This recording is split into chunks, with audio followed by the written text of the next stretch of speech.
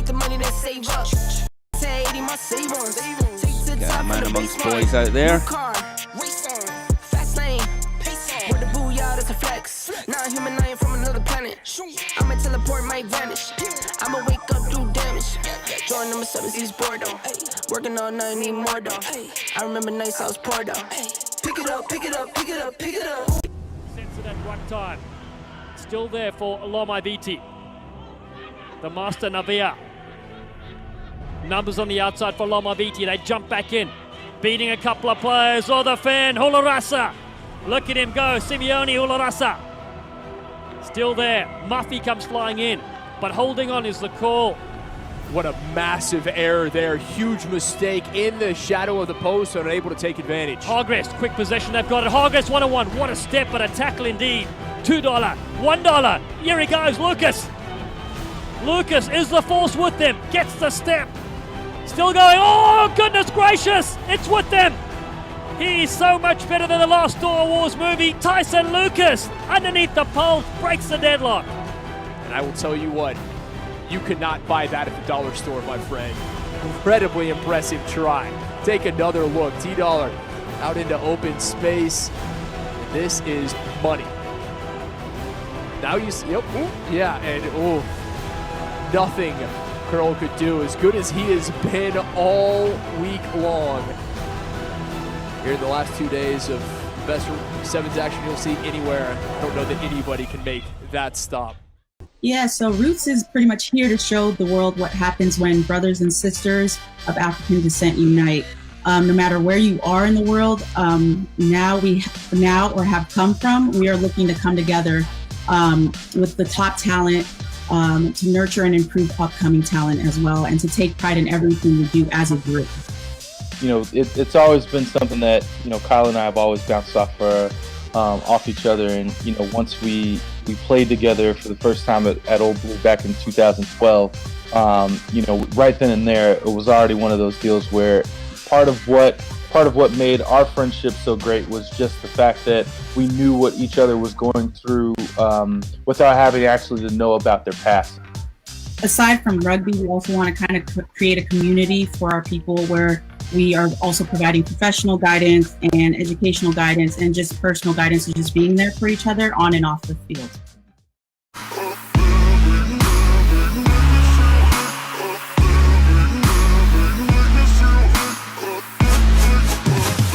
As they go through Heron, the big unit, and now stepping Aaron Martin, played in the Oktoberfest Sevens with the US Eagles, drifting across field. Carrion, the Skies, their playmaker. He goes to Jackson, the kick. Oh, the kick pass is special. Jackson on the outside. You won't catch this guy. In, out, and away. Keep range. The first try in the semi-finals. Narada Jackson.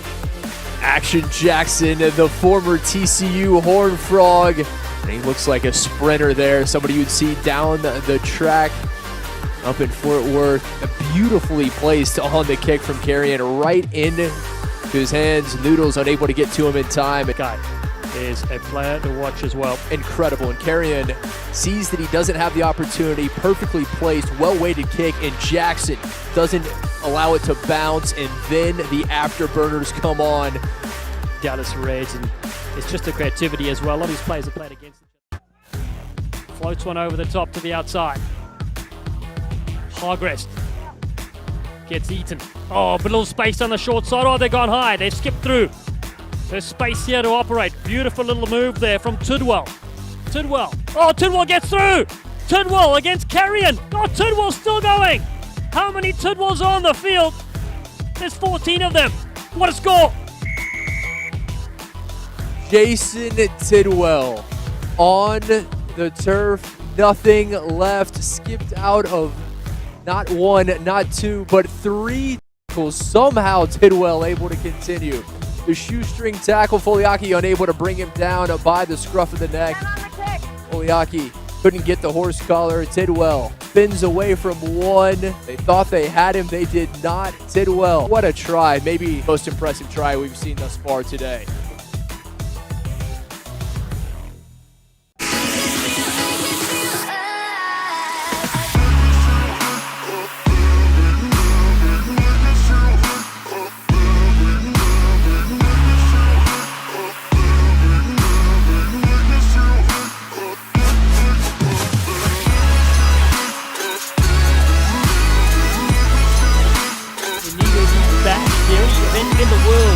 We got a champagne and rugby. Sabina. How do I sound? You tell me how I sound. Do I sound good? Can you hear me? You're kind of quite faint, Nikki. Keep talking. I'm going to turn the volume up. I got you. I can hear you.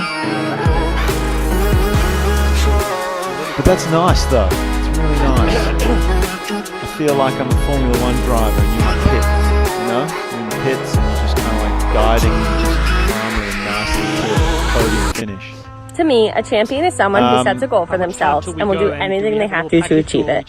When I was 10 years old, I drew a picture in art class of a little girl in a pull-up bar that said, I can do anything I put my mind to. I can even do 10 pull-ups. Each morning, I wake up and look at this drawing on my nightstand, and it's a constant reminder that I can achieve the goals I set for myself. No matter what obstacles may come in the way, with the right work ethic and mindset, you can become a champion. I believe that it takes grit, perseverance, and resilience to be a champion. There's going to be a lot of setbacks. There's going to be a lot of things that bring you down, but it's the grit that's going to get you through to help you persevere and stay resilient they still haven't through the journey so that you can make it to the top. I asked someone and they're like, yeah, what it takes to be a champion, the first thing that comes to my mind is dedication and sacrifice. So it doesn't matter what you're doing, if you want to be great or successful in it, you've got to be dedicated. I spoke to a guy next door. And then the second thing is if you set out a goal to be a champion or to be successful, in my opinion, you've got to make sacrifices along the way. Whether that's if you're an athlete, whether that's changing your workout, you know, your scheduling, whether that's tweaking your diet here and there so that you can get, perform your best on the field or on the pitch or on the court, whatever that is. But yeah, those two things often come to my mind when I think of championship teams and championship athletes, people, is that they are dedicated. What's the story, Morning Glory? What are we doing here? Freetail 7's 2021 edition, 8,000 smackaroos up for grabs and a bit of champagne for New Year's. See you later, sensational. It never switches off. Dallin Stanford. I love it. Here we are. You need to have self-control to distractions. You remain focused. You need to seek challenges. So champagne for New Year's. All right. Trying to always improve. And the last piece is self-belief and believing that whatever setbacks come, you can take them in stride. Yeah, this is Gorilla just here. Let them go, because that's what we need to do to continually improve. I think that it takes hard work to become a champion, and that's hard work in everything you do daily, centering your life around that one goal, and hopefully you can achieve it. There are external factors as well, obviously, but if all those external factors are controlled, the hard work is where you really get there. I think one of the most important components to being a champion is definitely controlling what you have control over. I know that's a cliche, but I think one of the strengths of athletes is definitely lies within the way we prepare, whether that be for a game or a meeting. I definitely think you can hang your hat on how hard you work and the work that you put in, and you'll definitely see the fruit of your labor through your execution. To be a champion, I think it mostly takes just the dedication to do the hard work and the little things that are easy to skip but make the biggest difference. Constant battle. It means daily challenges. It means beating ourselves, the world. It's unprecedented times. So the whole journey is challenging and worth it. And really, to me, it means making history. I think to become a champion, you've got to love what you do. That means enjoying the process. As a young fella, I enjoyed just getting out with my mates, and that would lead to getting out on Saturday and just loving what I did. As I got up the grades, I enjoyed that competitive side of it. I enjoyed competing against other teams and playing against the best. I think this is where you'll find the most growth, and I wish you all the best, and just really enjoy getting out and playing the game and the challenges that brings. so many things, but for me personally, resilience is the first thing that comes to mind. You're going to encounter so many obstacles, so many speed bumps in pursuit of your dreams and your goals, and it's if you can overcome them and how you carry yourself throughout that, and just back yourself completely and 100%. No one knows you better than you, and go get after it. I think a good champion is you always want to be a good leader, be nice and be kind. And you want to be strong, and even if it's hard times for what you're doing through, you always want to just fight through it. Heart, dedication, work ethic, teamwork, and a strong mindset. It's Peter here from Rugby Bricks. What does it take to become a champion? So allow yourself to become obsessed. So whatever your thing is that you're chasing, whatever you want to try be a champion of, you have to become so obsessed with it. So think about a business person, an athlete, even an actor going for a role. They just narrow in, they really focus and become obsessed with that thing. So understanding the detail behind it, understanding the skills behind it, remaining really curious and having conversations about this thing that you're chasing. Anyone that I've ever had on the podcast or spoken to that's world class and is a champion is just so detailed. They understand things so well. A lot of us like to sit back and not go too hard and not put in too much effort through that fear of failure. But for me, if you want to become a champion, become obsessed. It takes a lot to be a champion, but you don't just win championships. You win the moments that lead up to a championship, and for 15s rugby in particular, it's actually lots of moments because it's an 80-minute game. So it takes the discipline and the practice to be able to learn those skills and be able to execute those skills in the moment. And I think once you combine that skill execution and winning each individual moment of that match and of those matches up to the championship. To be a champion to me means to have a lot of passion, grit, support behind you, a growth mindset, and just the want to be the best you can be for your teammates and for our country. I think teamwork and discipline are the first things that come to my mind when I think about what it takes to be a champion. Teamwork and whatever role you're on, whether or not you're rostered or not.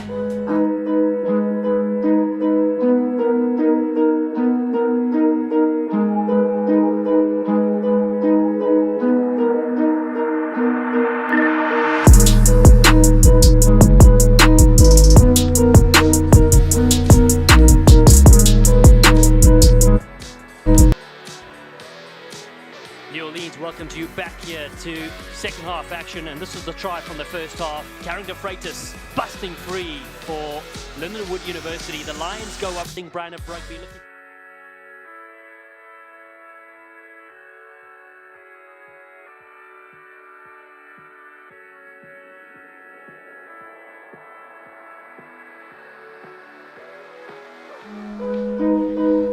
Hello and welcome to the 2021 Freetail Sevens. Austin, Texas welcomes you to the world's only New Year's Eve rugby bash. $8,000 on the line from the music capital of the world. It's Rugby Sevens, 2 different divisions, 15 teams taking part, 8 in the men's competition, 7 in the women's. And we are so delighted to be back after the inaugural event was played in 2019. And the Lone Star State went down is low in back the contact. and ready to rumble for the Freetail Sevens. Stage to the left-hand set side. to be an extravaganza. Gets it away, to close the wide out ball over the what's top. Been There's a good crazy one in the year. end. The It sits up 2021 nicely. season coming to Brewer. a close here. The 2-day tournament will kick off very soon. I'm down in Stanford, joined alongside by the great Mark Stabina. And we can't wait for the action to begin. It is going to be fantastic. What a great way to ring in the new year, Dallin Stanford, with some sevens rugby. It's going to be a festival out here at Round Rock, Austin, Texas. It's meant to be the middle of winter. Beautiful weather. Sun just peeping through the clouds. A beautiful 78 degrees we're expecting today. So these players will definitely need to hydrate. Fantastic conditions. Wonderful facilities here at Round Rock. And the grass looks pristine and ready to take a beating. All in readiness for match number 1 of 21 today. It'll feature Guerrilla Rugby taking on the National Athletic Village 7 side, NAV 7s from Southern Pines, North Carolina, and Guerrilla Rugby from Fort Worth here locally in Texas.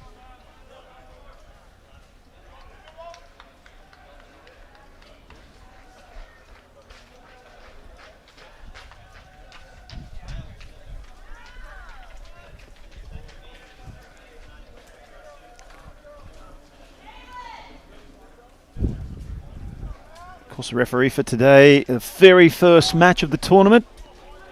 The honours go to Kat Roche. What a fantastic season she's had, Dallin. Oh, amazing. International referee. So we're underway for the first game. It's Guerrilla kicking off in their pink socks to the NAV 7 side, who receive this in white. And we're underway for the first game of the 2021 Freetail 7s. The magic is yet to begin. So here we go. First touch here for NAV 7s. They look to the contact point. Early touches for them on that far side as they go in midfield, looking to cut back in against the grain. Short little low ball to take, but gets spilt in our first scrum of the day. Big Simi Moala taking on the defence, try to get through and get the offload away. Some early nerves, the first game of the tournament. Expect to see that. There's actually a little bit of dew on the grass as well. It'll make things a little slippery in these first few matches. Aidan Smith to feed, the 19-year-old student at Kutztown University. Comes down to the ground. Brock Stinson is there, receives it at fly half to Hargest, and now the left-hand side, Tyson Lucas, who was brilliant in the 2019 event as Guerrilla Rugby looked to recycle. They surprised Atlantis, who won the tournament, knocked them over in the pool standings. A couple little switches and ball goes back, and early morning stuff you'd expect not to be as jointed. Tackle comes in there from Dayton Sheraton. Still available for Guerrilla Rugby on the right-hand side. Matthew Reed flicks it to the right. Good little hands and then knocked down the tackle. Blake Andrews was in there. Roach is there on the mark. Just a knock-on. And it looks like a knock-on actually from the attempted tackle from one of the NAB 7's players. So Guerrilla will maintain possession. As you said, Dallin, just a little disjointed early on. Some of the players a little flat in attack, overrunning the pass. The pass is not quite as accurate as they need to be at this stage. But expect the teams to warm into this game. So this is Pool A, Atlantis and Apex Rugby, the other two sides in it. Penalty here for Guerrilla Rugby. They tap and go quickly. They go through Stinson again, drifts across field, finds Hargest. Big strong tackle on him. Still to the right they work. Smith yet again at link man. Reed with the little man bun looks for the loop around. Doesn't come to him, but stays with his side as they look to spit free on that far side. A little break on that narrow side. Possession yet again. Smith keeps it back, but a little bit of depth here for Brock Stinson to come onto this one. Also play with the Rhino Rugby side as well. It's pressure at the breakdown. Irving Corsamo comes in and will be a penalty for NAV 7s. They'll tap and go quickly. Early chance for them as they look for the little dummy in midfield. Moala gets it away nicely. Available there is Sheraton. Space to operate here for NAV 7's. Numbers to burn. Couple little stutter steps. The opening try of the 2021 Freetail 7s. It'll go to Samu Smith, who gets it done. Brilliant stuff from NAV 7's. Great individual play from Smith. I must say the pass wasn't the easiest one. He pulled it up from round his ankles and then continued on. Little right foot step through the hole and scores the try.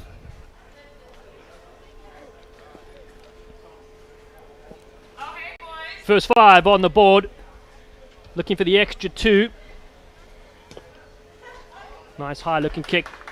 Strikes through. 7-0. NAV 7's lead here against Guerrilla Rugby in the opening pool clash. It was Guerrilla that had all the possession. All it took was great turnover at the breakdown for NAV Rugby, and then moments later breaking through, scoring the try. So Guerrilla just need to clean up their offense a little bit and get back on the board. So the men from Southern Pines, North Carolina, the National Athletic Village, coached by J.K. Anderson, man from the Republic of South Africa. Restart. Knocks down and well maintained. Gabrielle Mitchnier's there for NAV Sevens in white. Early possession here, a little drop there, looked up, and Gorilla could capitalise here. They put it to the toe through Blake Andrews. It's a little let off there for the NAV Sevens. Been pinched though. Gorilla Rugby with their pink socks. Smith fires it away, a lot of dew on the ground as slips. Still comes aside. Oh, and a lovely big fend. Looking to keep it alive. Again, they go in. Good strong passenger player for Gorilla. Can they attack the line and bust free with Blake Andrews, the 22-year-old? Better width on that far side, trying to scamper free. Brock Stinson couldn't get his legs over the tackle, so it still stays with Gorilla. Now they look to step around the short side. Tyson Lucas. Lucas going again. Stepped a couple. It's been knocked in the tackle, but this time it'll be a yellow card. See you later for 2 minutes. Much better play from Gorilla. Sees the fancy footwork of Lucas. And then just the attempted tackle coming in from Moala, slapping it down. That was a lazy attempt. And that could be trouble now for NAV. Time back on. You're going to play 2 minutes with only 6 men on the field. So the rest of this first half, they'll have the player advantage. They go to the right-hand side to Andrews. Smith was involved. Quick hands there from Stinson on that far side. Looking to bust through yet again. Happy? Try in the corner. Terence Hargress gets it done. And a response here from Gorilla Rugby is fantastic. Hargis does extremely well because that was fantastic cover defence coming across. He couldn't quite shake the first tackle, stood in the tackle, kept on his feet, and then wriggled his way through with another defender coming through, knocking him nearly over the sideline. Great play, staying in the field of play to score that one. Difficult conversion though from the right-hand side. Unsuccessful. 7-5, but Gorilla Rugby are in this. The side from Fort Worth, coached by Mickey Patterson and Chris Morrison, have a great response. Well, they'll have just under a minute now still with the numerical advantage. And they'll be looking to regather this kickoff, potentially score another try right before the halftime break, Dallin. Let's see what they can do. Players mostly comprised of under 23 players, look to expand to international tours in 2022. This is their third year for the Gorilla Rugby side. A kick to the left. Handled there by Daytwan Sheraton, keeping possession with the NAV side, who only have 6 players. That's the siren for the end of the first half. Into the contact. Looking to dig this one out was Henry Hicks. Now looking to bust free again. NAV Sevens, this is what they can do to you. Just the speed on the outside. Being chased all the way. Reaching and sliding over. It's a stunning try from Daytwan Sheraton. Just ghosting defenders left and right, and gets the second try for NAV Sevens. Great work from Sheridan, and he busted through, kept the defenders at bay. It looked like for a moment there the cover defence was going to pull him in, and he just stuck that big right arm out. It was a great cover tackle in the end, but it was all too late as he was close enough to just dive over the sideline. Fantastic play from NAV, especially with a man still in the sin bin. Exactly right, just the ability of Sheridan to beat players one-on-one. Man who claims he's 6'5", we know he isn't. This kick rolls on the ground. That brings the half-time whistle to the very first match in the 2021 Freetail Sevens tournament. 12-5, NAV Sevens lead Gorilla Rugby after the first half.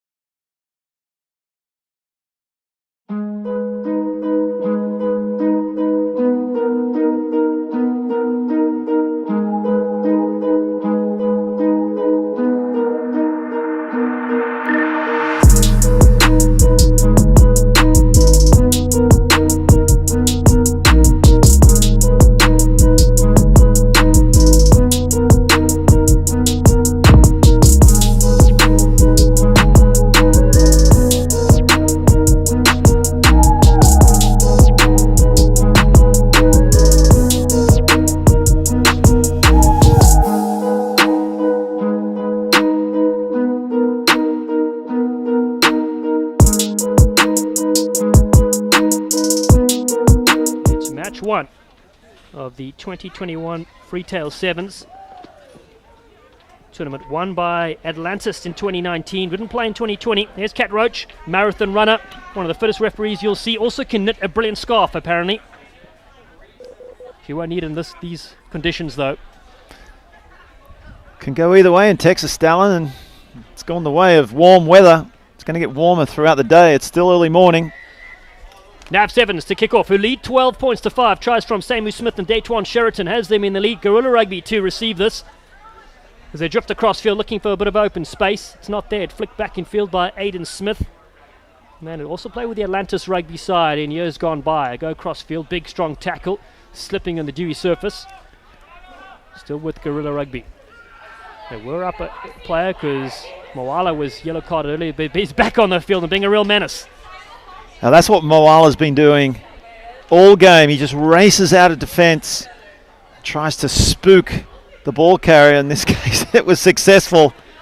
You don't want you take one look at that big man running at you. I'd drop the ball as well. Oh, man, they called a tuck shop back at high school. Nobody could get a little feed in because Moala was there just manning the aisles, making sure he gets fed first. Here comes Hicks. Hicks attacks the line with that red scrum cap. Moala's there. He's over. The big frame of Moala will not be stopped. Nobody will take his lunch money. And that's try number 3 for NAV Sevens. He's such a presence, isn't he, Moala? A big man, always in the thick of the action. Looking to force the error in defence and make the big tackles. And then when he gets the ball in hand, wow, he is unstoppable. And it was just a little offload. That's all it took. Despite dragging 2-3 players nearly over the try line. Kick successful as well. 19 points to 5. NAV Sevens looking to stretch the legs here. Second year program comprised of players from North Carolina. Special invites as well. They're working on a residency program for the summer of 2022. So look out for them. Look them up. The National Athletic Village played in the National Sevens as well. Great program with a lot of future stars amongst them. As Blake Jackson gets ready for this restart. He'll be on the upcoming episode of Beachfront Bargain Hunts. And a great hairstyle to match as well. Kicks to the left-hand side. It's contestable. Lovely little take at the top from Sabu Smith. Smith's going the distance. Smith off the restart. That's absolutely fabulous. One of the fastest bats you'll see off the kickoff. Racing away with it now. NAV Rugby. That's the game of sevens. If you can just regather your restarts, make such a difference in this game. It's all about possession. But if you can do that with your possession as well, you're on your way to victory. Still plenty of time in this match, although Sevens Rugby doesn't seem that way. Blake Jackson, who started the madness with that restart, takes it to the side. 24 points to 5. A lovely strike there. And Samu Smith, player who lives in Colorado, plays with the American Raptors, the crossover academy. One of a handful of players that are on display here this weekend, and what a success that program's been as well. Yes, they have doing great things over there at Glendale, Colorado, bringing in some crossover athletes, taking them on tour, getting them plenty of rugby experience, which is what they need, and a team to look out for. Jackson again, carbon copy of the restart, bounces once, and Genesis Lucius has it there. The 23-year-old, also with the American Raptors, former DC Calvary player. Down on the ground for Tuifua. Gets a couple of strong fends as well, helped by PJ O'Reilly. Gorilla finally able to get this one back. Their try through Terence Hargest. Big contact, they flick it back in field nicely. Gorilla Rugby with strong mullet on the field as well. It's been growing it when COVID started, but it's been picked up here from Filiani Simamane. Flicks it over the top, does a South African to Moala. Moala! Oh, it gets smashed to the ground. Great strong tackle there. Simamane there looking for the distance. A big pass. O'Reilly thought he was going to throw it. Comes back to the hot stepper from South Africa. A couple of little gooses is well contained for NAV Sevens. Now a little space opens up for O'Reilly. Jackson is on his shoulder. But it's Gorilla Rugby that get this. Quick tap for them. 2.5 to go to close out this game. They're down 24 points to 5. What can they come up with? Some Mullet on that far side. Then Mullet. Oh, and he gets taken towards the touchline. Flicks it back in the field of play, but doesn't go to the required target. Tuifua's there. A couple little jump steps there from Lucius. Still there for NAV Sevens in white with Blake Jackson. Simamane comes across here. O'Reilly, great step from PJ O'Reilly. Just using half the field though on attack. Gate. Gotta come through the gate. Penalty there for not coming through straight through the gate, as it's called in rugby, coming in from the side. And that was just as well for NAV Rugby, because it looked like the ball carrier got himself isolated, allowing that Gorilla team to come in, get over the ball. They just did it illegally. Little injury now, just time off on the clock. Looks like it might be a replacement as well, as the injured player gingerly walks toward the sideline. Hasn't left the field yet, so we're not sure, but yeah, it looks like he's been replaced in these final stages of the match, Dallin. Yeah, it's Big Simi Mwala. He's getting a breakfast taco on the side. I can see it now. A little chorizo and potato as well. You can see the potato from here. Razor vision here. Good little step from Samu Smith again. Lovely little switch back in. Sees it. Comes on the angled run and does really well. Da Fonseca will score here to close things out for NAV Sevens. A lovely little interplay. Just too strong, Nav. Too strong in the end. Once they started to string some phases together after the early nerves, when they had possession. It really comes down to a lot of the individuals just with their strong running, good on their feet. You see Da Fonseca there changing the angle nicely and then putting on the afterburners. Found himself a hole. The contractor from Pennsylvania notches down another great score for NAV Sevens. 31 points to 5 after that successful kick as the siren sounds. Jackson goes short for the restart. Gorilla knocked this one on. They could hoof it out. Cat Roche says been knocked on, and we will likely have one more scrum. See who gets the final say in this match. Just under a minute to play by our clock. It'll be NAV in dangerous territory now for Gorilla. Billy Yanni Simamane has a little crack himself, slows it up and throws a brilliant dummy. Confuses half his opponents and a few of his own players as well. O'Reilly's there. He's at a strong game. There's PJ O'Reilly. Genesis Lucius, the 23-year-old. Goes high over the top, bouncing ball on this slippery surface. Gorilla pick this one up. Final save from them in this clash. They have a crack at the line, flicked it up the Mullet's not there to contain it. Goes the other way though to Genesis Lucius. And then lovely little cutback from O'Reilly. Jackson says that's it. We'll take the first victory in the first match of this tournament. And it's NAV Sevens that hold strong here for a 31 points to 5 win against Gorilla Rugby.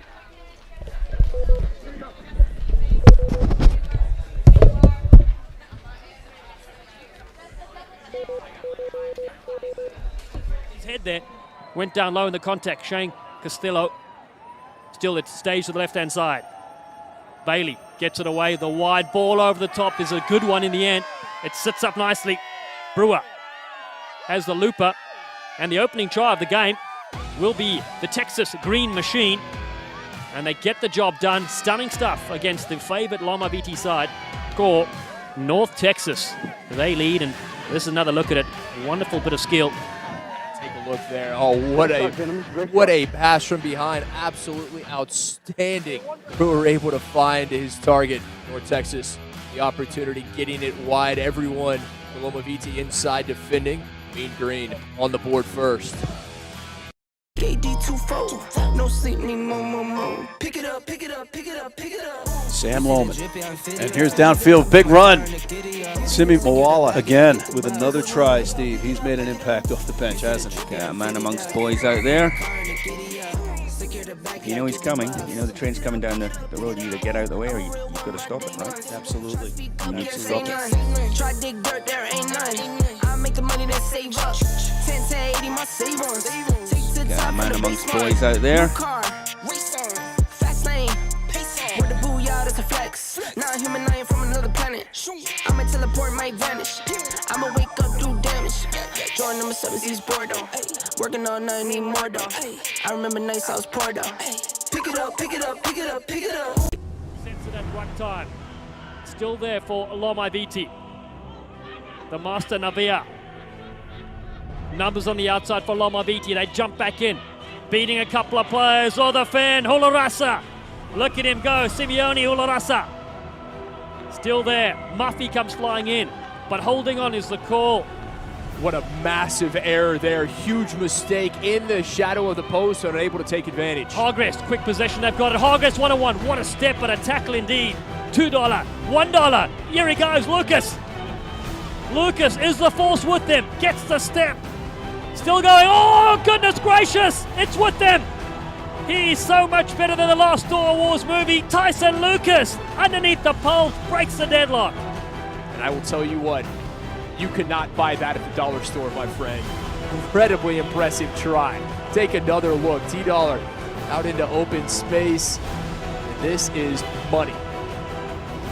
Now you see, yep, ooh, yeah, and oh, nothing Curl could do as good as he has been all week long.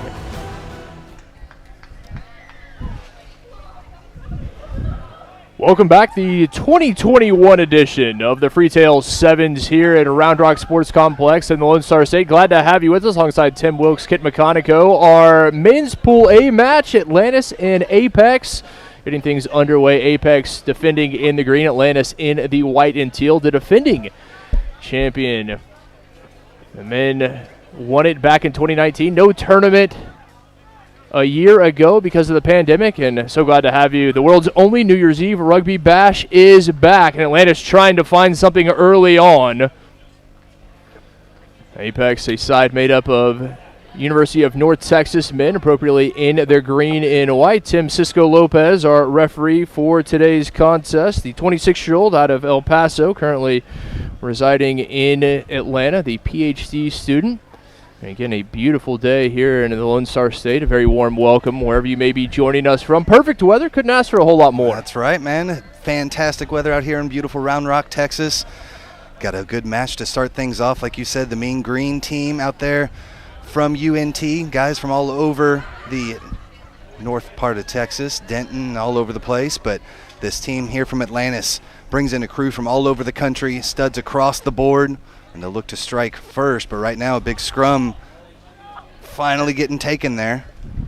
As you said, Atlantis, they are based in Bethlehem, Pennsylvania, but players from across the country, across the world. They have England represented as well, Washington State, Louisiana, the Show Me State, just a few on that side, and always expect a good show from them early on. Neither side able to find points. This is the second match in our Pool A for the men. The first, the National Athletic Village, the defending Sevens national champion, NAV, took it 31-5 over Gorilla. We'll see which one of these sides can join NAV with a 1-0 record early on. Atlantis so far all ball in hand, and they're able to split through, looking for the offload, able to find it outside. It's going to be a foot race to the try line, and no one will catch him. Atlantis dotting it down, and they strike first. It looks like Delonte McMurray out there, Noodles, getting the try down for Atlantis and able to just come around the corner. Things opened up nicely as we take a look here. Some space, able to break one tackle, knew he had some support on the outside. Nice easy pass out to the corner, and then the speed to burn around the edge. Noodles, the 24-year-old native Texan, former Sam Houston State man, a middle school special education teacher. Seen a few of those special education teachers, and Lance Williams, the Utah Warrior, he's a elementary school special education teacher there in the MLR. Is the conversion up and through. Atlantis tacks on a pair, and it's 7-0 for the defending Freetail Sevens champ. Yeah, Blake Blaylock was able to knock that one through. Blaylock out of Dallas, also played for Little Rock as well, but a stalwart for the Reds for years. Tim, great to see so many of these players that have, throughout their rugby careers, they played against each other. So many have played with each other for different club teams, and now a chance to not only take home that trophy, the world's only New Year's Eve rugby tournament, but for a cool $4,000 along with it, and that'll go a long ways for your New Year's Eve bash in Austin. Atlantis already finding pay dirt early on, looking to extend the lead here to the blind side. A bit of space looking for the offload, unable to find the intended target. And kick back, it'll be a foot race to it. So far, Apex, that mean green side, have yet to have really any opportunities ball in hand. It has been dominated by Atlantis early on. Some strong tackles there on the defensive end. They're able to come away with the turnover now. Not releasing. Quick tap and go. Apex trying to find something. No one outside. Oh, looking for the offload back behind. Maybe a bit too much on it. Yeah, trying to make that looping run around the corner. Had some space out there, but it's Atlanta's defense doing a good job fringing all the way out to the corners. Very, as you said, very impressive Atlantis defensively, all packed in and able to extend very quickly out to the edge, not allowing Apex any room to get to the corner. They were able to win the first scrum earlier with ease. It was a good set piece from Apex. We'll see if they can duplicate it here in their second scrum.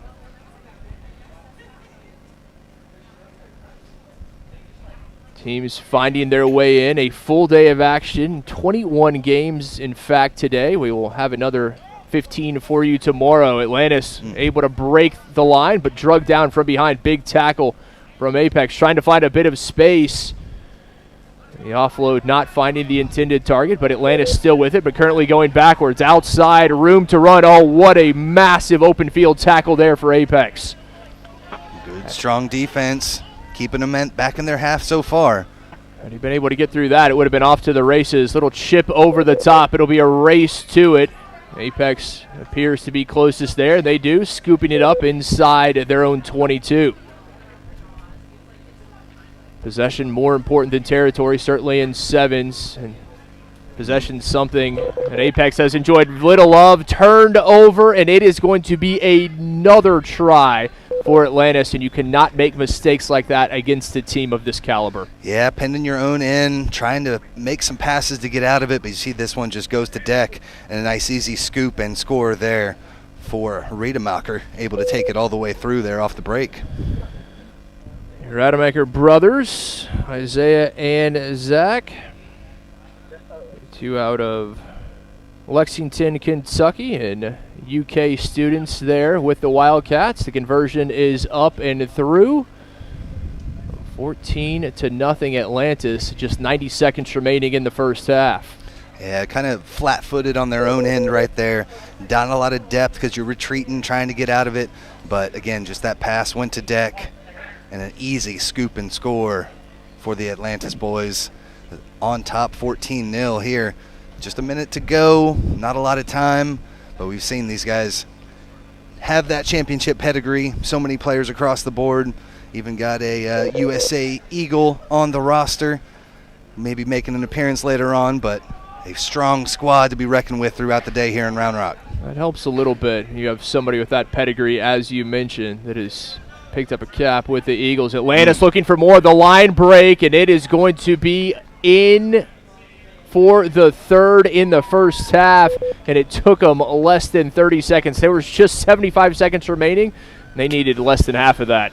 Yeah, the pickup right there by Vinoy. He's able to take it all the way through, and you see the University of Delaware product getting around the corner and dots it right in the center again for another easy conversion.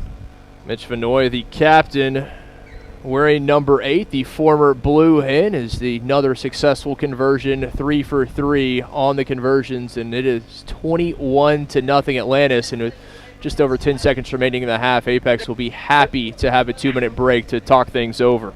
As you see, Ciscar Lopez, our referee there, one of the young up-and-comers here in the States. Yeah, Cisco's, we've seen him all over. They are a test match between the USA and Chile, and HSBC Sevens referee the last 2 seasons. Also very well known in MLR matches as well as in AR. Off the high kick, able to retain possession yet again. Atlantis finding the hole, and it is going to be number 4. No time remaining on the clock. And 2 of the 4 tries in the first half for Atlantis coming with just 75 seconds remaining in the half, and that is a killer if you're Apex. Yeah, it just shows how important these restarts can be. Off the top, Campy's able to take it and scoot all the way through for the try. Youngster out of Dallas has been one of those guys with Blaylock, playing for the Reds for many years, knows how to get it done, especially on this pitch as well. Out at previous Bloodfest tournaments and such, but just a dominant performance here in the first half. Jake Campy, the 27-year-old from England, former British Army rugby player. The conversion pushed wide to the left as the halftime whistle sounds. At the break, it is all Atlantis in half number 1 as they lead Apex 26-0 here in the 2021 Freetail Sevens.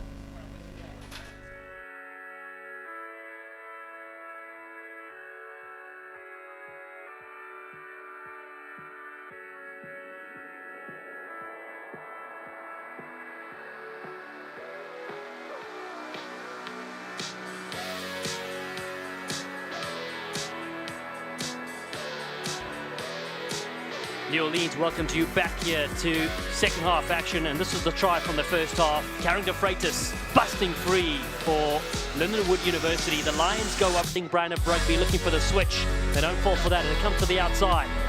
Beautiful hands and space to burn. Step back against the grain. Beautiful cut and lovely angle. And that's George Phelan.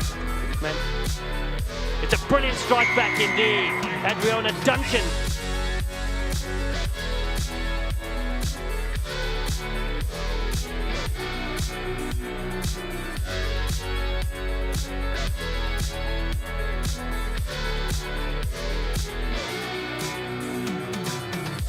She looks pretty confident. A little bit of flair there with a dive, and that should be our last try of the game for South Atlantic.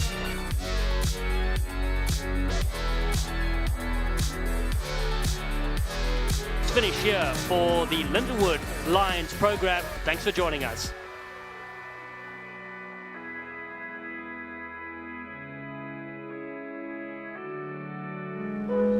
Welcome you back. The Round Rock Multipurpose Complex just north of Austin, the 2021 Freetail Sevens, the second edition here in the Lone Star State. Very glad to have you with us alongside Tim Wilkes, Skip McConico, and a wonderful start. Just our second match of 21 here in day 1, an entire second day for you. But Tim, so far in this men's Pool A match, it has been all defending champion Atlantis 26-0, 7 minutes in over Apex. Yeah, pretty dominant performance. A couple of easy takes off the top on restarts have kind of set the tone for them. See if the boys from Apex are able to maybe pin them in their own end and get back into this one. Again, Cisco Lopez, our referee. Take the opportunity to thank our tournament director, Ryan Walker, and obviously our entire crew from Next Level Rugby, Ryan Ginty, Heather Doige, Nikki Krasik, and wonderful to be here with you. Atlantis looking to pick up right where they left off in white. Going from left to right, trying to find something through. They have dominated possession and territory, and the score reflects just that. Apex, very little opportunities. Able to get through one, trying to find a teammate who will pop it out wide. Oh, and maybe that's the only thing that's going to stop Atlantis. Lost his footing there. Hit big number 3, David Hightower. Looking to find a way through, and well, the second half, hold on, was able to get it down. We're going to see Hightower, who lost his footing there closer to midfield, coming across, and we will see if he indeed was able to get the down. No try, not done. Came over and had a little discussion with the AR, but no actual grounding. You could see just the exhaustion. Came back up, popped up on his feet, able to get past the defense, just did not have enough to extend in there for the try. Hightower, a rugby coach at the Air Force Academy in Colorado Springs. You saw him lose his footing, pops right back up. No one in green and white to wrap him up, and the big man taking off, able to split right through. And may have taken. Oh, you saw it, and give credit defensively. Apex coming back, able to affect that. No grounding, no try awarded. 9, give him space. Tried to reach down for it and scored it free. Driving around, get to drive straight. And again, another very nicely worked scrum from Apex. They've been outstanding in the set piece, but they have thus far been unable to turn that into points. Oh, intercepted right in. And it is try time yet again, right in front of the fans. Atlantis finds another. Big try. As you'll see here, just able to try and make that big pass over the top, just kind of hung up a little too much, and an easy 5 points there. I believe that was Aaron Martin, the man who was very happy to take the gift, went right into the hands of number 7. And the Louisiana native, former Pittsburgh State University star. That is one of the easier tries he will ever score. Gorilla at heart, but able to get that one through. And a good start here to the second half is just continued pressure. Can we get a ball? The name of the game here. Get a ball back into play and get going again. But again, Atlantis just all over the place defensively, offensively, even on the restarts, just making people miss, and a bit too much for Apex here in the early goings. Let's go now. We said the defending tournament champion. They won it in 2019, looking to repeat. But from what we saw earlier from NAV, National Athletic Village, an impressive performance from that side, 31-5 over Gorilla. And that'll set up a good match later. Oh, just knocked on. In and out of the hands. Advantage played to Atlantis, and that is really just indicative of how this match has gone for Apex. Yeah, Jesse Emerson had a bit of a break there, but lost it forward. And now they're back on the defensive end. Trying to find more. Noodles, Deontay McMurray, and that is not a man that you want ball in hand in space in front of him, and he does what he does best, dots it down for 5 more. Knew he had plenty of space there around the corner, did not have to hit that high top speed there. But as you'll see, finds the room on the outside, taking a couple defenders with him. And once he's out in space, as you said, makes that one guy miss. Plenty of room here on the outside, and an easy try here for Atlantis. And in sevens, if you can make one man miss, you have a good chance of taking it the entire way. Noodles, he can make 2 or 3 miss.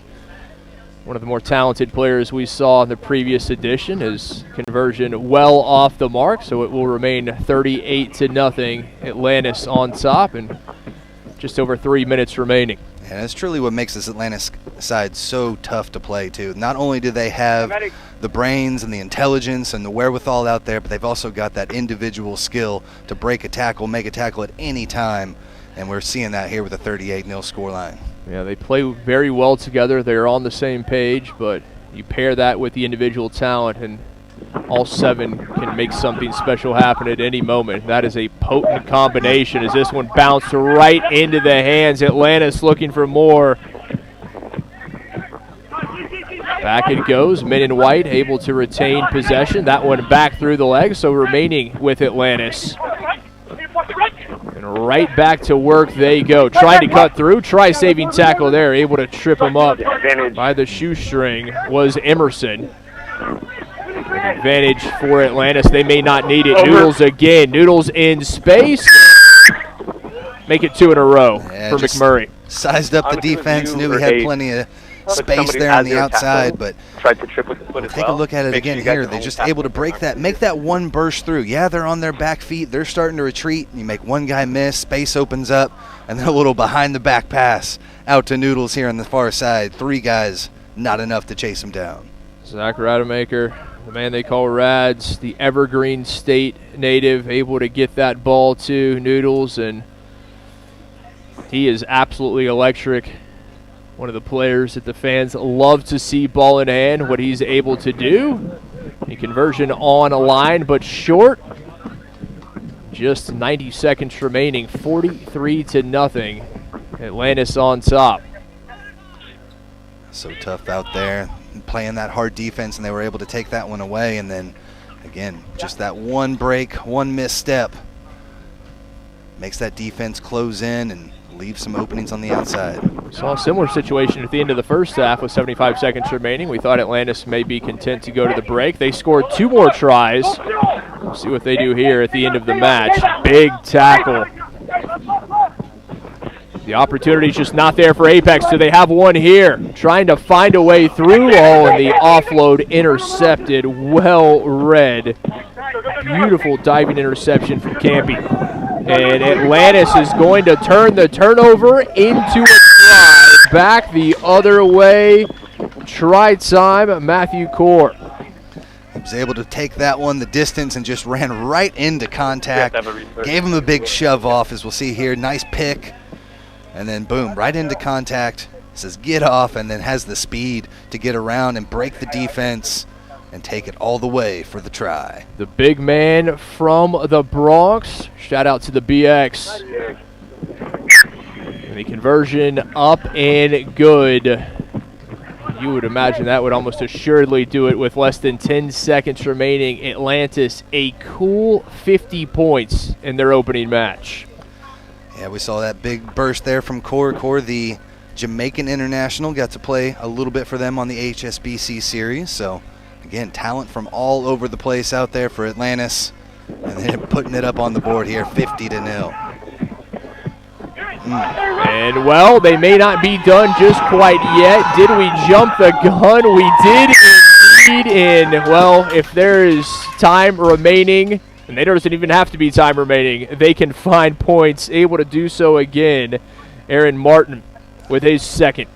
Yep, just off the break. They went up high for it, almost able to bring it down, as you'll see. Got up nice and high, but just off the shoulder, and just watching that defense, ready for that one to drop. Pounces on it and takes it all the way through for another try. The 50, not enough for Atlantis. They say, well, we can tack on a few, and they will tack on 5 as the final whistle blows. 55-0 Atlantis over Apex in our first Men Pool A matchup between the two. Stick with us. Live coverage of the 2021 Freetail Sevens continues. His head there went down low in the contact. Shane Castillo still it stays to the left-hand side. Bailey gets it away. The wide ball over the top is a good one in the end. It sits up nicely.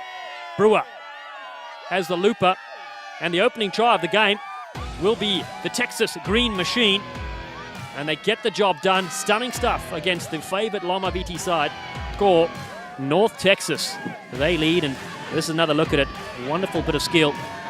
Take a look there. Oh, what a pass from behind. Absolutely outstanding. Brewer able to find his target. North Texas, the opportunity, getting it wide. Everyone, Loma Viti inside defending. Mean Green on the board first.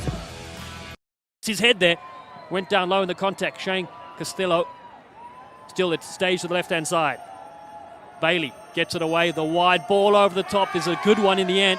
It sits up nicely. Brewer has the looper, and the opening try of the game will be the Texas Green Machine. No sleep, need more. Pick it up, pick it up, pick it up, pick it up. Sam Lohman. And here's downfield, big run. Simi Moala again with another try, Steve. He's made an impact off the bench, hasn't he? Yeah, man amongst boys out there.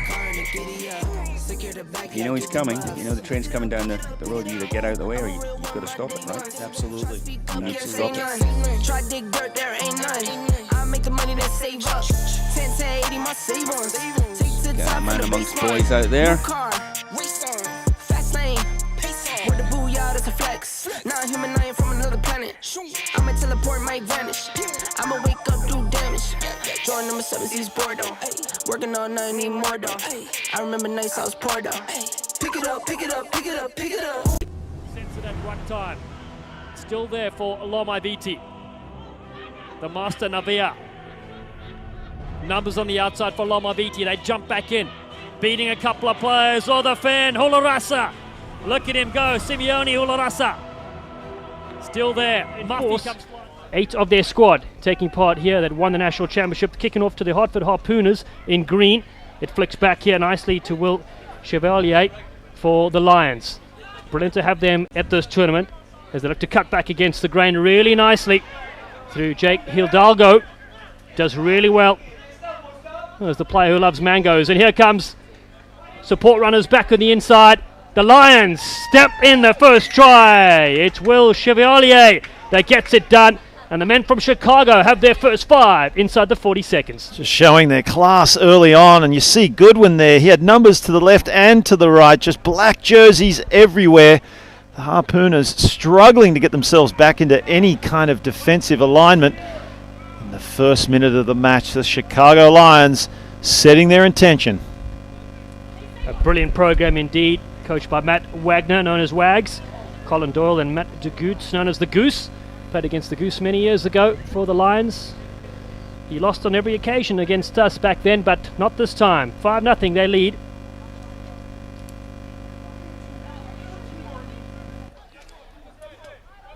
Little shred on the Goose there. Oh, Dallin. the Goose, he's such a good man. Can't Goose step you, can he? No, he goes for a big unit, I'll say that. He's just scared me.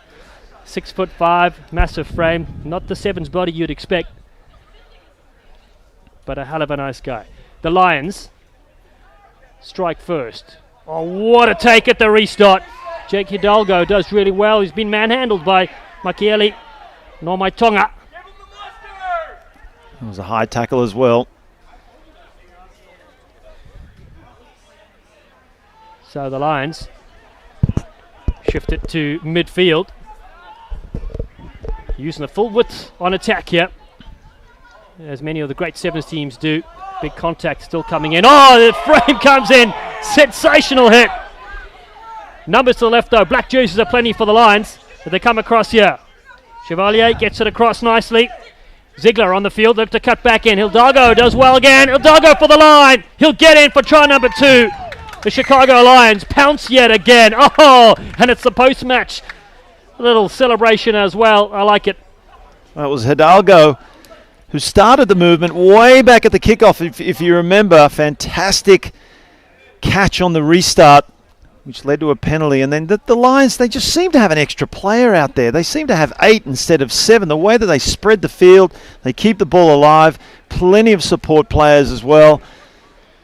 And the Harpooners just really struggling to make any inroads in defence here, and they have not had the ball. That also is a factor. Yeah, Jake Hidalgo played with the Elephants at the World 10 Series. Their headliners in the Premier Sevens event in Memphis, Tennessee. He's a player for the future, the 27-year-old. So 10-0 the score. Kick goes to the side. Our referee, Joey Swatzel.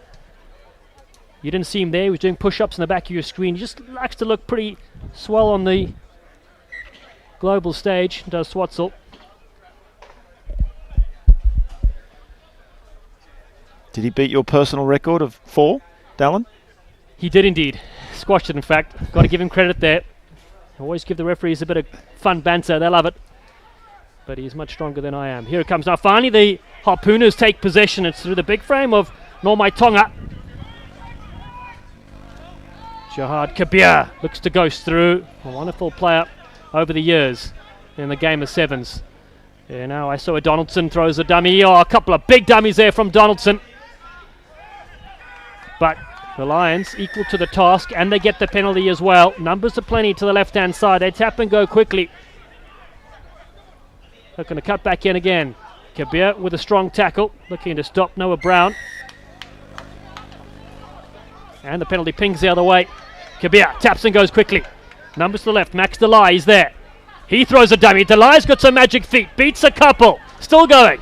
Delay over the top. Lovely little floated ball. Tawaki goes back in again. Tawaki. The big frame.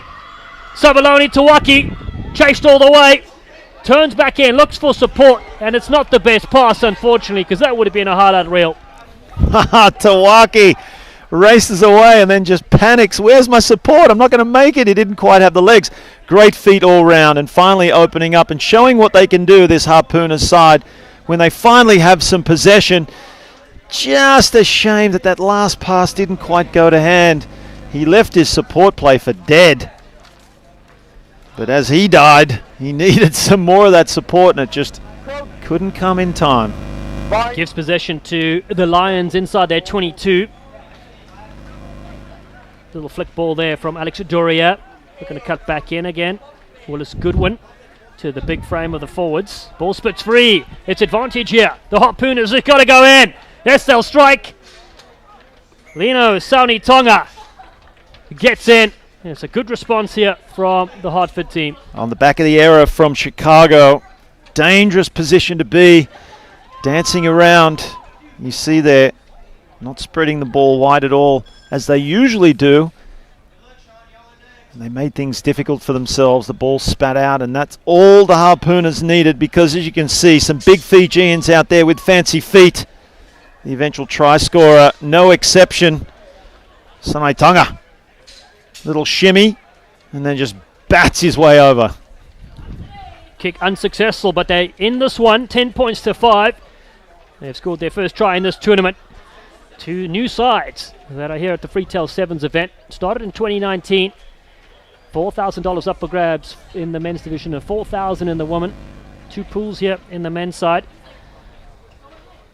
There's the Hartford Harpooners. Kick high. Doesn't go the required 10.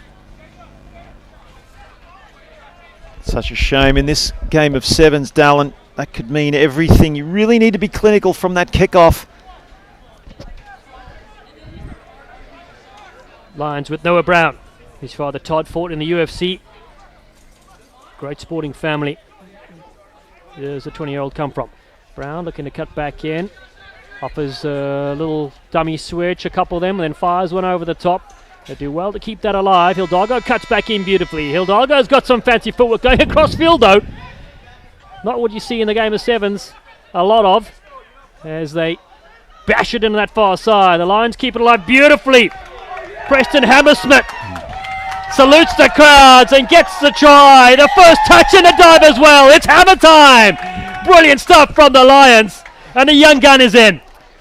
Well, Hammerschmidt, he scored the try, he finished off, but really it was Peyton Wall miraculously getting that pass away. He was under immense pressure defensively. Came all the way back, some great feet, staying alive. Hidalgo's been fantastic in this first half as well. Found the far side, and then as you see, out to the wing. And for all money you would have thought he was going to go. He had two defenders attracted in and then just gets a little pass away to the eventual try scorer, Hammerschmidt. Wonderful try on the half. Big Hammer loves a good meatloaf. Senior at Lindenwood takes us to the halftime break. It's 17 points to 5. And the Chicago Lions have a firm lead here against the Harpooners at the break.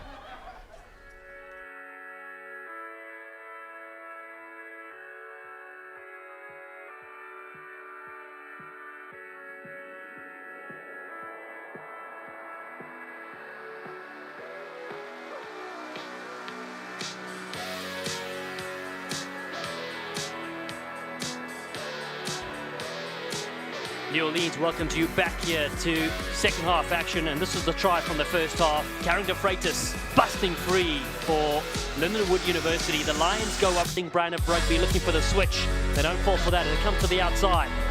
Beautiful hands and space to burn. Step back against the grain. Beautiful cut and lovely angle. And that's George Phelan. Man, it's a brilliant strike back indeed. Adriana Duncan.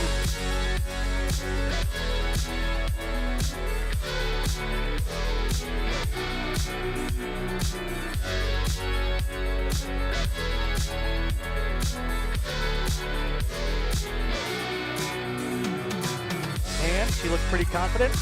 A little bit of flair there with a dive, and that should be our last try of the game for South Atlantic.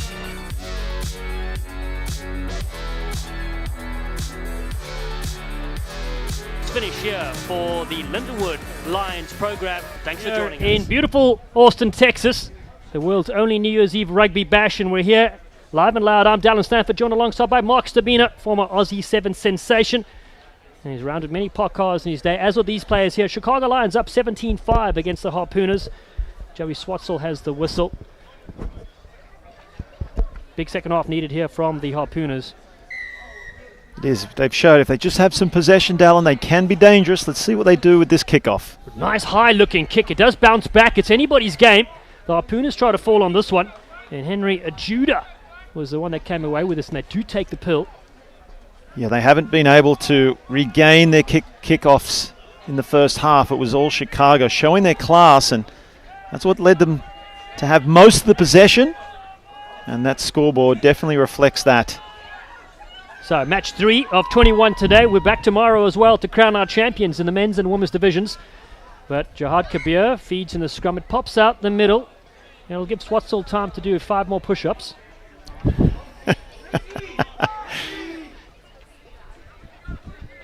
These officials are in some tremendous shape these years.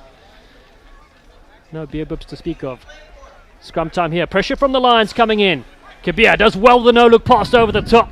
And finds Max Delay. That sets off on a run. Delay goes across field, cuts in Delay for the line. It's tremendous from the Harpooners. He almost spills it, but he'll go and eat the stick, sliding all the way in. A great start to the second half here from the Hartford Harpooners.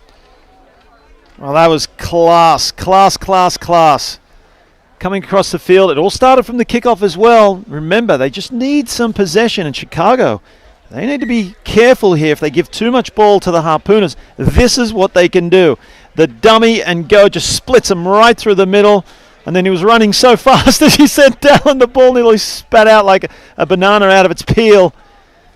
But not to be held on to get the eventual try under the sticks as well.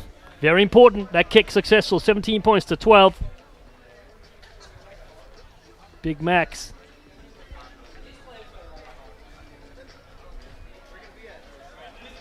Normai Tonga, he's sometimes called. We'll call him Delay as well. Bit of a mixed bag he is. Great take there from Hildago as they set up on a run for the Lions. He's been in everything so far in this game. Has Jake Hildago, the 27-year-old, cuts back into the 22. Does really well for Chicago. Numbers are plenty. Ziegler in midfield, the veteran of the game. Doria goes across field. It's Peyton Wall that has man and ball, but he gets away and gets the fend as well. Peyton Wall, get off me. That is a stunning score with nothing on from the 20-year-old. Oh, what a reply from the Lions. And what a reply from Peyton Wall as well. He set up that final try for Chicago before the halftime break. A beautiful slip pass in the inside, and then showing what he can do. The big don't argue. Defending player coming across in cover. And just threw the stiff arm and said, sit down. I got to try to score. In 2019, the Indiana Rugby Player of the Year. Tremendous form, and what a finish. What a finish indeed. Putting it through the hands of the Lions. Just so clinical, and that looping wide pass out from Dorier. He had some work to do, Peyton Wall, but showing his strength, showing his class, and the presence of mind as well to bring it around to improve the angle for the conversion. That's the second time we've called his name. He was the Rugby Town Sevens earlier this year with the USA under-23 side, Peyton Wall. Brilliant bit of work from his side. 24 points to 12 now with that successful kick. The Lions again look to regather this one. It goes to the deck. Yeah, thought they'd nearly regathered as they did so well in the first half. Just bobbled around a little bit. They got the tap down, but they couldn't quite pull it in. It got messy and then ended up with a knock on. So a little let off there for the Hartford Harpooners. They still have time and they're only 12 points adrift. Harpooners looking to go on the short side. Jabbar Kabir has been well contained at scrum time there. Yeah, that's a crucial error. Little knock on there from the Harpooners. They'll be ruining that lost opportunity. They've handed possession back to the Lions. Very good field position for Chicago as well. This is a chance to extend their lead. Willis Goodwin is there to receive the 22-year-old. Rips it across field. Chevalier looks to try set up a 2-on-1. It beats one himself and goes against the grain again. Support runners are there. Wall at scrum half. And now Elliot Thiem, one of 13 brothers. Goes it across to Dakota Worth, is on the field. And now Luke Thiem, the veteran's on the field. Luke Thiem gets it across to Noah Brown. There's still some left in that pencil from Luke Thiem as he gets it away. It's in midfield now. Goodwin again. Flicks it across field. Bounces on that slippery surface. There still is a little bit of dew on the ground. Still early. The sun will start to do its work soon, but you can see if the passes don't go to hand, Very difficult to bring them in, especially if they skip along this slippery surface, as you saw on that occasion. A little uncharacteristic from Chicago. Maybe the Harpooners are putting better pressure on them in defense, shutting them down a little bit more. It's making Chicago struggle to find some gaps, and they're dancing around. They've lost their shape a little bit. Well, it's good to see Luke Thiem in the field. He's wearing 10 for the Lions. He's 46 years of age, a tremendous athlete. Maybe adding a few for a laugh there. I used to play against good old Lukey. And here come the Harpooners now, looking for space on the outside. Absorbing a couple would-be tacklers.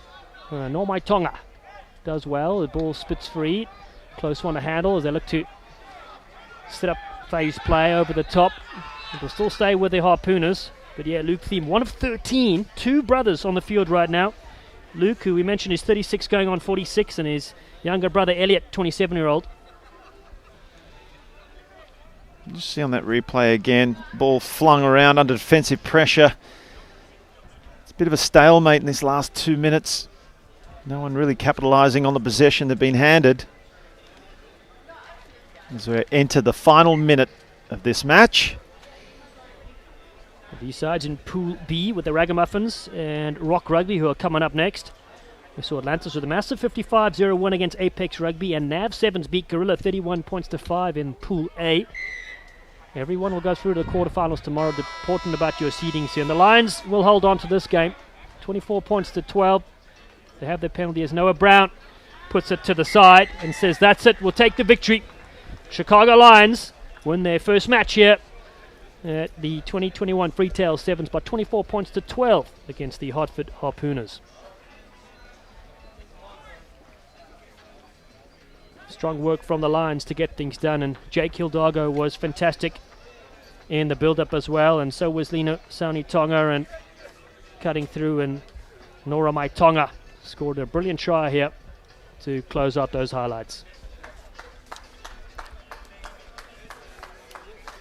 Final score. Went down low in the contact. Shane Costello. Still it stays to the left-hand side. Bailey gets it away. The wide ball over the top is a good one in the end. It sits up nicely. Brewer has the looper. And the opening try of the game will be the Texas Green Machine. And they get the job done. Stunning stuff against the favourite Loma Viti side. Score North Texas. They lead, and this is another look at it. Wonderful bit of skill. Look there. Oh, what a pass from behind. Absolutely outstanding. Brewer able to find his target. North Texas, the opportunity, getting it wide. Everyone, Loma Viti inside defending. Mean Green on the board first. Sets it at one time. Still there for Loma Viti. The master Navia. Numbers on the outside for Loma Viti. They jump back in. Beating a couple of players. Oh, the fan, Hularasa. Look at him go, Simeone Hularasa. Still there. Muffy comes flying in, but holding on is the call. What a massive error there. Huge mistake in the shadow of the post, unable to take advantage. Hargress, quick possession, they've got it. Hargress 1-on-1. What a step, but a tackle indeed. $2, $1. Here he goes, Lucas. Lucas is the force with them. Gets the step. Still going. Oh, goodness gracious. It's with them. He's so much better than the last Star Wars movie. Tyson Lucas, underneath the poles, breaks the deadlock. And I will tell you what, you could not buy that at the dollar store, my friend. Incredibly impressive try. Take another look. T-Dollar out into open space. And this is money. Now you see, yep, ooh, yeah, and ooh, nothing Curl could do, as good as he has been all week long. Here in the last 2 days of best sevens action you'll see anywhere. I don't know that anybody can make that stop. Yeah, so Roots is pretty much here to show the world what happens when brothers and sisters of African descent unite. No matter where you are in the world, now or have come from, we are looking to come together with the top talent to nurture and improve upcoming talent as well, and to take pride in everything we do as a group. You know, it's always been something that, you know, Kyle and I have always bounced off each other. And, you know, once we played together for the first time at Old Blue back in 2012, you know, right then and there, it was already one of those deals where part of what made our friendship so great was just the fact that we knew what each other was going through without having actually to know about their past. Aside from 2021 Freetail 7 is ready to go, and it's the Raggamuffins in white kicking off with Justin X. Hale, the 34-year-old veteran referee, official, player, organizer, and hairdo specialist. Gets us going to Rock Rugby, the local men here from Texas that have held up here at Mall Time. They're in green. And we'll come to Raggamuffins, the Central Texas side. We'll take early possession. I'm Dallin Stanford again on the call with Mark Stabina. Welcome, my friend. What a great day for Rugby Sevens. Isn't it just, Dallin? So great to be alongside you, my old pal, as we call a game that we love dearly. We've had our brush with the Sevens rugby ourselves. Never got the chance to round you like a park car. More importantly, never gave you the chance to goose step me. I've got some highlights on the beach rugby. Look, I know it wasn't tackled, but it was great fun. Here come the Raggamuffins now. Early possession for them. It's been pinched, though, by Rock Rugby. Great bit of stuff there. They've got an unbelievable hair flowing in the wind as well, and that fast start will come back to that. They cut back in against the grain. It's brilliant stuff from Rock Rugby. The crowd come alive as well. Excellent thundering stuff there from Andre Greenup. It's still keeping alive. Here comes Rock yet again with a strong fend as well, going for the distance. Hounded all the way to the line. Oh, but reaching over. It's a classic score. Colton Juarez says keep the change. That is unbelievable stuff. We'll get a number in a second. It might even be Sean Lamasters. It is Sean Lamasters. The big twin gets it done. Rock Rugby. Draw first blood. Good to see, and you see you probably heard the crowd, the women's equivalent of Rock Rugby up the top here on the deck, screaming on their male counterparts. Fantastic play early on in the game, just splitting them through the middle. That was Andre Greenup. Managed to keep the ball alive, good support coming in. And then that was Gepner. Jacob. Brilliant try in the end. Doesn't he love it as well? Oh, he certainly does. Great celebration. He gets the high five there from Colton Juarez as well. Here comes the Raggamuffins now down by 5. Hale cuts back in. He's got Koch Hoffman with him.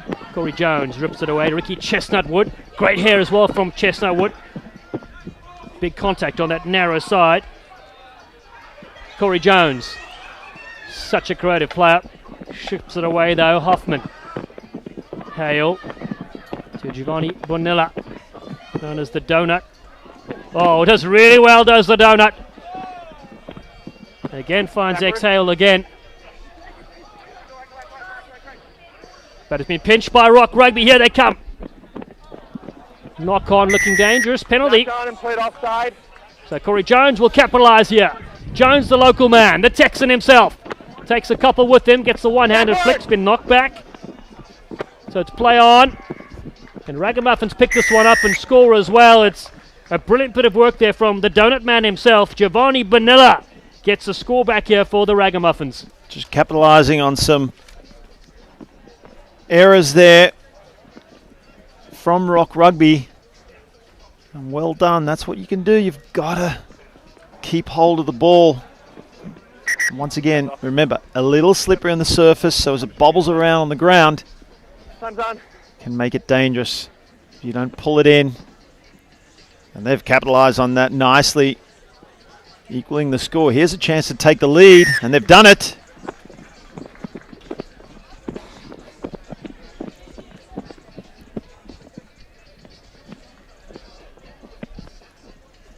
That's the response the Ragamuffin needed. Side started in 2017. They played in the Vegas Sevens.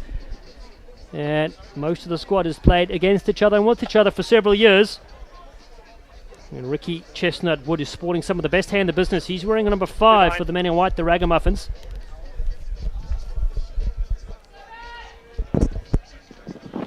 So Justin X-Hale. Huge restart. Jones comes in to Chestnutwood. His hair gets in the way a bit.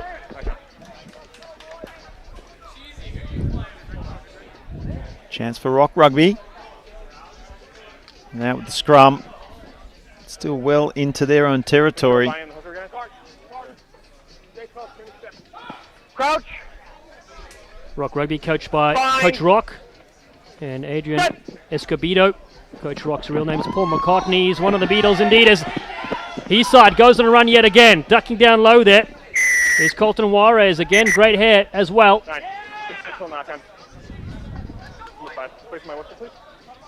Look at the penalty. There's a yellow card too, Dallin. Could hurt this Rock Rugby team. Comes on, potential knock on. So they tap and go. 7-5 the score. Juarez goes against Jones, fights with those legs of his. And the Raggamuffins with Corey Jones. Gets it away nicely. Good pinch from them. There's Koch Hoffman. Takes it with Jones yet again. He's so electric with ball in hand. This time he smashed to the ground as I say that. The chipped over the top there from Hoffman. Bouncing around. It's been claimed by Jackson Stokely for Rock Rugby. Does really well on defense on that side. Rock looking to turn something out of nothing here. With numbers on that far side. Vanilla, the donut, is strong with the tackle, but forced to tree towards the Ragamuffin side. Hoffman to Jones. Will he set this field alight? Little dummy to himself. Corey Jones gets through one. Needs support runners on the outside. Finally comes to that far side. Great bit of work. And the Ragamuffins will go in and score a vital try in the first half. I've turned it around. The Muffins looking good right before the half now. So capitalizing on an error again from Rock Rugby. Hard to separate these two teams. It's very, very tight at this halftime break. Yes, sir. It certainly is. The Muffins go in. The superb bit of width that Corey Jones did really well, did the veteran. Still looking for an Eagle contract, he says. And he says, Mike Friday, if you're watching, give me a call. My phone is still working. It's the same number.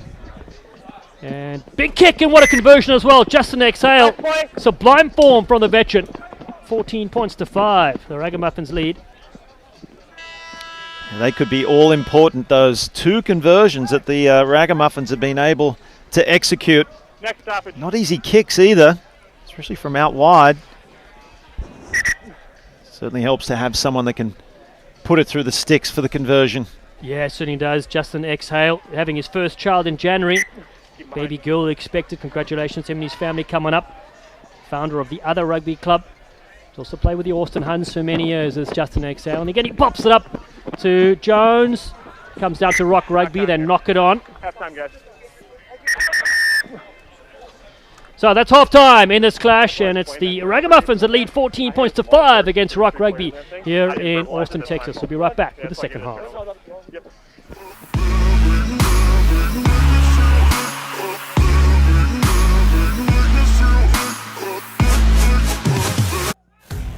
Floats one over the top to the outside. Hargrest gets eaten. Oh, but a little space on the short side. Oh, they've gone high. They've skipped through. There's space here to operate. Beautiful little move there from Tidwell. Tidwell. Oh, Tidwell gets through. Tidwell against Carrion. Oh, Tidwell's still going. How many Tidwells on the field? There's 14 of them. What a score. Jason Tidwell on the turf. Nothing left. Skipped out of not one, not two, but 3 tackles. Somehow Tidwell able to continue. The shoestring tackle, Foliaki unable to bring him down by the scruff of the neck. Foliaki couldn't get the horse collar. Tidwell spins away from one. They thought they had him. They did not. Tidwell, what a try. Maybe the most impressive try we've seen thus far today.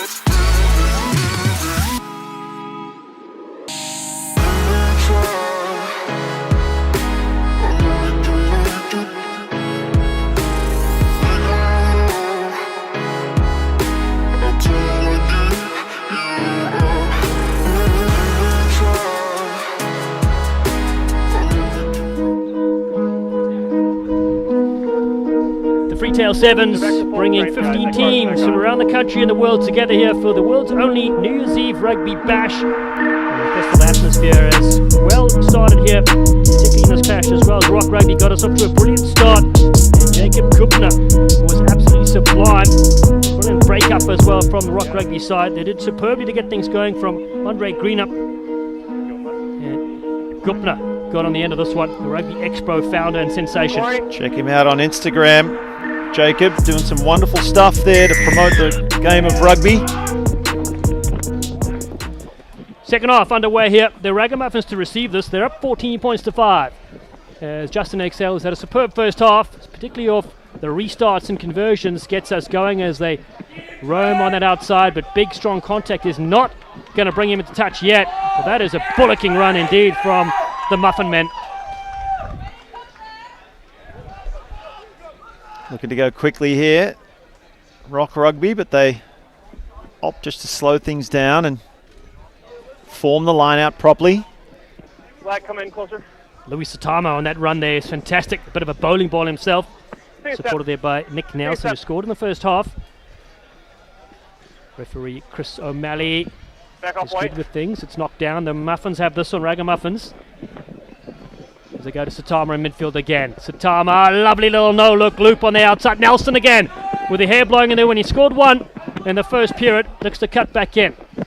Support runners were strong there to shut him down, and Rock Rugby to get the penalty. The local men tap and go through Jackson. Stokely does really well. The Stokely, the 20-year-old is going the distance.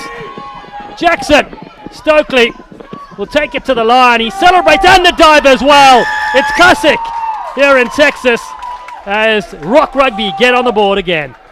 What a showman. Jackson Stokely did extremely well just to pounce on the ball after the penalty at the breakdown. Took the tap, evaded one, and then pinned the ears and let that mullet flow. Stepped off the left around the outside, and then it was just a foot race. He won it. It was mullet on mullet in the end. And the swan dive. Brilliant way to finish. A close game here, Dallin Stanford. 14-12. This is going to go down to the wire. Very close indeed. Look at Stokely there. Vice captain of the SHSU rugby team. Ultimate Frisbee champion as well. He is an absolute sensation in the making. Rock Rugby has unearthed a lot of gems over the years, and he's certainly one of them. There's Connor Nicholson, 18 years of age, out of Kutztown University, takes the field as well. Also good, strong hair. Just love what these players have done off the field. Letting their hair do all the talking. Low kick there from Jacob Gupna. It's a nice one. It bounces once and goes in a touch from the Rugby Expo founder. Again, doing brilliant work to grow the game. Check him on Insta. Get the vibes going, get the shares.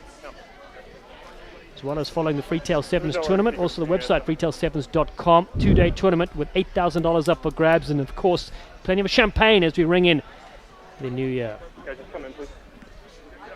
Already seeing some champagne rugby here at Round Rock. Just next Hale goes over the tail with the line out, so not successful. It'll stay here with Rock Rugby. They fought their way into this game. You rolled the wrong way, yeah. And they get the penalty as well. Looking to punch in here for the lead. Corey Jones rips it free. Jones does really well. Corey Jones finally comes alive. Satama. Louis Satama steps a couple. Gets a bump as well. He loves the contact, does Satama. Back to Jones again. It's the Raggamuffins with possession. Hale gets it across. A couple little steps as well. Yeah, went backward and then was knocked on. Well, that was a shame. Moving the ball well, and it all started with the steal. You see Rock Rugby looking back on the inside, and Corey Jones just manhandles the ball carrier, rips it free. Does extremely well to get the ball over the top as well, and it was quick hands and they were on their way. But Rock Rugby doing a fine job of just coming across in defence, drifting nicely. And as you see, despite moving the ball around, the Raggamuffins didn't make much of an advance. 3 out. Same mark. Pack that scrum down again. Crouch. Still the feed with Rock Rugby. So, Jacob Gupin to feed, man went to Kentucky University, professional barbecue maestro. As he goes round the short side, couple of little steps from him, does really well to beat the first. And then they finally bring him down. His support runners are there. Rock Rugby You're straight off feet. will take the penalty as well. As they tap, get it through to Nicholson, now in midfield. Stokely, just penalties going back and forth, so Go back, Black, go back. Hale has it now. Justin X Hale has Satama. Raggamuffins to close out this game. Satama, oh no, can't connect. Rock Rugby capitalise here. Oh, UFC throw to the ground. Satama has this again. Louis Satama, how's he done this? He's robbed them. And the dive as well. Big Satama gets over the try line for the Raggamuffins. Wow, both teams really enjoying this grass surface, aren't they, Dalla, with the swan dives in the end. It's a little easier on the body than the artificial turf. But Satama, he has been instrumental in this second half for the Raggamuffins. Such a classy player, plenty of experience. Yep, you're on it. 10 seconds in the kick. Bowling ball of a unit as well. And this is an all-important conversion. Unsuccessful. You see the ball originally batted down. Looked like Rock Rugby might have won the turnover, but then as quick as you like, Satama straight back on the ball. Nobody home.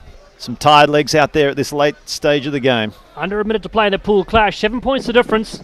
Manny White, the Raggamuffins lead. Batted back. It sits up nicely for the Ragamuffin side. The men from Central Texas. Just looking to keep possession in a very tight pool game here against Rock Rugby. Done very well. Satama comes across to Hale. Hale on the outside showing he's got the speed. Hale! Oh! Running plays like park cars. Justin X Hale's lost the ball! Oh no! That's a low light, if you will. Initial brilliant work from Justin X Hale. I got way too excited for the man that I love. I don't think you got way too excited because he did the work. Such brilliant lead up, but just couldn't quite get the grounding. Two defenders all over him and then just slipping out. Great camera work, sees it perfectly, as did the assistant referee. So that try was denied. And Rock, they are still alive. They have time to equalise this match. Final play for them here. They Colton Juarez rips it away. Oh no, difficult ball to take. They're on their own goal line. Look at the cut loose here. Thomas Butterworth, the 20-year-old. Tremendous pressure on Rock Rugby. They give up the penalty. Satama attacks the breakdown. Corey Jones taps this one. There's numbers aplenty. Jones goes himself. Finally flicks it away. And it will be the Raggamuffins that get this one down indeed. The dive is good and the try is awarded. Royal Jones for the Muffins. Well, that was a difficult ask, wasn't it, for Rock Rugby. Camped on their line to try and do something with it in the last play of the game. And the Raggamuffins just piled on the pressure in defence, forced the turnover. It was Jones that was in there, Satama as well. But that pass from Corey Jones to the unmarked man. What a way to finish. A great second half for the Muffin men. So, final score in this pool clash. It's the Raggamuffins 24 points to 12 that beat Rock Rugby in match number 4 at the Freetail Sevens for the 2021 edition. Time for another short break and we'll flip across to the women's division. That whole time was always going to me.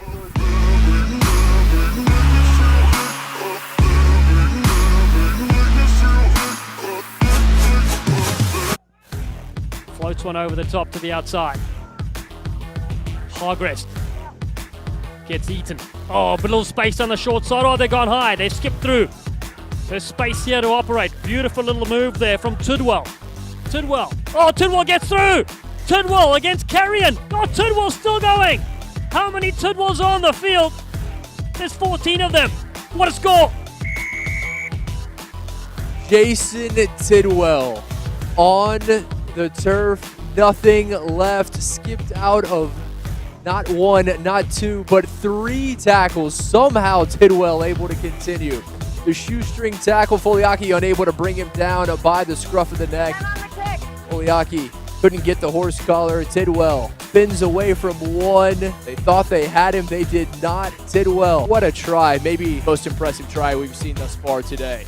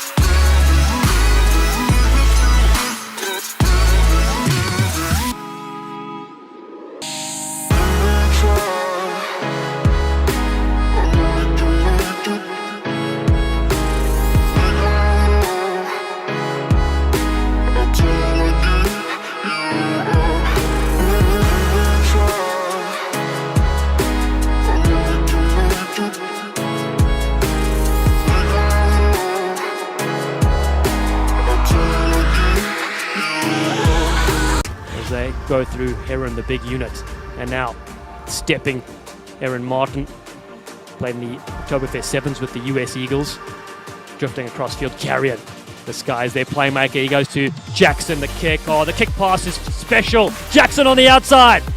You won't catch this guy. In, out, and away. Keep range. The first try in the semifinals. Narada Jackson.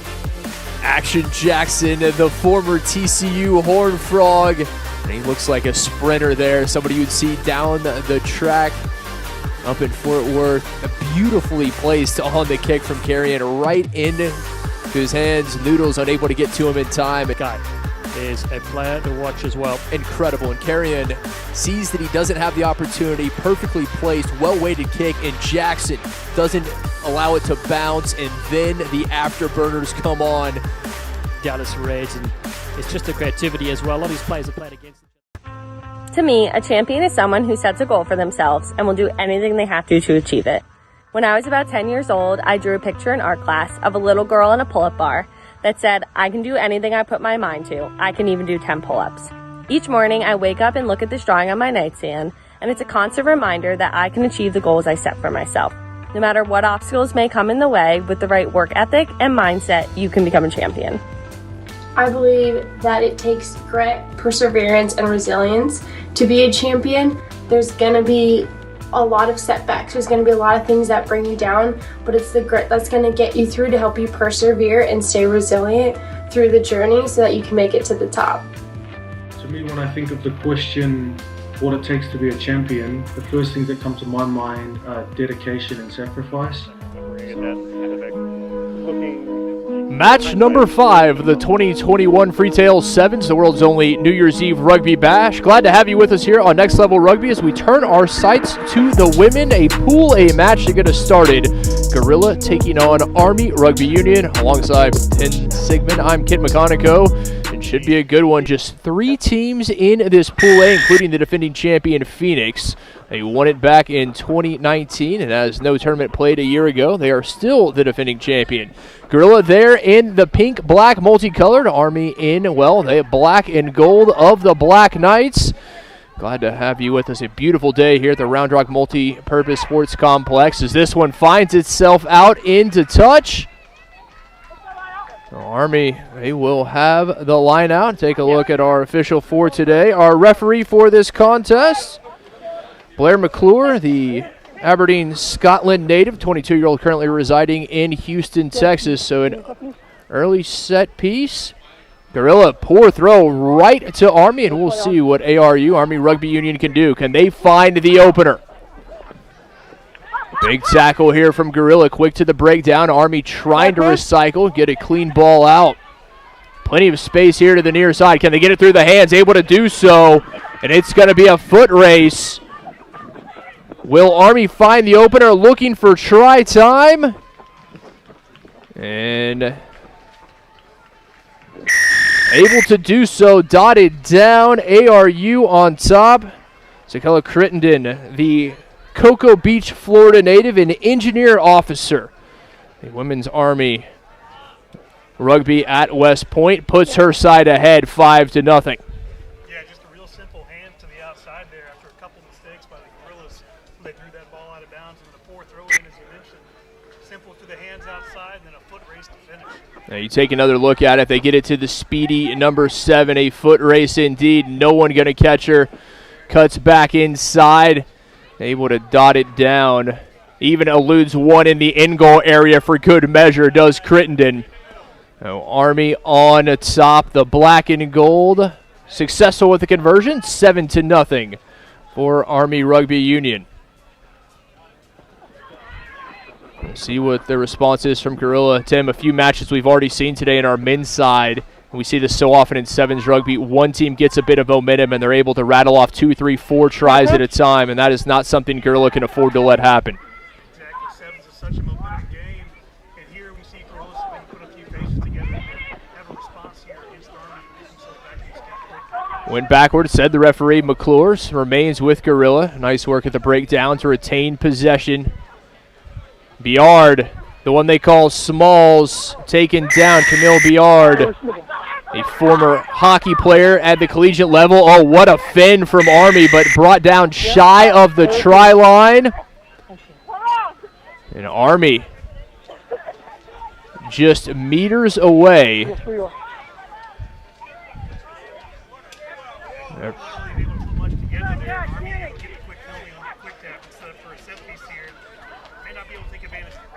Now you're right, big mistake right there. They had the opportunity, and it may go begging, trying to cut through and able to get in. Army dots it down, and wouldn't you know it, it's number 1, I believe the only player we do not have on our roster, and we apologize not giving credit where credit is due, is number 1 for the Black Knights, able to find try number 2. Yeah, she was able to clean up that scrappy ball there and just break a few weak arm tackles that she went through and was able to dot it down under the post, and it looks like they were able to convert this, jump out to a quick two-try lead.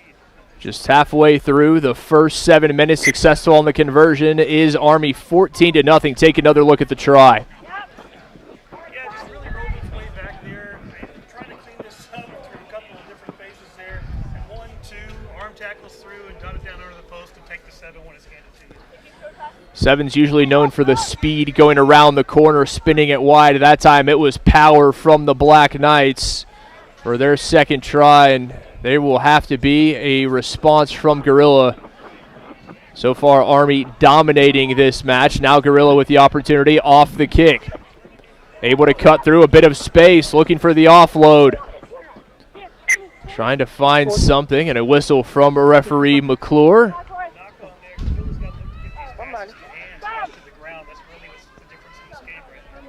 We will have our first scrum, if not seen the scrum thus far. See which side has the advantage in the set piece. Lots of space on that right side here for the scrum half if they choose to take advantage. I'd like to see some of these passes go to him, see them get it back around the outside. Caitlin Kelly, the 32-year-old out of Illinois, the scrum half there with the red headband, unable to get it. A bit of sloppy play from both sides. Now Army pings with the infraction. We'll see if Gorilla can take advantage. A big bruising run, able to get through one, couldn't get through another.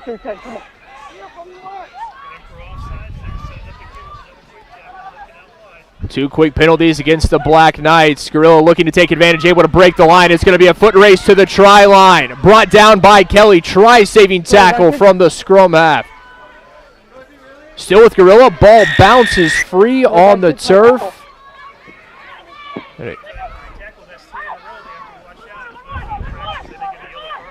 Army 3 penalties in a row. Gorilla looking for something, a poor pass, unable to find the offload, and it is spilled backwards. Still with Gorilla, still the opportunity. Can they find their first points of the match?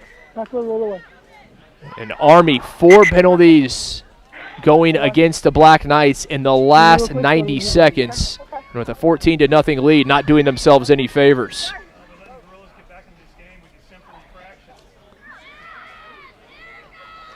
She's driven out there on that. You know, really has to take advantage of that. When you give away 4 penalties, as Army did, you got to make them pay. Bundled out into touch, nicely done by Army Tim, as you so correctly said, you have 4 penalties in just one trip down the pitch. Gorilla unable to take advantage, could not come away with points. Now we'll see what the line out is coming from the Black Knights. No, straight, free kick. Jump. Jump. A beautiful morning here in Central Texas. Temperature, it is in the low 70s. It is going to get much warmer.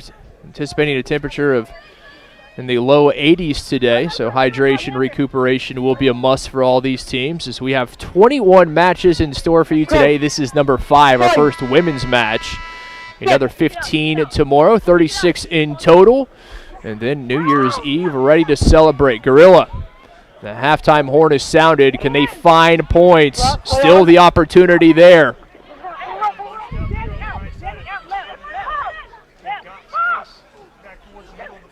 Trying to find some of that space right now. Stiff defending from Army. The black and gold. The side from West Point. Oh my, what a run here. Still on her feet.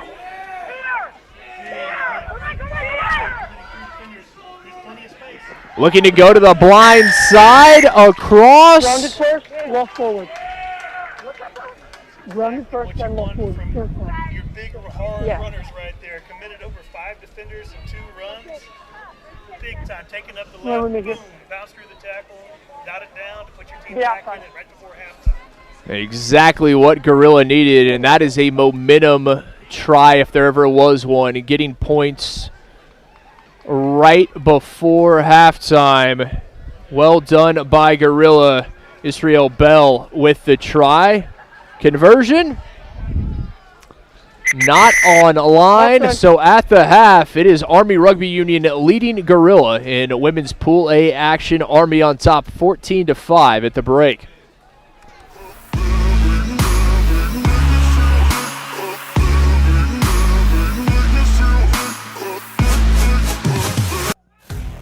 Floats one over the top to the outside. Hargrest gets eaten. Oh, but a little space on the short side. Oh, they've gone high. They've skipped through. There's space here to operate. Beautiful little move there from Tidwell. Tidwell. Oh, Tidwell gets through. Tidwell against Carrion. Oh, Tidwell's still going. How many Tidwells are on the field? There's 14 of them. What a score. Jason Tidwell on the turf. Nothing left. Skipped out of not 1, not 2, but 3 tackles. Somehow Tidwell able to continue. The shoestring tackle, Foliaki unable to bring him down by the scruff of the neck. Foliaki couldn't get the horse collar. Tidwell spins away from 1. They thought they had him. They did not. Tidwell, what a try. Maybe the most impressive try we've seen thus far today.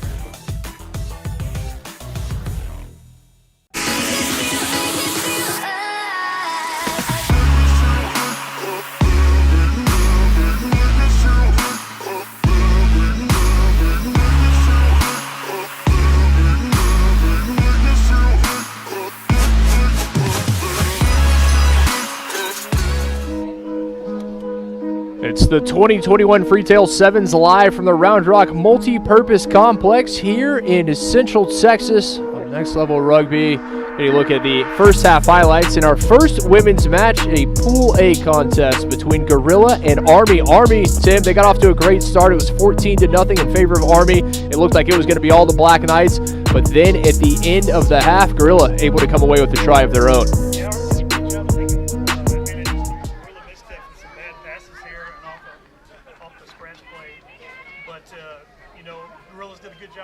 Are we ready?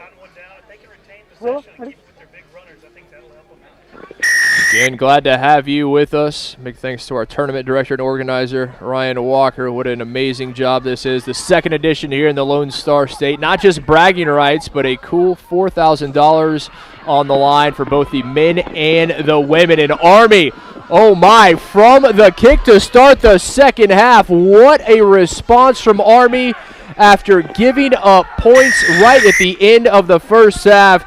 Danielle Deshays comes right back, the D.C. native and former Georgetown Hoya with the try. Yeah, she took that right off the kickoff. 2 little jukes to the outside and just turned on the jets and beat 2 other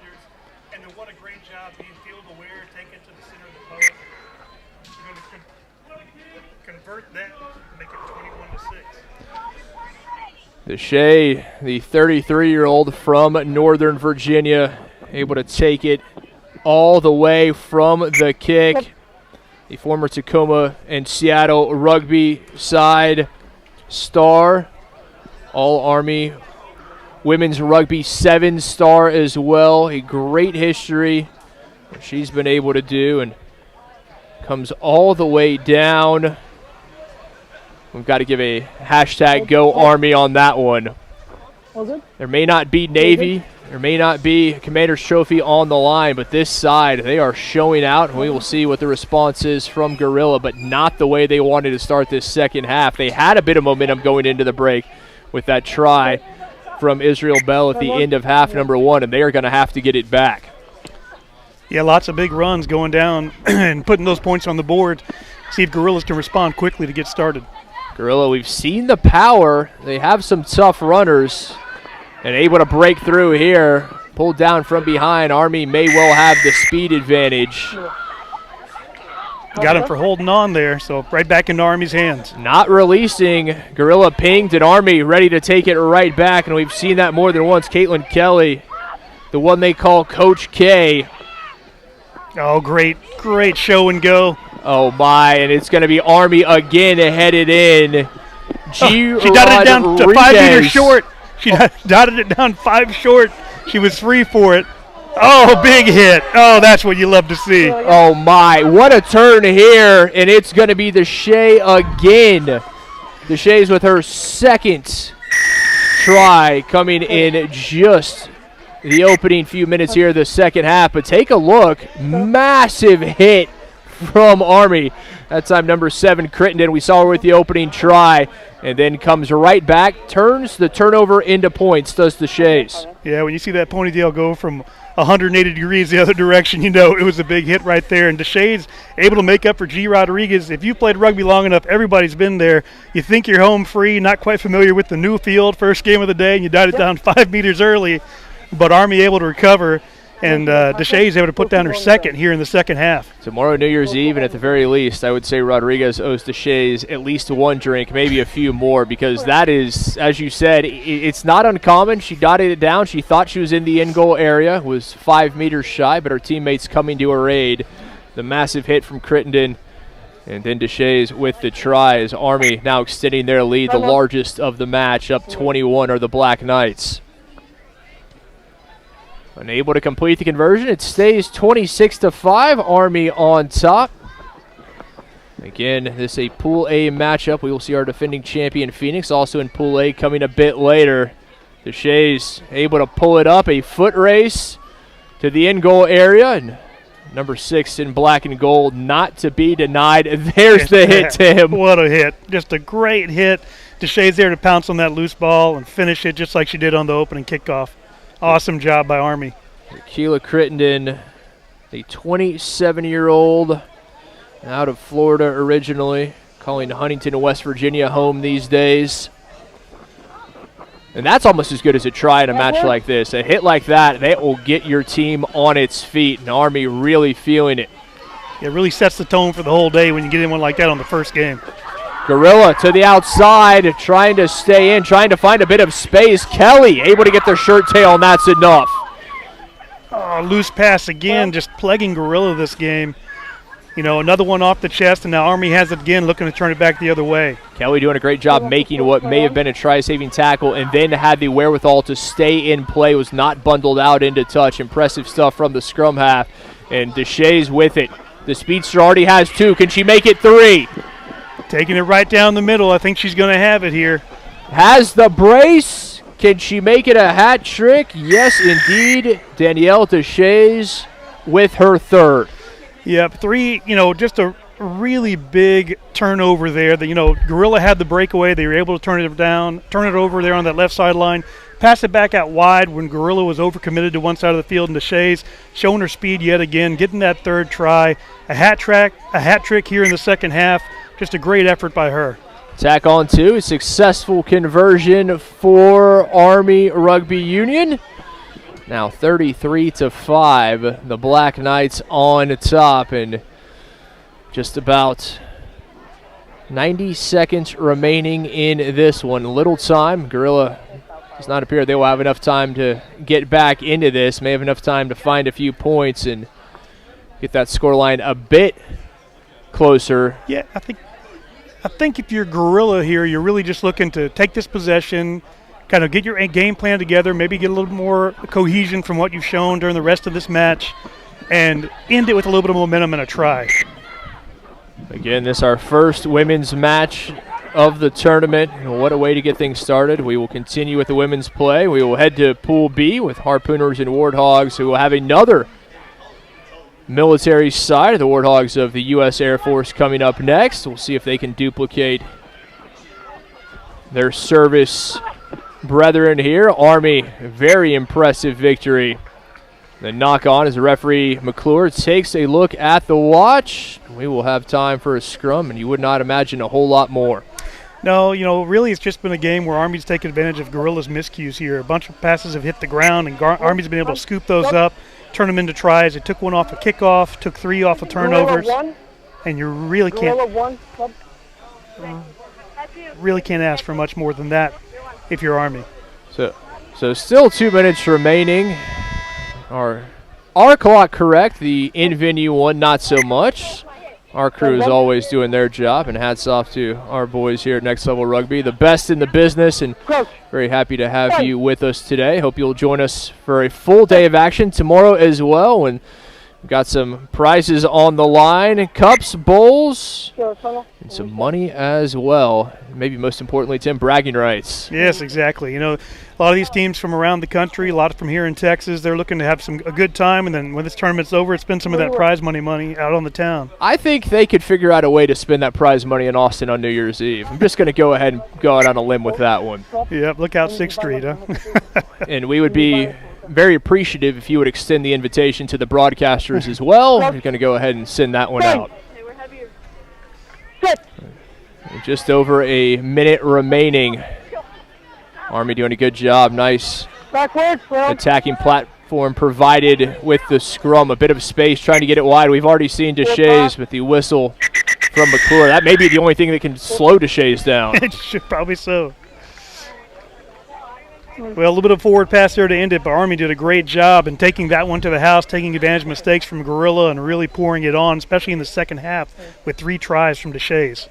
33-5, Army coming away victorious. They got off to a hot start, did the Black Knights, and they turned it on in the second, kept Gorilla off the scoreboard in half number 2. Stick with us. Live coverage of the 2021 Freetail Sevens continues as we turn to women's Pool B match play. It'll be the Harpooners and the Warthogs coming up next.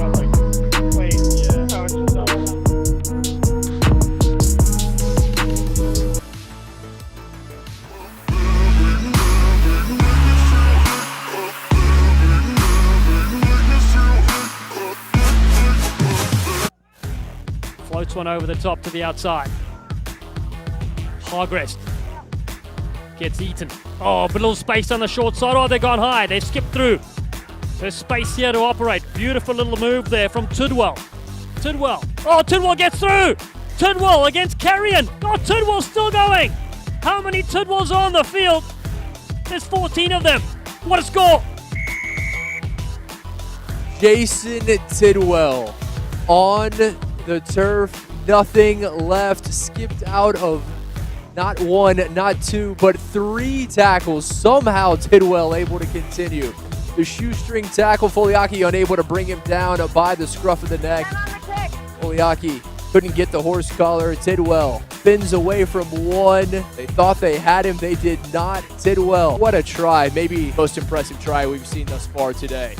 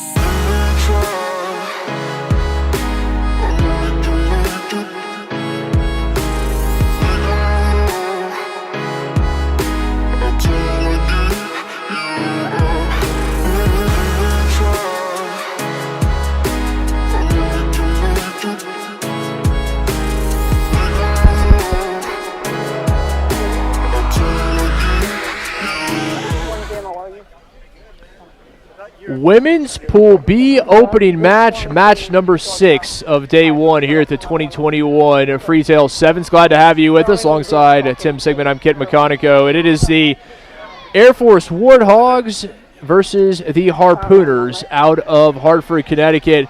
Warthogs there in the blue-gray, the Harpooners in the white.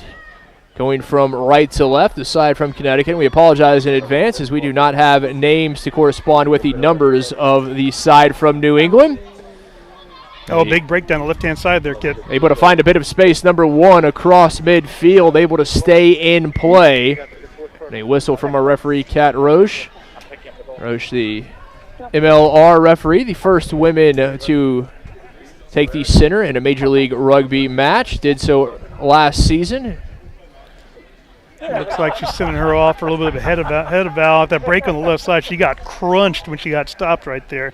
Big hit by the Warthogs there to start the day.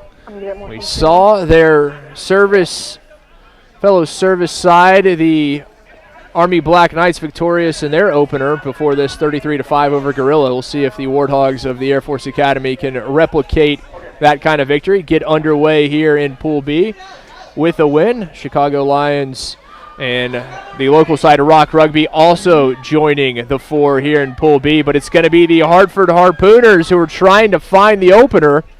Going to the blind side, no one there, looking for the overlapping run. Finally able to get the offload and brought down. Massive tackle from the Warthogs. Yeah, they had them committed right there. They could get a free handout to get the ball out. They would have been able to score in the corner, but now they've turned it over. Air Force with it, a chance to do something quickly, looking for the line break and the offload. A bit of space outside. Can the Warthogs get it? They have numbers. It's going to be a race. So far, electing to keep ball in hand. A huge tackle, physical, crunching game early on between the Harpooners and the Warthogs. Yeah, the Warthogs had 2 outside there. She chose to turn it back in and got taken down.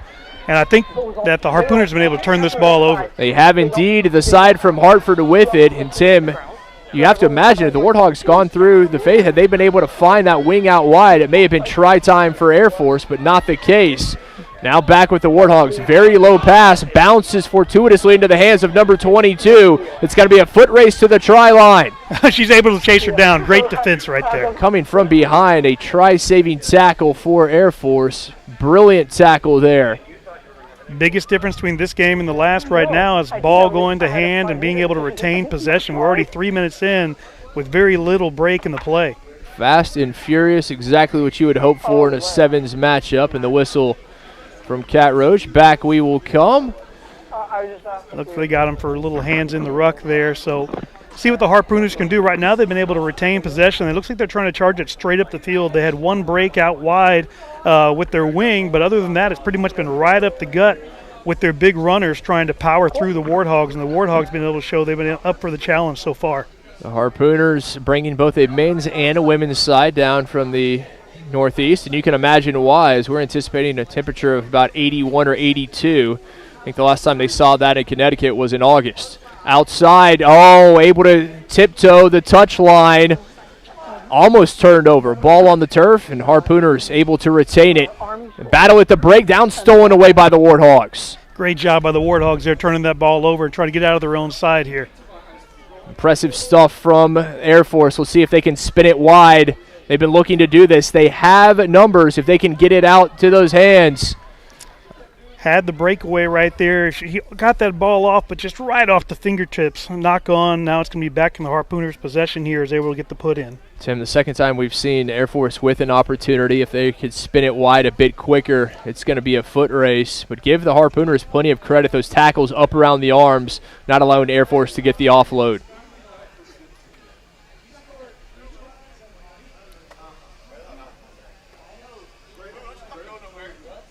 So you see the Warthog there on the front of the jerseys of the Air Force side, in homage, of course, to the A-10 airplane. Big thanks to our devil dog himself, Ryan Ginty,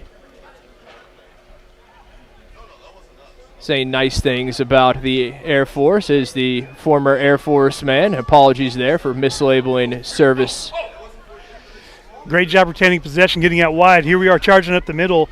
She's been their big runner all day, number 19, smashing through 3 or 4 folks. Are all committed. There's space out to the left if they're able to get it out there. They got the defenders committed. Oh, you said it, Tim. Able to draw defenders in to big number 19, rumbling up the middle, trying to find a bit of space, still shy of the try line. Able to get across and down, just across, and Hartford on top. Yeah, the Harpooners really seem to be sticking with their game plan here. They're pretty much running it right up the gut or just off the base of the rucks. You see they pop it up wide here, commit 2, 3, 4. There's 5 Warthog defenders there in close, but still takes it off the base and able to dive over for the quick 5.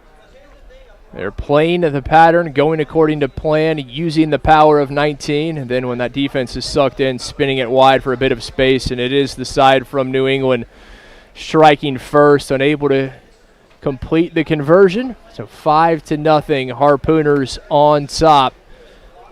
Just about 60 seconds remaining in half number 1. As you mentioned with the temperature, the sun's just starting to really peek out from behind these low morning clouds, and you're starting to feel a little bit. I imagine with almost 5.5 minutes of unbroken action there from these women that they're going to start feeling this heat really quickly. As you said, coming from where it just got through being 20s and the 30s to almost 80 degrees already this morning. And we'll see what effect that has, particularly as we get to the afternoon and the temperatures really start to heat up. Now what is the response from the Air Force side? Ball in hand, and nice take off the kick. Could they find points before halftime? Spun out into touch. Very nicely done. Big tackle there from the Harpooners. Just enough speed there by the Harpooners to grab that jersey and hang on and take her for a ride out of bounds. This will be the first line out that we've seen from these sides, so we'll see what they try to do, whether they're short, deep, intermediate, and if they try to take advantage of the speed on the outside with all this space that these lineouts give you in the game of sevens. The halftime horn sound. Still time for the lineout. We'll see if the Harpooners are able to tack on a few points before halftime break. Great big tackle. Textbook right there. And as you said, we've seen some big tackles. This one bobbled, bounces right back up, but a knock on from the Harpooners number 9 will draw the halftime whistle.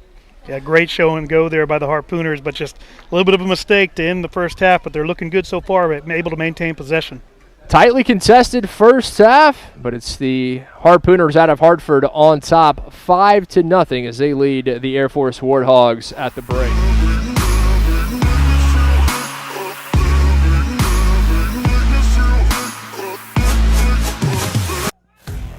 Floats one over the top to the outside. Hargrest gets eaten. Oh, but a little space on the short side. Oh, they've gone high. They've skipped through. There's space here to operate. Beautiful little move there from Tidwell. Tidwell. Oh, Tidwell gets through. Tidwell against Carrion. Oh, Tidwell's still going. How many Tidwells are on the field? There's 14 of them. What a score. Jason Tidwell on the turf. Nothing left. Skipped out of not 1, not 2, but 3 tackles. Somehow Tidwell able to continue. The shoestring tackle, Foliaki unable to bring him down by the scruff of the neck. Foliaki couldn't get the horse collar. Tidwell spins away from 1. They thought they had him. They did not. Tidwell, what a try. Maybe the most impressive try we've seen thus far today.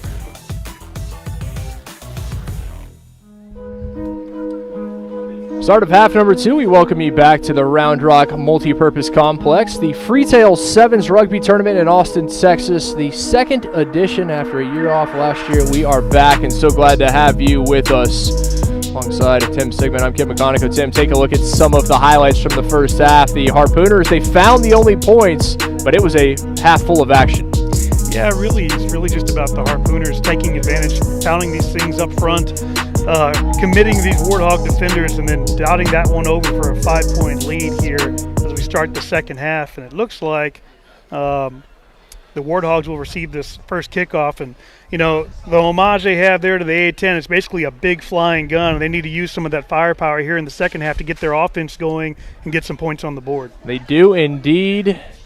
The good news is they only trail 5-0. Still plenty of time, and they certainly have the opportunity, the capabilities. But the Harpooners doing a very good job defensively. Chances ball in hand, not nearly as numerous for the Warthogs as they were for the Harpooners through the first 7 minutes. See what they can do here to start the second half. Great break up the middle there. Does she have the speed to finish? It's going to be a race to the try line. Warthogs trying to find something, and they will indeed. Cougar Jaramillo, the Los Angeles native and current San Antonio resident, finds the equalizer. Great try to start the second half for Jaramillo and the Warthogs. Yeah, just took that kickoff there off the left side. Simple move to the out and back in, past to Jaramillo, and then she just turns on the jets and breaks away and able to dot it down to the center and put the Warthogs right in front with that converted kick. A great response, and that is exactly what you want if you're Air Force. You need to come out. You need to find points early in the second half, able to do so less than a minute in. Successful conversion, and for the first time today, the Warthogs are on top. Yeah, sometimes you can ask much more than that. Sevens can be a simple game where there's open field in front of you, you run. Jaramillo doing just that. It was a race to the try line. Jaramillo not to be stopped. The Harvard University graduate and Air Force pathology resident, so not just talented, also, I think safe to say, incredibly smart. Great to see what some of these athletes are doing off the pitch as well. Warthogs trying to continue to find some points, but it's the Harpooners ball in hand, and they're going to look to retake the lead. Oh, just spills it on the outside there. Worked it all the way through, looking pretty good, but it went backwards, so they were able to hang on to this ball. Oh, massive tackle there. Shoestring tackle, but pops right back up. It was not wrapped up. Tough running from the Harpooners. They're looking to respond quickly here, Kip. Are indeed. Here's big number 19. Oh, what a tackle. Textbook went right at her, and now trying to find a way through. She's a little isolated here. Air Force not giving any space, and the battle at the breakdown, not rolling away, will go against Air Force. Yeah, Air Force, the Warthogs there thought they had her isolated, could get that turnover, but not able to get a full release before getting back on that ball. And so Harpooners set up well here about 30 meters out, looking to get back on top. Little inside ball, nice little pop pass, and it's going to be a race to the line. Brought down, finds the offload, and still shy of the try line are the Harpooners. Battling, digging, trying to get across. They are not meters but centimeters short. They've got, great show and go, dive right over the top. A little feint, kept it, and number 10 barrels in to put the Harpooners back ahead. Yep, give her the 5. Good job putting those phases together. That was 4 or 5. I really thought the Warthogs had a chance at a turnover there. Quick penalty where they were able to take advantage of. She showed and go right over the top of that ruck and able to dot it down for the 5 and put them back ahead. Yeah, beautiful little feint, and all she had to do was just act like that ball was going to leave her hands. That was enough to create the space, the power. Now the conversion up and good. 12-7 Harpooners on top. Yeah, both teams able to show they've been able to have some breakaways here, have some power, retain possessions from both sides. So it's really anybody's game with, about half of this second half remaining. Still plenty of time remaining in the second half, and just a 5-point lead for the Harpooners. Who will come away with the victory? Who will take their opening match in Women's Pool B? In sevens, a lot of times it comes down to these kickoffs between separating the good teams from the great teams. They can regather their own kicks. That'll go a long way towards helping them get this game. A mistake there from the Warthogs on the kickoff. The Warthogs, a mistake they can ill afford to make. They're going to find a way back into this. They're going to have to play cleanly. Yeah, the Harpooners not really doing anything overly impressive overall as far as long breakaways or anything. Just real good, steady game plan. Pound it up front, retain possession, let the other team make the mistakes and take advantage of them when they come. It's one thing to have the game plan, quite another to execute it, particularly as effective as the Harpooners have. Yeah, they got to be thinking this is a great start to the beginning of the day for them. If they can start things off 1-0, they will no doubt be pleased. Big push from the Air Force, but Harpooners able to come away with it. Poor pass, that one going all the way back. No one for the Warthogs there. Yeah, one of the first big mistakes we've seen today in passing from them. Warthogs, just over 2 minutes remaining, trying to find this one. Knocked on.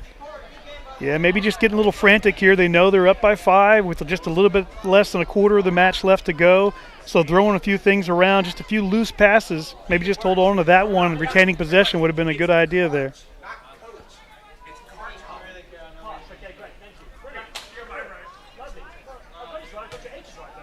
So scrum rather, and the whistle coming back. We will reset the scrum, and this taking precious seconds off the clock. Yeah, they're milking down this clock, but they need to take advantage quickly. There's still an unconverted try down. Look at least for the tie. 90 seconds remaining. Warthogs with it. No support there. The full team from the Harpooners are all on that side. They've got lots of folks out to the left. Chance for Air Force. They're able to get through. It's going to be another race to the try line. Able to get across and dotting it down. Air Force with the try to tie things. Exactly what they needed, and all of a sudden the conversion can give them the lead. Yeah, great break there. You know, all the Harpooners committed to the back of that ruck, and they were looking for space, and then bam, Nicole Mitchell broke that out the left side and didn't look back, took it all the way home, tied it up, and the conversion was good, and now they're up by 2 with less than a minute to go in this match. The UNC Charlotte alum, San Antonio Riveter, currently living in Military City, USA. Successful on the conversion were the Warthogs, and they have come from behind to take the lead 14-12 in just 20 seconds remaining.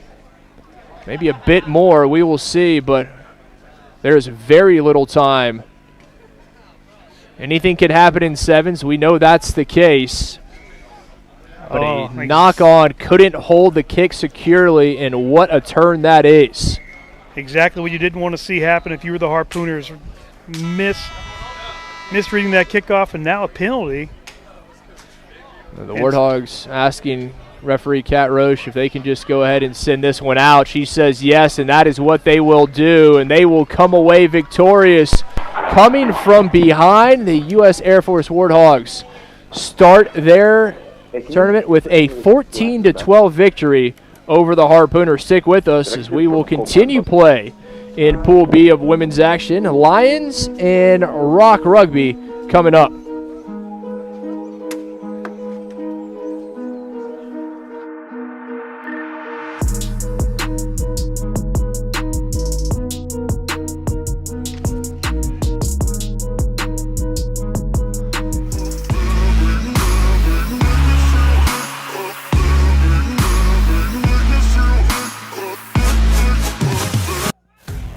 Floats one over the top to the outside. Hargrest gets eaten. Oh, but a little space on the short side. Oh, they've gone high. They've skipped through. There's space here to operate. Beautiful little move there from Tidwell. Tidwell. Oh, Tidwell gets through. Tidwell against Carrion. Oh, Tidwell's still going. How many Tidwells are on the field? There's 14 of them. What a score. Jason Tidwell on the turf, nothing left, skipped out of not 1, not 2, but 3 tackles. Somehow Tidwell able to continue. The shoestring tackle, Foliaki unable to bring him down by the scruff of the neck. Foliaki couldn't get the horse collar. Tidwell spins away from 1. They thought they had him, they did not. Tidwell, what a try, maybe the most impressive try we've seen thus far today.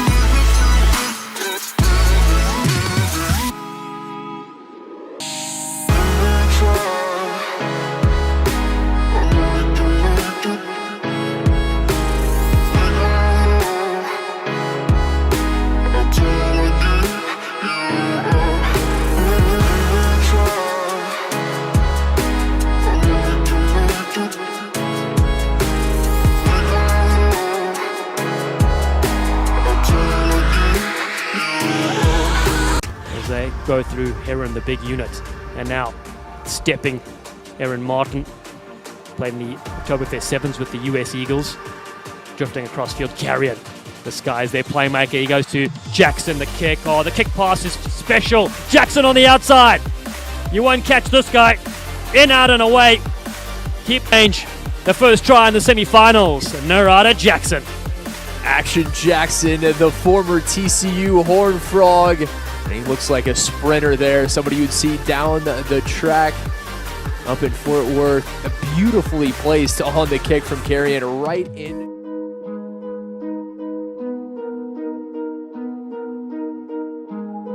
Bash live from Austin, Texas, the music capital of the world. Beautiful Round Rock Multipurpose Sports Complex. And match number 7 of 21 today. Another 15 for you tomorrow with some hardware and money on the line. Alongside Tim Wilkes, I'm Kit McConico.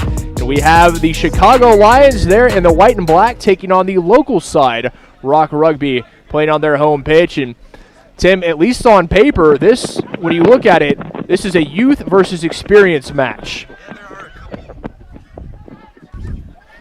There are a couple of older ladies in there with some experience, but this side has been built up from scratch. Big compliments to Rock Rugby, but the youth showing already. And Lions across the side from the Windy City. Megan Loomis finds the opener less than 30 seconds in. And the Chicago Lions find the first 5. Yeah, you see the constant pressure right here. Tried to go for the offload, but good job getting in position, getting in that passing line, and able to show the toughness to take it all the way through. Beautiful little bend right off the face, in for the try. Meg Loomis with the stiff arm.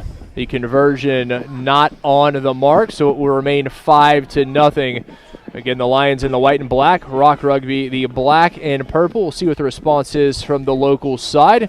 Joey Swatzel is our referee for today's contest. Mr. Swatzel, the 29-year-old, originally from the Palmetto State, now calling Austin home. And the sun finding its way behind the clouds in what is a beautiful day today in Central Texas. And again, a very warm welcome to you wherever you may be joining us from. Glad to have your company. Hope you will stick with us for the entirety of today and tomorrow.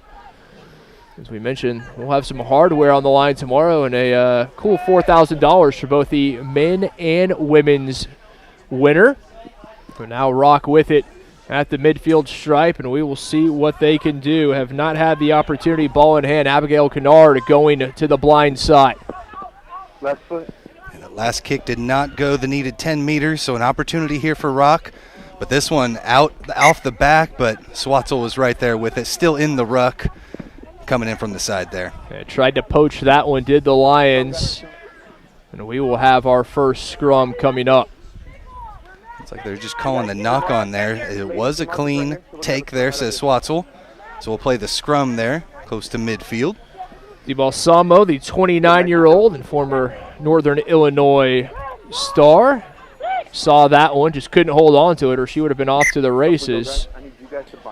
It'll be put in by Anna Sadler, Gracie Sadler, the 19-year-old and University of Houston student, serving as the scrum half.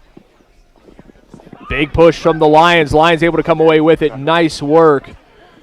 Another knock on. We've seen that a few times just early on. Not a good sign. Rock taking their eyes off the ball yet again.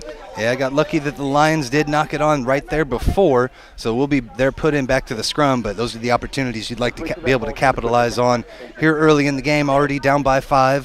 Definitely give that some of the inexperience a little bit of a boost out there to get some points on the board early. These two sides in Pool B, joined by the Warthogs and the Harpooners. Warthogs of the U.S. Air Force came away with a come-from-behind 14-12 victory in the previous match. Both these sides looking to match them and start their pool play 1-0. Lions with it and knocked on yet again. Maybe some nerves early on as the pitch is dry. There was not any moisture overnight. Just seeing the eyes being taken off the ball from both sides. Yeah, it was some good work on the defensive end that time, though, by Di Balsamo. Rose had a good job of getting in there, taking it away. Crouch. Off of the tackle. Fine. Was able to provide a good ruck. Able to scoop it away on the turnover, and they're able to take it again. Able to find the line break. It's going to be a race to the line, trying to find a way through. Mariah Martinez Martinez. Just too much speed. They just indeed found it, and look at number 9. Martinez says, look what I found. Whoop, there she goes. Defense had a good chase on, able to extend and just get over the line and touch it down for the 5 points. Good start for this Lions squad, trying to strike quickly.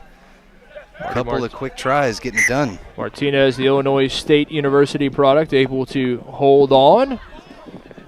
And there you see her with Betty Wynn. Wynn already has my vote for MVP of both the men's and the women's. And the reason is very simple. She has tried every ice cream shop in Chicago. If you've tried every ice cream shop in the city you live in, you have my vote. Hey, it's true rugby style out here. Got to eat to be able to get the muscles and burn the speed. So good job so far here again with that conversion, 12-0. Look to be in control. Man, just over 2 minutes remaining here in the first half. Chicago firmly in control over Round Rock. The land of Lincoln versus the Lone Star State. The ladies from the Midwest on the front foot looking to add. Big kick right into the hands of Wynn. Wynn looking for the offload, unable to get it to a teammate before she's brought to ground. Not rolling away, so Rock pinged after the tackle, and it's going to be right back to work come the Lions, looking to spin it wide. Cutting inside the fin, looking for the support line there. Maybe the Lions a bit too tightly bunched. Now out wide it goes, looking for that overlapping run, able to get it. Oh my, what patience and brilliance there on the try, but give full credit. It is going to be Christina Bravo, the Chicago native, with the try, the grad student at the University of Illinois Chicago, but it was because of the patience of her teammate that she was able to dot it down. Yeah, that was Kathleen Murphy. Just the patience there on the outside to bring that defense in with her. As you'll see there, sizes it up, draws that defensive end, and as soon as they're ready to make that tackle on her, she's easily able to offhand the pass and get another 5 on the board. Murph knew that if she was able to wait a few seconds, Bravo would be there. That was indeed the case, and that is what good teammates do. They understand how the other one works. The conversion not online. It's 17-0. Lions leading Rock here, just under a minute remaining before half. There's also good work from Mariah Martinez from that number 9 spot, really controlling the defense, able to suck things into the middle, and then they had plenty of space there on the outside. Did indeed, and we will see what Rock is able to come away with. I have a feeling they want that halftime whistle to sound and a chance to talk things over, maybe get on the same page. It has been a first half dominated by the Windy City side. Rock trying to get it out wide, now right back into the teeth of that Lions defense. Nowhere to go. Yeah, just strong defense up the gut. We'll see if they have the depth to be able to get it to the outside, but Lions seem to be covering well. Trying to spin it out wide. The pass was too tall. They were looking for Brian. KB couldn't come down with it. As Joey Swatzel blows the whistle for halftime. A first 7 minutes dominated by the Chicago Lions. 17-0, they lead Rock Rugby. Halftime here in Women's Pool B action, the 2021 Freetail Sevens.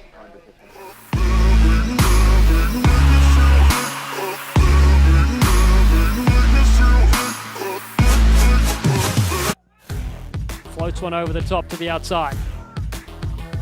Hargrest gets eaten.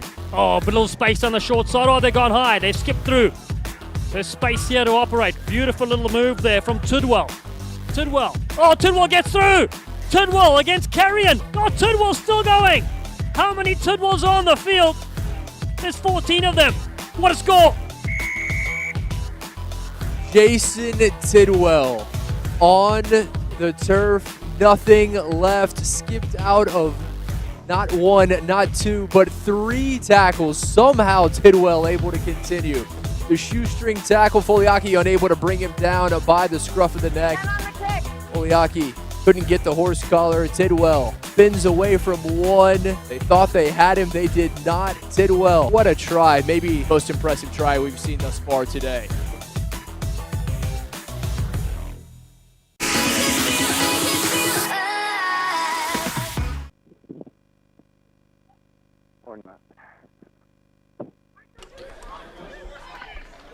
Beautiful Round Rock Sports Complex just north of Austin here in the Lone Star State. It's the 2021 Freetail Sevens Rugby Tournament, the second edition after a year off last year. We are back in action and glad to have you. Women's Pool B highlights from our first half between the Chicago Lions and Rock Rugby. And Tim, the first half, it was all Lions. Yeah, a couple of little mistakes here and there, some knock-ons there for Rock Rugby, and the Lions just there to attack and to capitalize each and every time. As we see another try there around the corner, and just a big half for these Lions. See if they can duplicate this here in the second. Couple of substitutions in there for Rock. Got some extra experience in there. See if they can pay dividends here in the second half. Invite you to come join us in the future. We will be back next year and looking to expand the field on both the men's and the women's side. We had some international teams in 2019. It'll be the third edition next year, and hope you will come join us. Always looking for the best rugby players from across the globe. Beautiful out here in Round Rock in the shade. Old Settlers Park, Dell Diamond off in the distance. Just a fantastic atmosphere. And as the side from Chicago knows, where it is below freezing back home, it is a beautiful 75 degrees and sunny here. So reason enough to come and spend New Year's in Austin as Wynn is able to break through. Wynn looking for 32 flavors. Has already had all 31, all drugged down from behind, but able to find a teammate. Sadler, Gracie Sadler on the spot. Great support line run by Sadler. Found Wynn, and Sadler rewarded with the try. Yeah, and Wynn, just too much speed. The shake and bake all on the outside there. Able to break a couple of tackles, but just off with the speed. Good job by Rock Rugby, able to get there and support with the takedown. But again, just too much on the offensive end there for the Lions. My apologies, that was Meg Loomis, obviously, with the try for Chicago, and on the spot was Loomis. That's her second. Now a brace for Loomis. The conversion up and good as well from directly in front of the post. But take a look at the run. Set up everything, did Win. Yep, able to already have beaten a couple of defenders there. Just didn't have the legs to get it done herself. Able to get tackled and present that ball. That's the most important thing when you're on that breakaway. Find your support, present it back to them, and they were able to take it the distance the rest of the way. Wynn set it up. Sadler finished. Loomis finished. Made that mistake. We'll try not to do it for a third time, as it is 24-0 Lions on top. Early stages here of the second half, and Tim, if Rock Rugby is going to find the way back into this, they need to do something quickly. Yeah, just looking for a little bit of individual athleticism at this point. Maybe a burst through. They've got it deep in their own end. Do indeed. Trying to work out, trying to find a bit of space. Brian, KB unable to get free. Finds the offload. No one out there. And you just see the gang tackling, the massive white jerseys to the ball for the Lions. Cutting inside. Rock played in front of their home fans and friends, family here supporting them, but they have yet to find that in-goal area. Weber holding on. Now Wynn. Back at Wynn. It stays with the Lions. And able to find a way through. Gabby Chapin. So quick to the breakdown are the Lions. Now going back to that open side. Wynn tried to find a way through, and racing through Mariah Martinez. We've already seen Martinez with one, and now her second. Yeah, really there just showed the patience to be able to take it all the way here to the near side of the pitch and then spin it all the way back around. Just really good patience. You know that that defense is going to break at some point. Find that gap. They had the numbers on the outside. She was able to fake that pass out there and take it in herself. Martinez dots it down, has the brace. Not even halfway through the second half, and it's 29-0 Lions. Conversion up and good. Make it 31-0. Yeah, it's been a tough one for Rock Rugby. It's been great to see what this program's been able to build over the years. Coach Paul Rock McCartney been able to take this from one school now into 3 schools, now a full academy with the whole gambit of under 23 talent and everything. And really good job to be able to pull it all together. It's just so much experience there from the Lions. Majority of their team over 25 years old, going against a team with majority right around that 20-21 age. So it's tough, but a good challenge for the girls and see what they can do here the last few minutes. Yeah, we've seen what Rock Rugby's been able to do on both the men's and women's side, the growth, their players populating collegiate rosters, and seen some of their players in MLR as well, club teams across the Lone Star State and further afield. They are so far, they have run into a buzzsaw that is the Lions looking for that, I would say fin, but that was more of the forearm shiver coming right there. Now back, space here for the Lions, cutting inside, looking for the line break, able to find the offload. Oh my, what a pass from Kelly Hurt. Hurt able to find Chapin, and Chapin just waltzes in, but it was all about the pass from number 5 in white. Yeah, they're just able to make that final pass and get Chapin in there. Some good defense. Anna Sadler made a good tackle early on, but then, like you said, just a nice burst through, able to turn, find the support, find a charging runner, and then a big fend to get Sadler out of there, or excuse me, to get Brian out of there for the final try there. The big Hurt with the offload, and I'm going to go out on a limb and say she is a White Sox and not a Cubs fan with a nickname like that. You know it. They got the right colors out there for it. It's been an excellent performance here for the Lions. 36-0, just under 2 minutes remaining, and the Lions a dominant performance. Impressive stuff from the Windy City side. And they looked that they will start off pool play 1-0. They will join the U.S. Air Force Warthogs. They are also 1-0. Their come-from-behind victory in our previous match over the Harpooners of Hartford.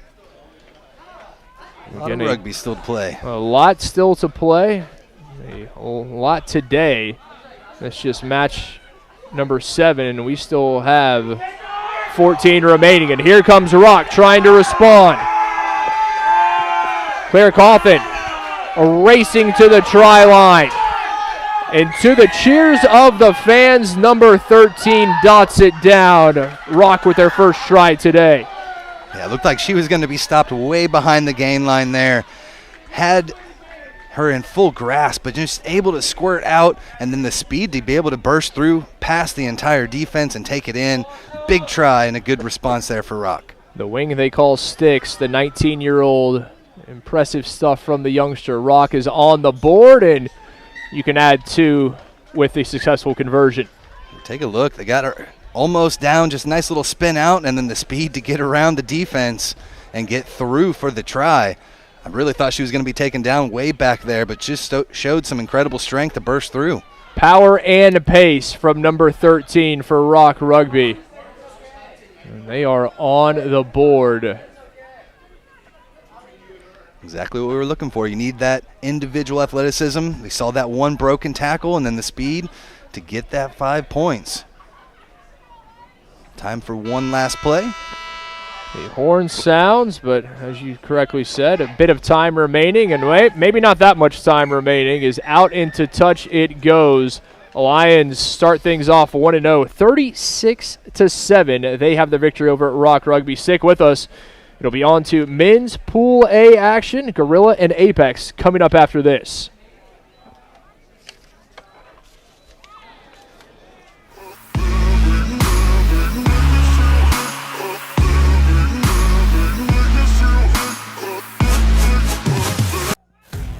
Floats one over the top to the outside. Hargrest gets eaten. Oh, but a little space on the short side. Oh, they've gone high. They've skipped through. There's space here to operate. Beautiful little move there from Tidwell. Tidwell. Oh, Tidwell gets through. Tidwell against Carrion. Oh, Tidwell's still going. How many Tidwells on the field? There's 14 of them. What a score. Jason Tidwell on the turf. Nothing left. Skipped out of not 1, not 2, but 3 tackles. Somehow Tidwell able to continue. The shoestring tackle, Foliaki unable to bring him down by the scruff of the neck. Foliaki couldn't get the horse collar. Tidwell spins away from 1. They thought they had him. They did not. Tidwell, what a try. Maybe the most impressive try we've seen thus far today.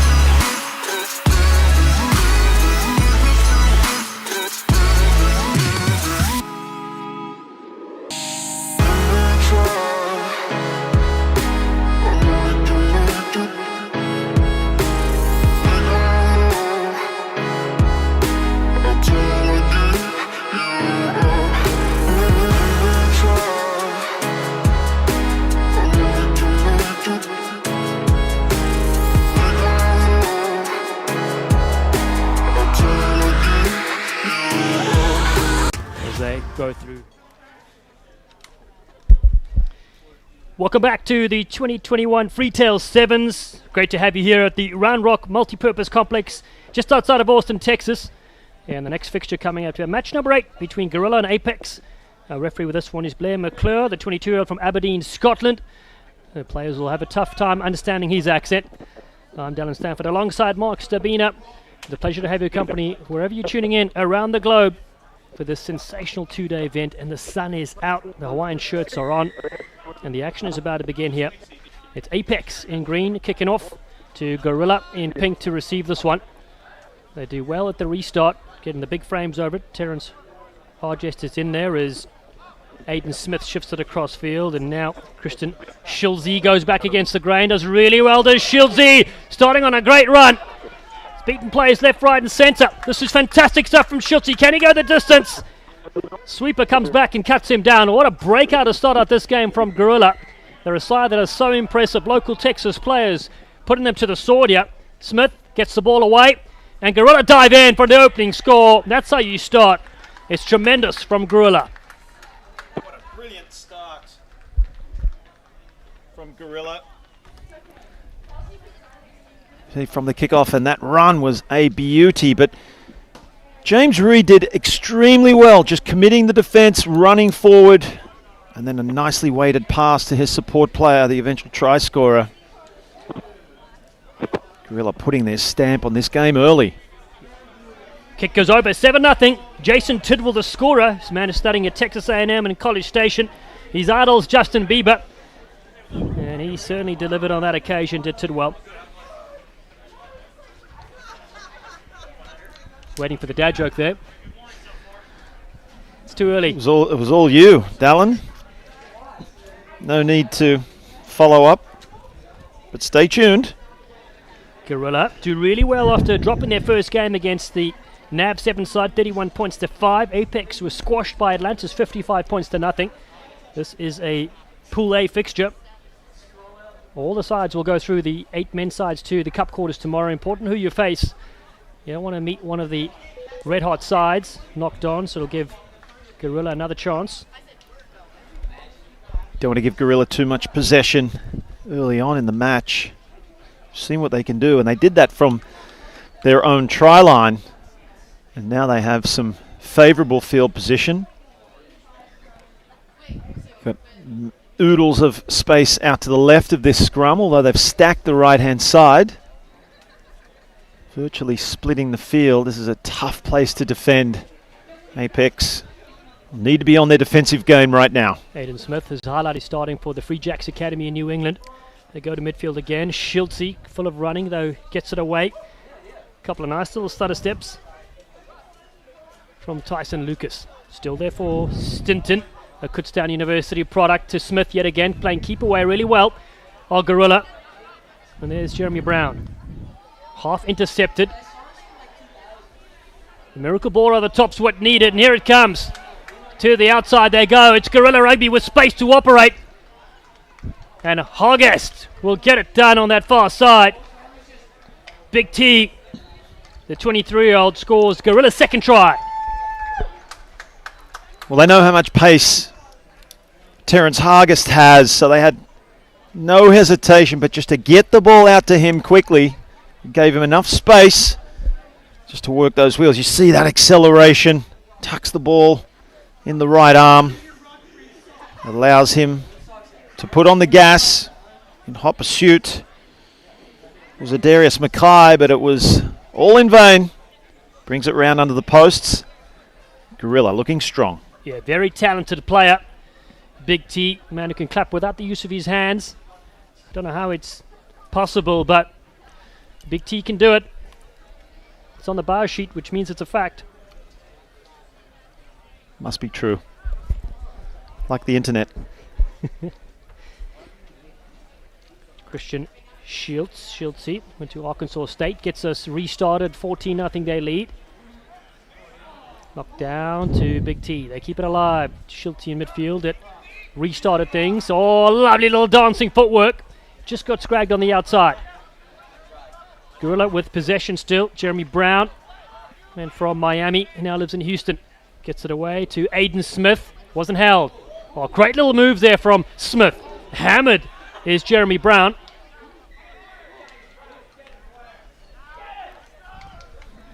Penalty Apex doing well to contain this Gorilla side. Let's see what they can do with the ball. First opportunity for this Apex side as they look to cut back in the middle. Side coached by Frank Wabamba. Now big players on the outside ranging up, looking to cut back in nicely. Good bit of skill here from Apex. And it was Darius McKay that got involved there. And he started playing rugby 6 months ago. So one of these younger players coming through. Flicked across there from Oscar Rivalthamba. And out to the near side. McKay tries to keep it alive in vain.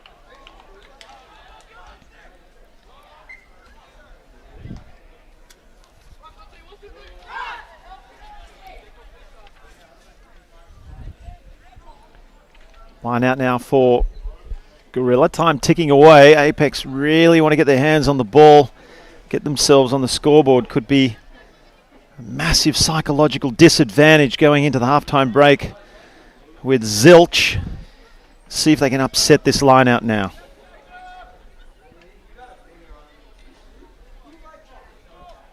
Aiden Smith. Good little set piece. The ball just in front there for Brock Stinston. And then Schultze. Schultze cracks it on, turns it back into Smith really well. Ball sits down on the ground there for Brock Stinson, who beats one. Stinson, right timing to Big T on the outside. Hargest gets it away. Still they're able to keep it alive. Rock Rugby doing really well. Side coached by Mickey Patterson and Chris Morrison to recycle possession. Jeremy Brown yet again, the software engineer at Microsoft. Gets it away to Smith, who puts it to the boot. Smith chases his own kit. It's been picked up though nicely from Silla Carmichael for Apex Rugby, and then into touch they go. Just holding on Apex at the moment. Coming into the final minute of this half, there's still a chance. You have to think if Gorilla score another try, well, that is a mountain to climb in the second half for Apex. Very precarious moment right now at this line out for the men in green. Gorilla Rugby, third year that they're going strong. Under 23 players mainly, young guns coming through. They were talk of the town at the Freetail Sevens in 2019. Stunning, the Atlantis rugby side that's been around since the 1600s. With Emil Cygnus, the founder of Atlantis, but they're all coming up later. Gorilla Rugby in this Pool A fixture take possession to midfield.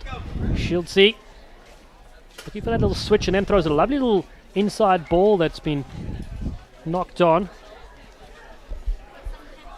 You're lucky to not get penalised actually for offside when you knock the ball forward and one of your team members who is in front of you tries to pick the ball up, which is seemed to be what happened. But they got away with just the knock on. So it'll force Apex into a scrum situation. Sometimes in the game of sevens, this can be more like 50-50, can't it, at scrum? A lot of these players feeling the early heat here on day one of this two-day tournament. Apex go back to collect this. Daryl Bailey, DB, throws the intercept pass to Gorilla Rugby. And it's going to be Christian Schultze that gets try number 3 for Gorilla in style. Well, Apex certainly didn't want that. They had control, so it seemed. They had possession. Just a careless pass straight into the arms of Schultze, the number 5 for Gorilla. There it goes. He fired that one out to his man. Well, it was either Schultze in for the try or it was the Apex wing. 19-0 with the kick to come. That's a nice strike as well. Waved away. The score remains 19-0. And we'll take an Oranges break here at halftime. 19-0. And it's Gorilla Rugby that lead here against Apex. 3 tries. Tidwell, August and Schultze getting things on the board for Gorilla. Time for a short break. Second half coming up next at the 2021 Freetail Sevens here outside beautiful Austin, Texas.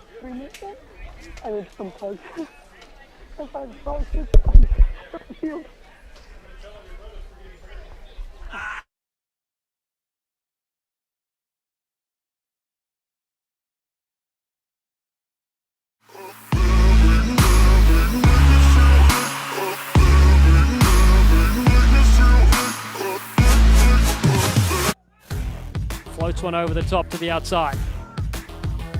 Hargrest gets eaten. Oh, but a little space on the short side. Oh, they've gone high. They've skipped through. There's space here to operate. Beautiful little move there from Tidwell. Tidwell. Oh, Tidwell gets through. Tidwell against Carrion. Oh, Tidwell's still going. How many Tidwells are on the field? There's 14 of them. What a score. Jason Tidwell on the turf. Nothing left. Skipped out of not one, not two, but 3 tackles. Somehow Tidwell able to continue. The shoestring tackle, Foliaki unable to bring him down by the scruff of the neck. Foliaki couldn't get the horse collar. Tidwell spins away from one. They thought they had him. They did not. Tidwell, what a try. Maybe the most impressive try we've seen thus far today.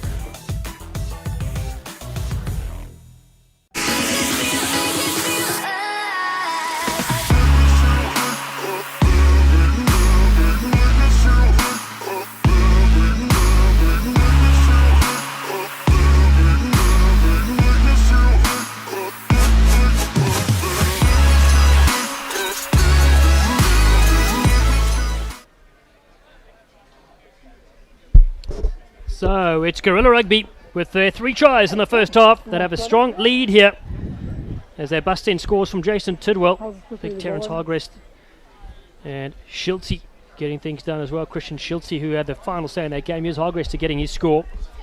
And Gorilla Rugby looked to bounce back after losing their first clash, 31 points to 5 against NAV Sevens. Second half has begun here at the Round Rock Multipurpose Complex, just outside of Austin, Texas. Kick not going the required 10, so an early chance here for Apex. Finally with some possession. Let's see how they do. Bailey, DB, the 22-year-old freelance trumpeter, rips it across field. Here comes Carmichael, big frame of Scylla Carmichael. Carries strongly for Apex. Yet to score a try here at this Freetail Sevens event for 2021. Back in field to Darius McKay. He's been full of running, gets the ball free. Loose one on the ground as Gorilla tried to capitalize this, but McKay seems to come up with this one. In fact, it's Daryl Bailey, it has it. DB gets it stripped free, and so Gorilla Rugby take this one. Advantage for them. Already 3 tries on the board. They cut up the middle. Gorilla Rugby look for the speed to burn. It'll come straight through underneath the sticks. It is an excellent strike from Gorilla. The men from Fort Worth, Texas will touch this one down. Now Blake Andrews, the worst poker player in the squad, gets one of the best tries this weekend. Andrews showing his hand, however, to Apex Rugby, scoring that one, just breaking away. It was a mere formality once he got the ball from the turnover. You just get the sense perhaps that Apex aren't quite as fit as this Gorilla team. They had possession, and when they tried to throw the ball around, they just didn't have the support getting back behind them to be able to use it effectively, and that just made it easy for these men of Gorilla Rugby to pinch the ball and allow that man Blake Andrews to race away for another 5-pointer. Converted also to extend their lead, looking very strong. And as you mentioned, Dallin, bouncing back nicely after their first round defeat. That's right, big Blake Andrews, student at Kutztown University. One of the young players coming through as well, 22 years of age. So 26-0. Apex, hands on their hips. They're certainly tiring, as you mentioned. It's very hot out there. This is their second match, lost 55-0 to the defending champions, Atlantis. Now it comes down to DB that gets it across field to Jesse Emerson. Big Tex. Big Tex. Tries to crack on himself. Throws a 50-50 pass. Been picked up by Gorilla. And that's the story so far. Just loose possession. And Gorilla will capitalize as they go for the line yet again. It's fabulous from the Texans. It'll be touchdown for Obam Emonunga, known as Boom Boom. He will take his time to put this one down. Boom Boom's on the board and the shake of the hand as well. See you later. Try time. Don't know if that was great sportsmanship or just some niggle. He's just giving them a piece of his mind. Strong man. Look at him finish that off. Such a great play. But again, it came from the turnover, Dallin. It was Apex Emerson, the big man, Big Tex, as you mentioned, probably lacking a little bit of experience. He just took him on in defense himself. And then once they surrounded him, he panicked. Threw the pass, not in a good position to pass, and it was straight into the hands of Gorilla. We saw the big legs there. He can do 124 air squats in 60 seconds, can Big Boom Boom.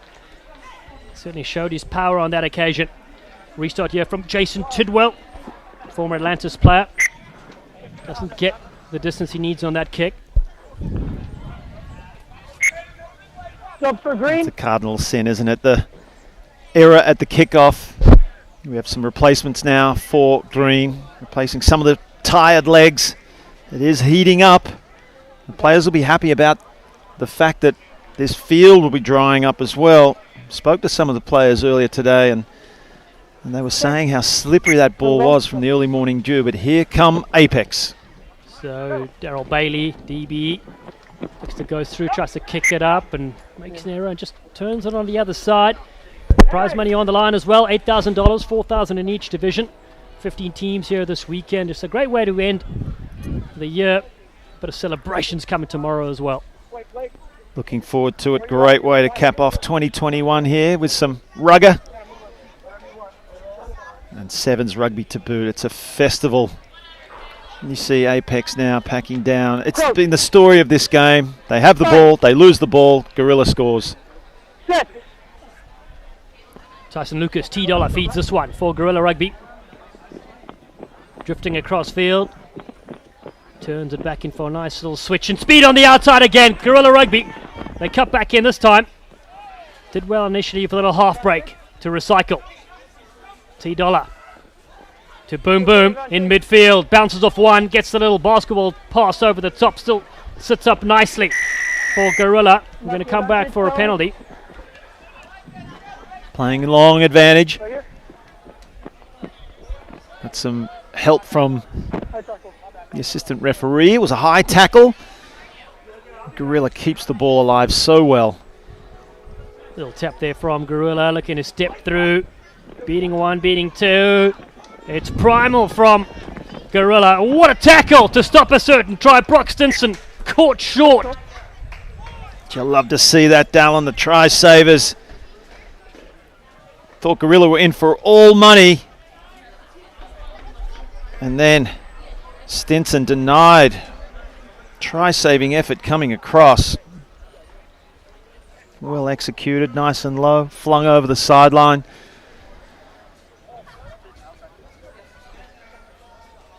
No lack of effort here at all from Apex. They're really putting their bodies on the line. They trail 33-0 here in the second half.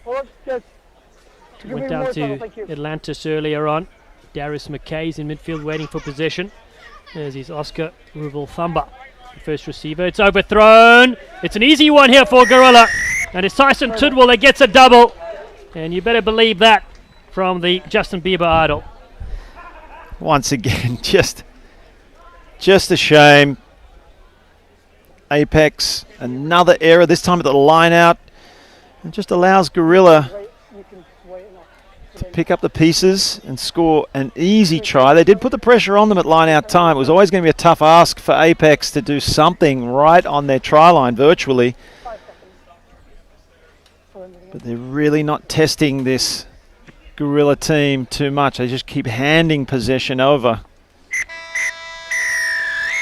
And that's the full-time whistle in this clash here. It's all Gorilla Rugby that are victorious by 38 points to 0 against Apex here at the 2021 Freetail Sevens. Close out the Pool A. Plenty more action to follow.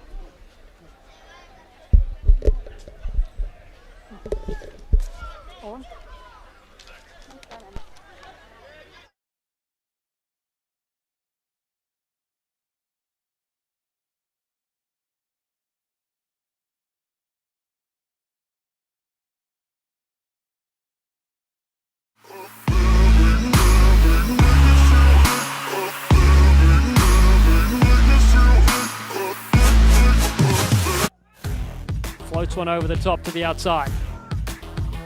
Hargrest gets eaten. Oh, but a little space on the short side. Oh, they've gone high. They've skipped through. There's space here to operate. Beautiful little move there from Tidwell. Tidwell. Oh, Tidwell gets through. Tidwell against Carrion. Oh, Tidwell's still going. How many Tidwells are on the field? There's 14 of them. What a score. Jason Tidwell on the turf. Nothing left. Skipped out of not one, not two, but 3 tackles. Somehow Tidwell able to continue. The shoestring tackle, Foliaki unable to bring him down by the scruff of the neck. Foliaki couldn't get the horse collar. Tidwell spins away from one. They thought they had him. They did not. Tidwell, what a try. Maybe the most impressive try we've seen thus far today.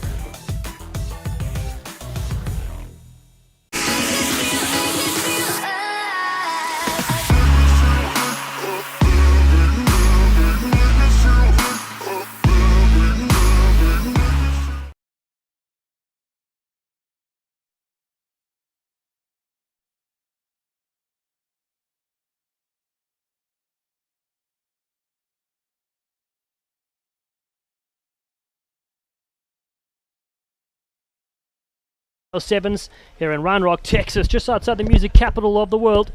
Take a look at some of the highlights from just a little bit earlier. Guerrilla Rugby dominant in their 38-0 victory over Apex, contesting in Pool A alongside Atlantis and the NAV 7 sides who will be playing next here at this brilliant complex in Round Rock. Some good players on display as well, up-and-coming youngsters as well. Stitch? A lot of up-and-coming youngsters. A lot of fantastic rugby so far, especially from the women's pool. But these men, you mentioned Guerrilla in that last match. Nice for them, a good confidence booster after losing their first game. But you must say that Apex also kind of handed that win to them. Yeah, time for another short break. We'll be right back again with Nat.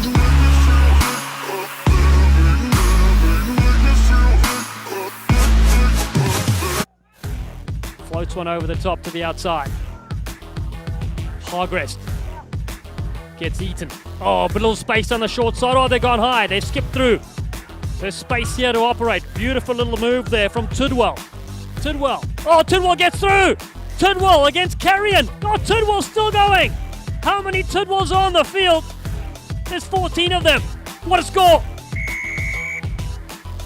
Jason Tidwell on the turf. Nothing left. Skipped out of not one, not two, but 3 tackles. Somehow Tidwell able to continue.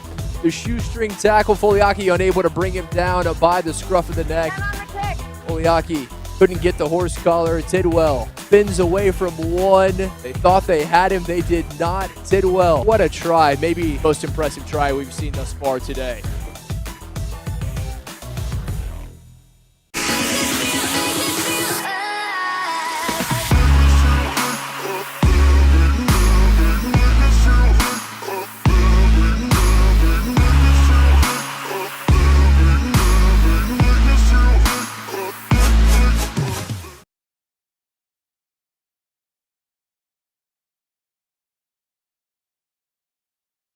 Beat Guerrilla 31 points to 5. Early start from them.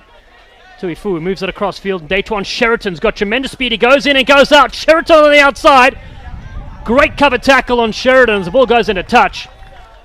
What a start. Just frenetic. We know we're going to get a great matchup between these two teams. Extremely experienced. You could just see the way that NAV fling the ball around. They won their first game against Guerrilla 31-5.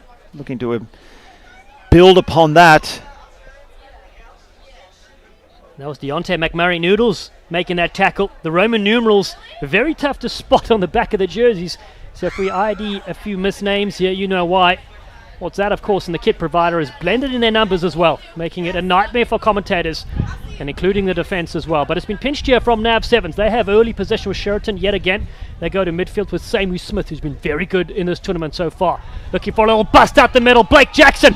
Jackson for the line. A tremendous start from NAV 7s. They'll go underneath the stick. So Blake Jackson gets 5. Wonderful connection between Smith and Jackson. Just Little sleight of hand there. There wasn't much of a gap to speak of. But didn't Jackson explode through whatever hole there was? Little deft pass from Smith.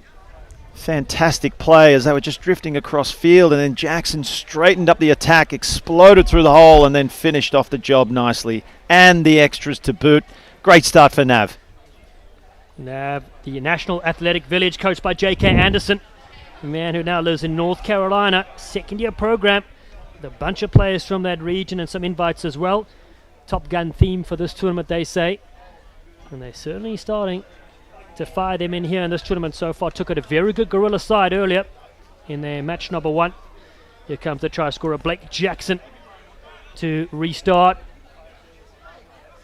Batted down towards the attacking side. Tuifua takes into the contact as Manatua, the part-time hand model. Gets it away here to Lucius. And now another little stutter step in midfield from Henry Hicks. Again, following up there is Genesis Lucius. And Nav Sevens really playing keep away. Same with Smith. Back to Hicks, creating a bit of space on the side. Michnia has been shut down on that side. And the penalty to Atlantis. Yeah, great defense by Atlantis there. Looking for the quick tap. It's denied. So they're going to slow things down. We have a player on the field. Hopefully he's okay. Over on the sideline. He is. It just gives Cisco Lopez a chance to look at the mirror in his pocket. He's got some gorgeous hair as Cisco Lopez, PhD student at the Paul Mitchell Salon. That's where he's applying his trade. Originally from Miami. He's very bright and he's very brilliant. Here's Cisco Lopez. We've seen him on the Sevens World Series as well. Atlantis, real chance for them now, down by 7 in the first 3 minutes of this contest as they stutter step their way upfield so far. Looking for some space with a couple little steps in midfield. Really good work there. Oh, great run as they bust free, almost getting through Aaron Martin. Rutgers arriving now, still there for Atlantis, the men in all white. Pressure, but they've got numbers. They can get Noodles on the outside.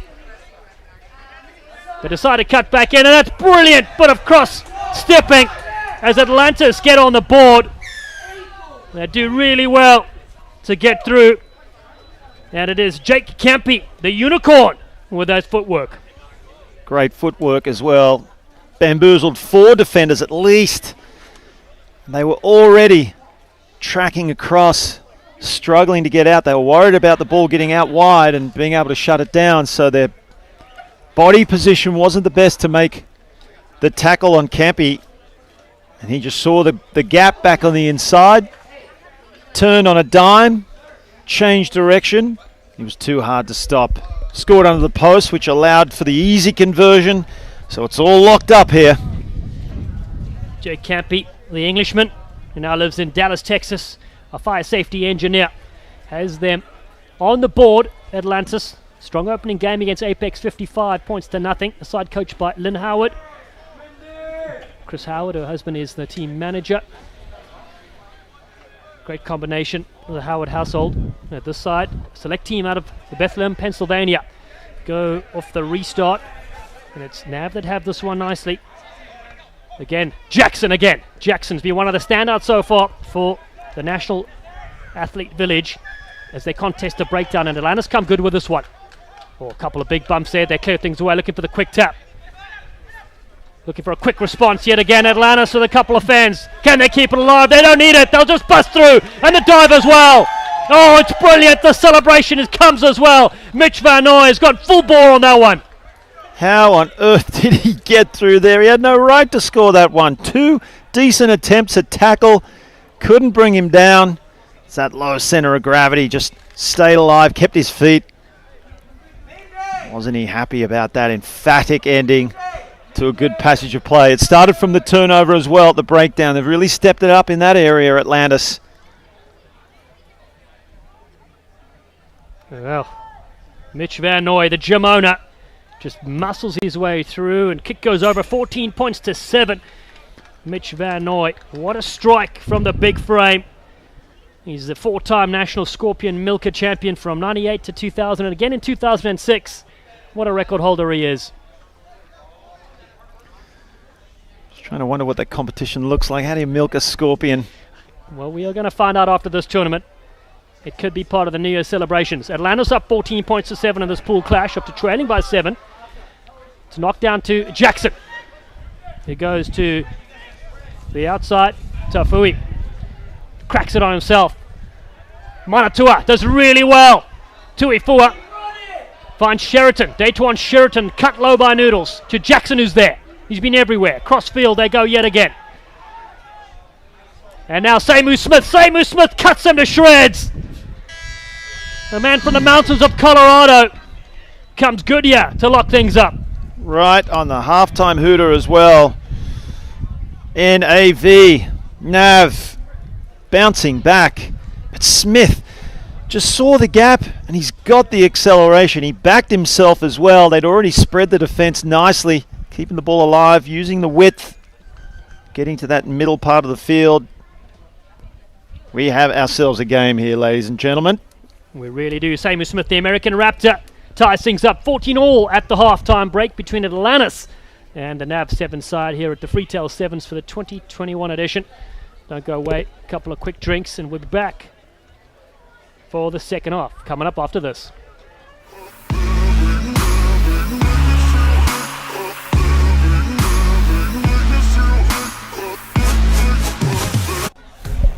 Floats one over the top to the outside. Hargrest Makes sense when you gets eaten. Oh, but a little space on the short side. Oh, they've gone high. They skipped through. There's space here to operate. Beautiful little move there from Tidwell. Tidwell. Oh, Tidwell gets through. Tidwell against Carrion. Oh, Tidwell's still going. How many Tidwells are on the field? There's 14 of them. What a score. Jason Tidwell on the turf. Nothing left. Skipped out of not 1, not 2, but 3 tackles. Somehow Tidwell able to continue. The shoestring tackle, Foliaki unable to bring him down by the scruff of the neck.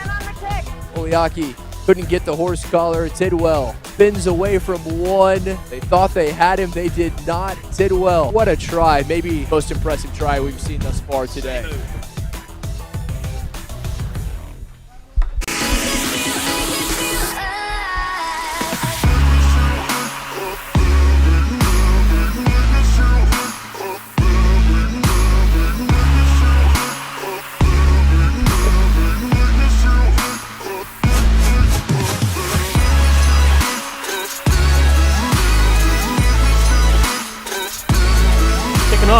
Gears ready for match number 9 on the day 1 of 2-day tournament here at the Freetail 7. Thanks to our sponsors, Tap Brewing Co-op, our tournament partners, Baylor Scott and White Institute for Rehabilitation.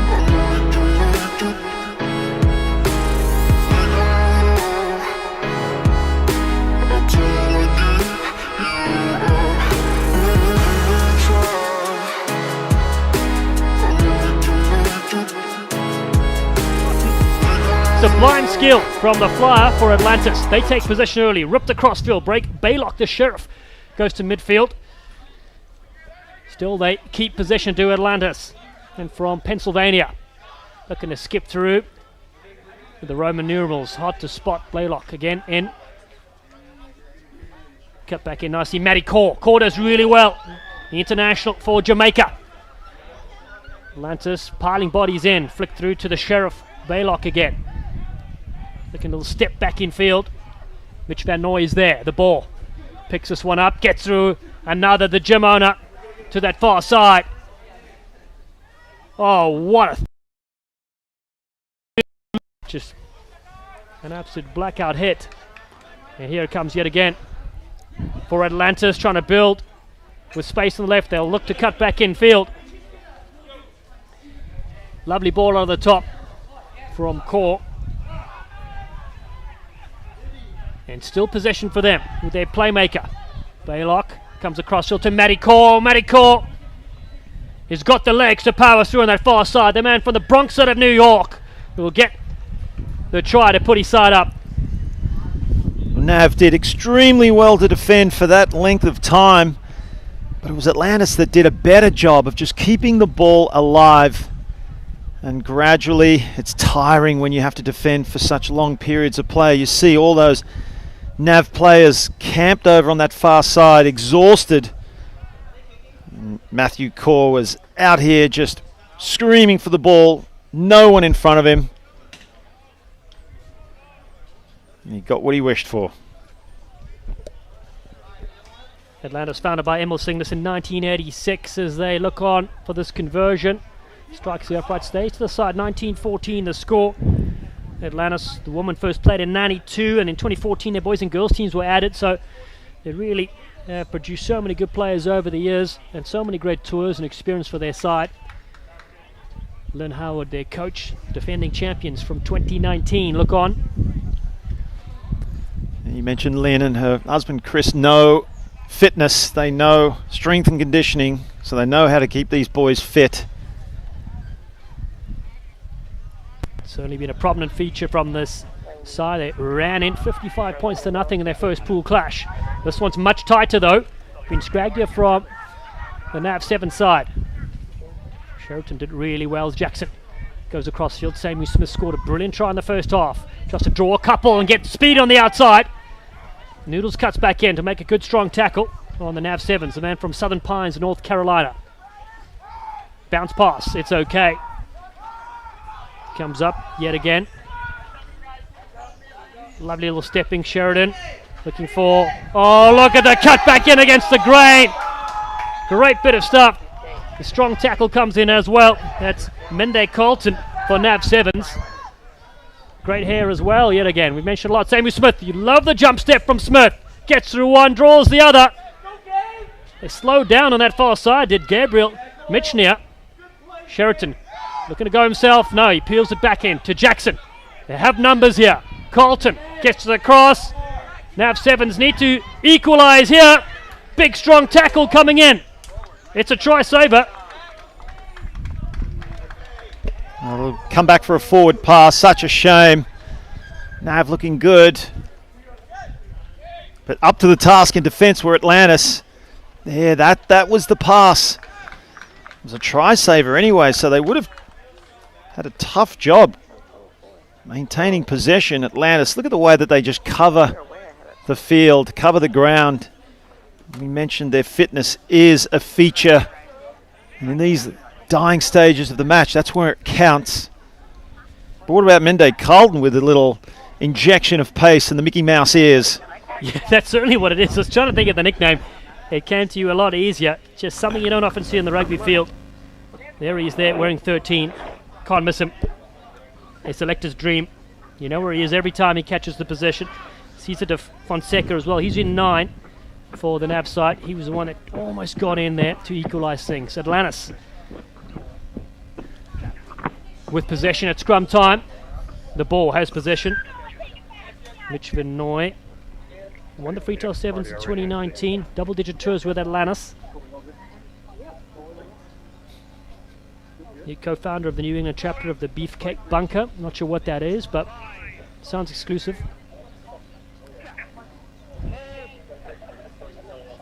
Vinoy, dive pass. You don't see that often. Lovely little stutter step and going. Blaylock, the Sheriff on the outside. The Sheriff is loose in Texas. Linking up with his support runners. Does really well to Campy, who keeps it alive and flicks it back in field. Atlantis look to break out from their own line. Space to the left-hand side. The Sheriff again to Matty Core. The Jamaican 7th International throws a big dummy. Nobody falls for it. Helped up there from Zach Rademacher. Certainly shown a lot of X-factor in years gone by as Rademacher is here with his brother. He has a go himself. Sheriff is there. Penalty coming the way of Atlantis.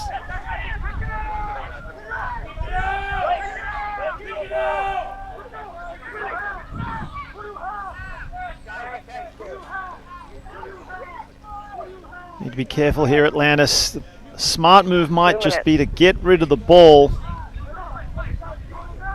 Although because it's a penalty, they need to tap it and then kick, otherwise it would have been a penalty. So it's play on, Dallin. Here they go, they battering ram it up the middle. The Sheriff gives it on with instruction. The man who can eat 3 large XL pizzas apparently in one sitting. The noise there. Is it play on from Lopez? Yes, it All is. legal. To that far side, looking to cut back in again. Jake Campy's got tremendous feet. All legal. Finally offload. Diving for the line. It's not there. It's play on. Here we go. Nobody's chasing. Shut the gates. NAV 7's looking to go the distance in this thriller. Could they win it at the death? Will the legs carry them as Matty Core comes? It's NAV for the line. They're over. End-to-end stuff. It is scored by PJ O'Reilly. Take a bow. The 20-year-old has locked it up with a kick to come. Well, Dallin, we said the smart move would probably be with 5 points down or 5 points ahead in the game to just kick it out, because you play on, you're risking a turnover, and that's exactly what happened. A turnover happened. It allowed NAV to get back in the game. Now they have a chance to kick to win the game. That is an absolute stunning bit of play. The players from Atlantis are going up to Cisco Lopez, and they're not asking him why his hair is that color. They're asking about the decision. The kick is over. There's still one more play. 21-19. NAV 7's lead Atlantis. And this is how they got there. Yeah, it's confusing how they got there, but it was a turnover. It was legal, according to our referee. And then it was just an uncontested canter over the try line. There is still a chance for Atlantis. They need to win this kickoff, and as they've proven, they can do anything from anywhere. They certainly can. Final play of the game. PJ O'Reilly, could he be the hero? He cut his hair coming into this tournament, and a lot of people are sad about that, but not about that play. Atlantis, here we go. Possession for them. Mitch Van Nooy in midfield, the ball. The gym owner shifts it across field. Rademacher, but a space. This kid can go. Rademacher, 1-on-1. Goes on the outside. Rademacher cuts back in. Needs to keep his feet alive to buy time for support runners to get there. Is he isolated? All over the ball is Tuifua. No, it stays with Atlantis. They have possession. Oh no, ducking down, spilt. It's all happening. It's chaos. It's madness. This could be the end of the game. NAV 7s have done it. They've held on in unbelievable fashion to take out Atlantis in this pool clash. And a stunning result, 21 points to 19. Unbelievable. That's an understatement. Unbelievable. I mean, that break from Rademacher, and he did so well. You called it, Dallin. No support. He'd run away from his support players. So when he got tackled, he needed to somehow keep the ball, and he did. But then Atlantis just confused, losing their shape. They were 5 meters from the line. Surely just one pass out to some space, and they could have done it. And I think they deserve to win the game, but well done to NAV. They have shocked this Atlantis team, and it was a fantastic game all round. Anything can happen in the game of 7s, and anything can happen at the Freetail 7s.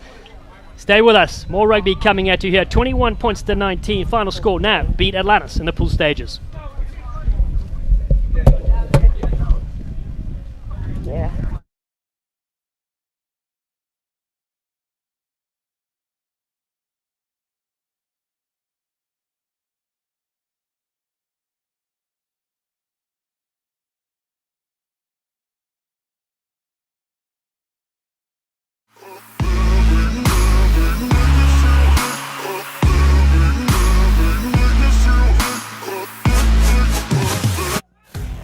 Floats one over the top to the outside. Hargrest gets eaten. Oh, but a little space on the short side. Oh, they've gone high. They've skipped through. There's space here to operate. Beautiful little move there from Tidwell. Oh, Tidwell gets through. Tidwell against Carrion. Oh, Tidwell's still going. How many Tidwells are on the field? There's 14 of them. What a score. Jason Tidwell on the turf, nothing left, skipped out of not one, not two, but 3 tackles. Somehow Tidwell able to continue. The shoestring tackle, Foliaki unable to bring him down by the scruff of the neck. Foliaki couldn't get the horse collar. Tidwell spins away from one. They thought they had him, they did not. Tidwell, what a try. Maybe the most impressive try we've seen thus far today.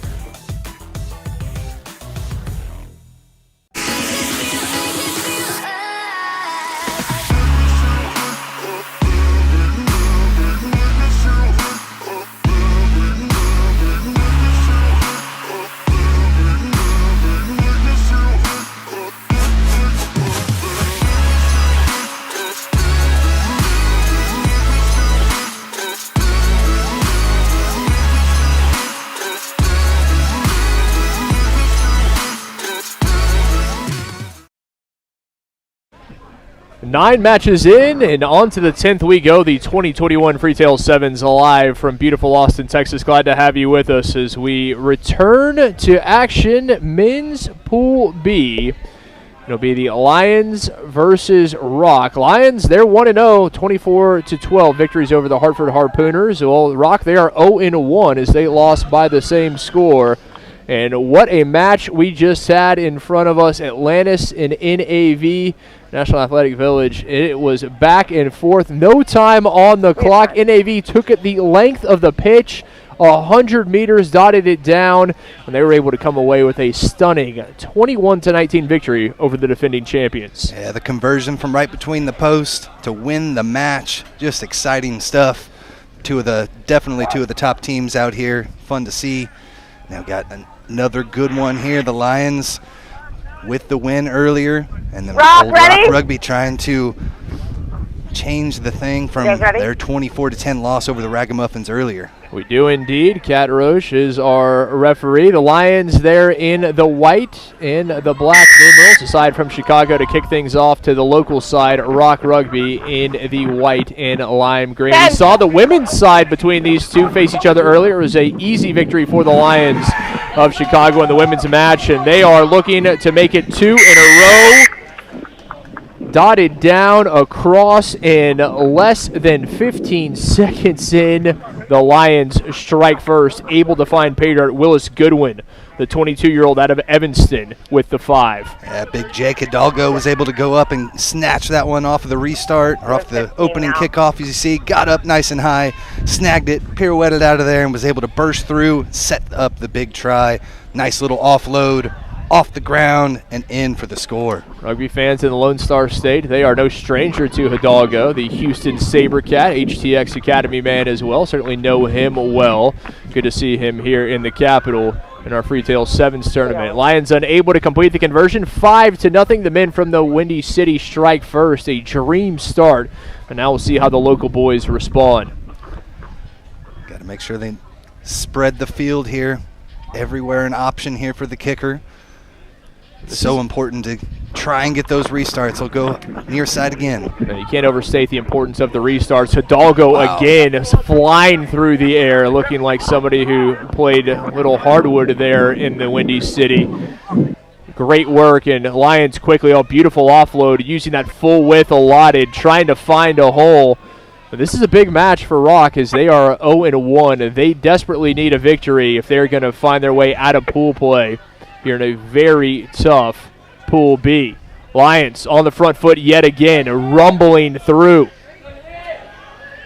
Just at the 22, Lions spinning it to the other side, a bit of space. They've got a man. It's going to be a race to the touchline, cutting inside, eludes one. A cross and down. What a run, finally dotted down by the Lions. Big number 7, Noah Brown, the South Bend, Indiana product, and the Indiana Hoosier with his first try. Yeah, they had a big burst down here on the near side of the pitch. Able to swing it all the way out there to the far side. Had plenty of space. Good job cutting back into the teeth of the defense, splitting a couple of defenders. Able to show the strength, dotted down. Brown, the high school All-American, a USA U23 member as well. Beautiful stuff there, eluding one would-be tackler.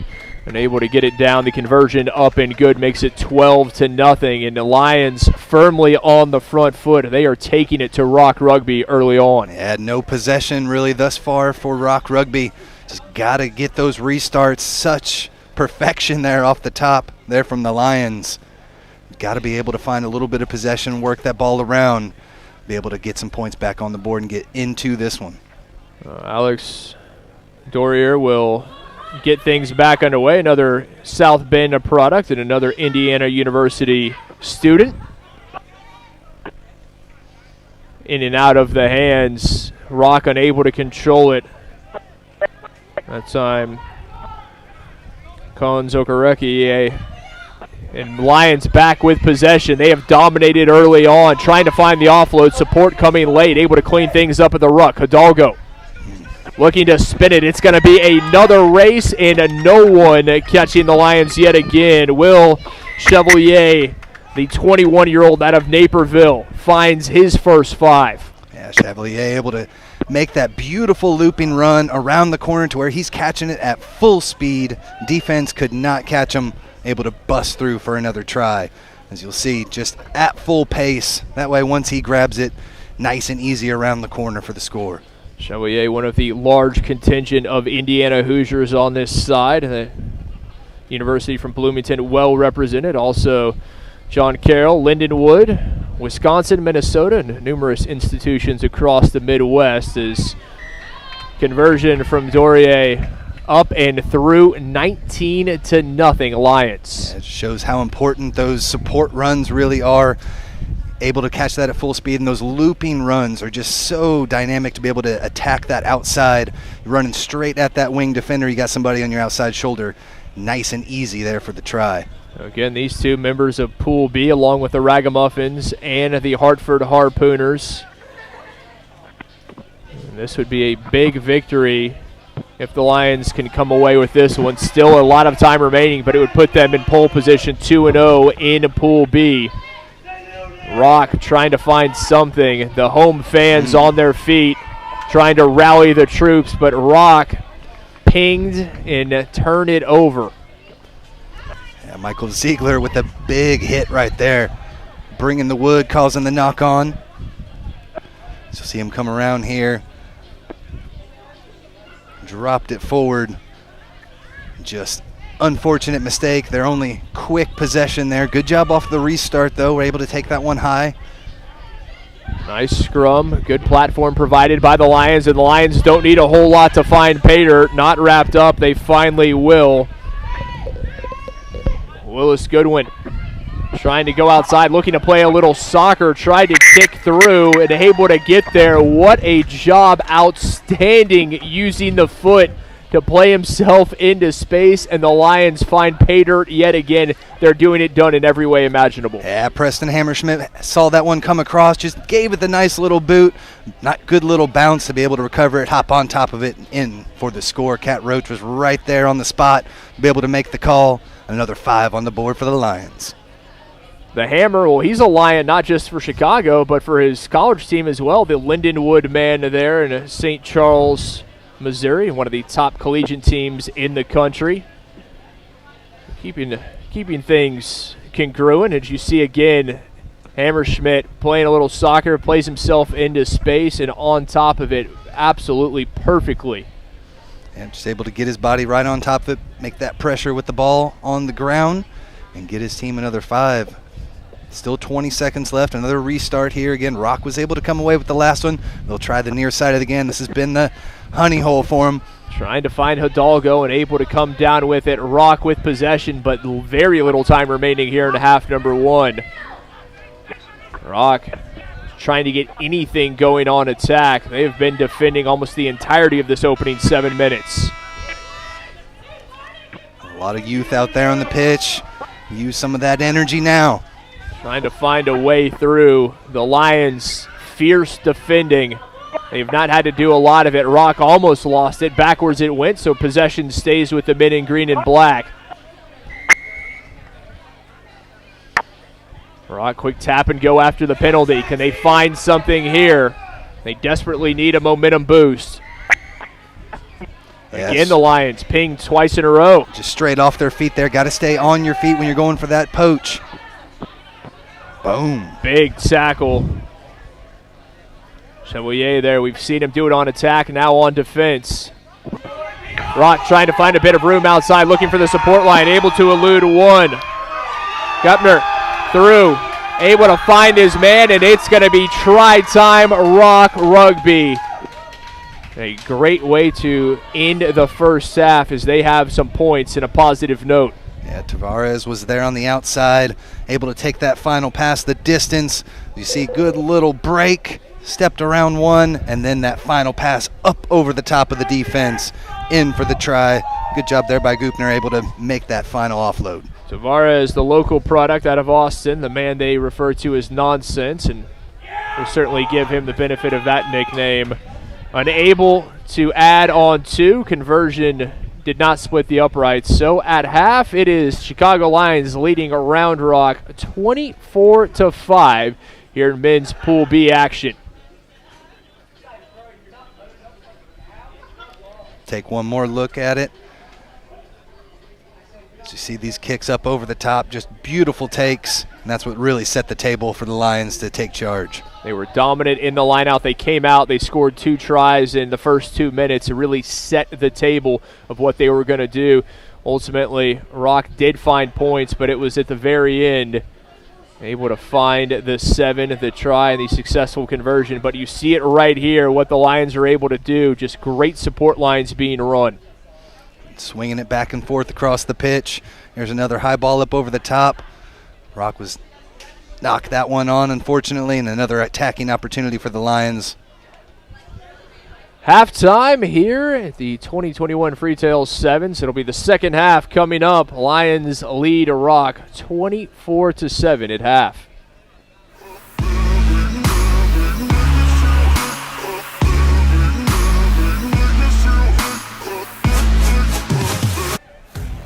Floats one over the top to the outside. Progress gets eaten. Oh, but a little space on the short side. Oh, they've gone high. They've skipped through. There's space here to operate. Beautiful little move there from Tidwell.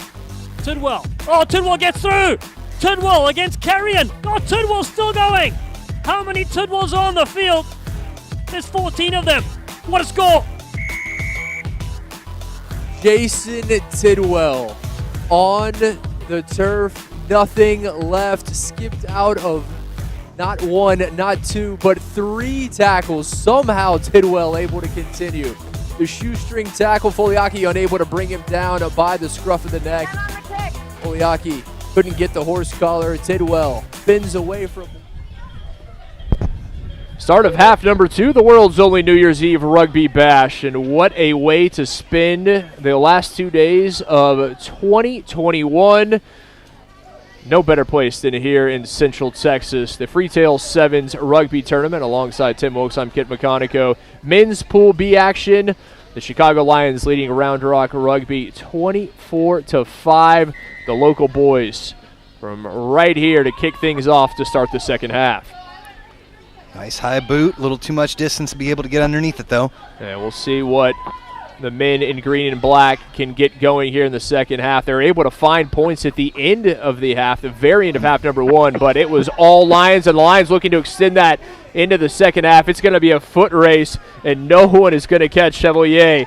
The 21-year-old Indiana Hoosier comes away with his second. 2021 Club Sevens national champion with a number of these boys. Definitely showing the skills and just a one-on-one challenge there on the far side of the pitch. Able to make that final defender miss, and then the speed to burst all the way through for the try. And again, they strike quickly within the first 30-40 seconds. Well, you know this has to mean something to Will Chevalier. He is a second-generation Chicago Lion. His father played for this side as well, and so often you see that in rugby. It is a family sport if there ever was one. The conversion from right in front, good. Makes it 31-7. You see him just take that off the back, size up the defense. Right there in front of him, stepping around, and then has the speed to make it all the way through for another try. But again, there wasn't much space out there. Saw that one-on-one like we've been talking about. You got the skill to be able to beat that one guy. Opens everything up here in sevens. Has the speed. Certainly has shown it off in this one. Rock Rugby, aside from that lone try, they have been defending the entirety of this match. Have had very little opportunity, ball in hand. Can they remedy that here? Trying to get out wide, able to find a man, cutting back inside. Oh, beautiful offload here, but then it cut down. Tried to make a run toward the sideline, no space. What closing defense. Great speed from the Lions. Yeah, Tavares did a good job sucking in the defense. Found his number 13, Butterworth, out there on the end. Good little gain of territory there, but in the end, a turnover ball back to the Lions. Lions back with possession, and this is where they are at their best. Accurate passes going out wide, finding the space, and they need just a sliver. They'll have it here. Lions, will it be try time yet again for the men from the Windy City? It will. And apologies, as there are 3 Lions that have no numbers when they wear those white jerseys, so unable to give credit where credit is due. But just as a team, they're just able to spread that defense out so far. We have a nice wide regulation size pitch out here, and they are using it to their full advantage. You see the big skip pass all the way to the outside, really makes that defense real thin, able to cut back against some of the bigger guys inside and take it through for the try. So the Thiem brothers, Elliot and Luke, alongside Peyton Wall, all blank jerseys when they wear those white tops. So it was one of the three, that much we know. Again, unable to give the proper due in that one, but right you are. They used the width absolutely perfectly. They use the full width, a lot of them. They find those holes, and we've seen it. They need very little space. Once they break the line, it's off to the races. Yeah, it was a good job again, just trying to take that defense and move them back and forth. These big boys for Rock Rugby having a little bit of trouble once we go back and forth. So nice high ball again, almost taken.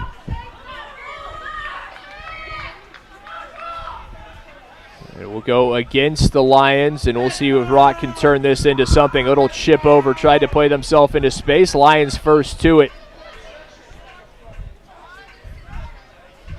Good work at the breakdown, able to retain possession. We had the knock on earlier that got turned into a penalty, and now one for the Lions of their own. Back to work, their big number 8 barreling through, Dakota Worth.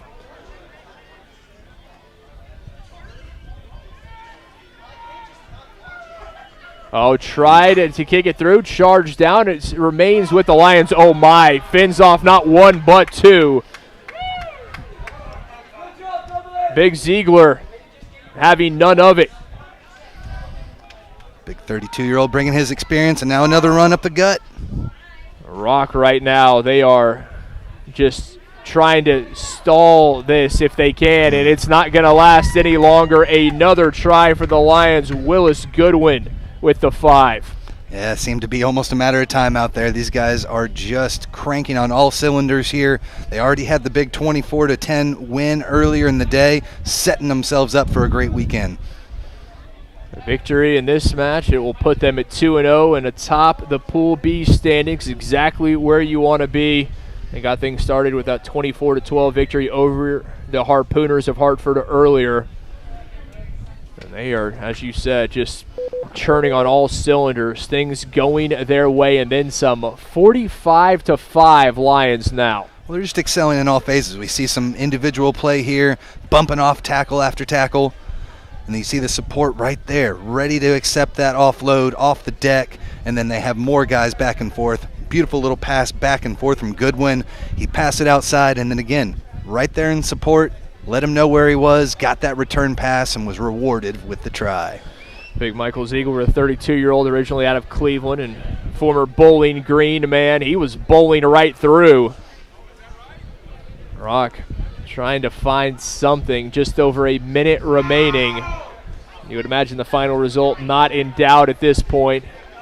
But can the local boys find points to the delight of all their fans, all the friends and family here in attendance? The Lions just so quick to get over the ball. Nice little poach, and now they're got some numbers here on the outside to add on to it. We've seen it. They turn defense to attack, and they need just a split second. The spacing is perfect. They're able to spin it out wide. Now cutting back in. More space. Dorier. And it's going to be another try. Number 4 dots it down right behind the post, and you would imagine that'll do it. Yeah, just good awareness to be able to cut against the grain of the defense there. Everybody was coming out towards him. Put that right foot in the dirt, cut back to the left. Plenty of space there for the tries. You'll see him, again, off of that poach, able to retain possession, and then defense is all going to the right, cut it back to the left. C parts for an easy try. Dorier, the former collegiate All-American, his time with the Hoosiers there in Bloomington. I feel like we've said that a few times about this Lions roster.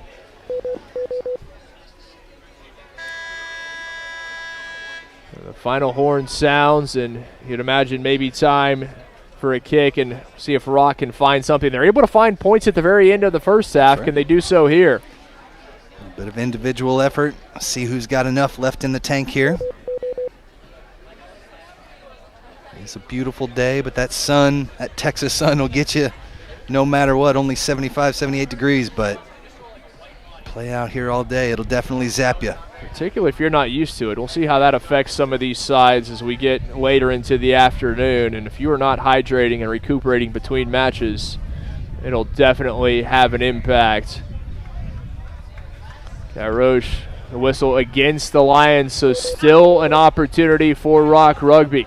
Trying to clean up the breakdown. And Rock pinged, not releasing, and out into touch it goes. The final whistle, and it is all Lions, 50-5. Chicago on top. It's a fun match out there. Both teams congratulating each other on a tough one, but just too much there from the Lions. As we see there, around the corner again here in the second half, just adding on there for a huge victory. Back into the teeth, and then we see the strength, fending off a couple of defenders. Ziegler bouncing off. Stick with us. Pool B play continues with the men. It'll be Raggamuffins and Harpooners coming up when we return the 2021 Freetail Sevens.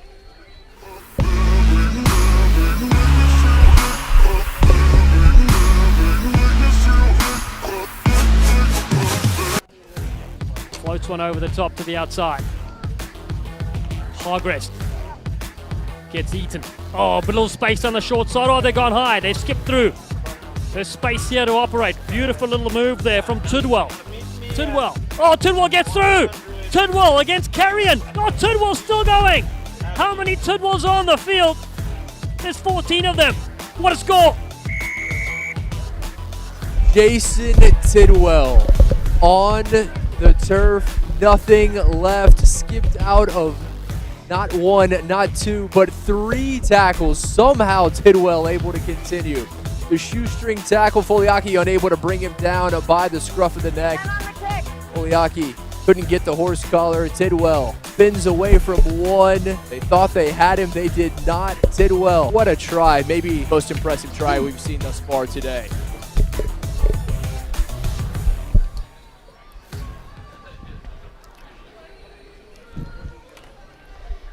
Austin, Texas welcomes you to the Freetail Sevens, the second edition ever of this brilliant tournament here in the Lone Star State.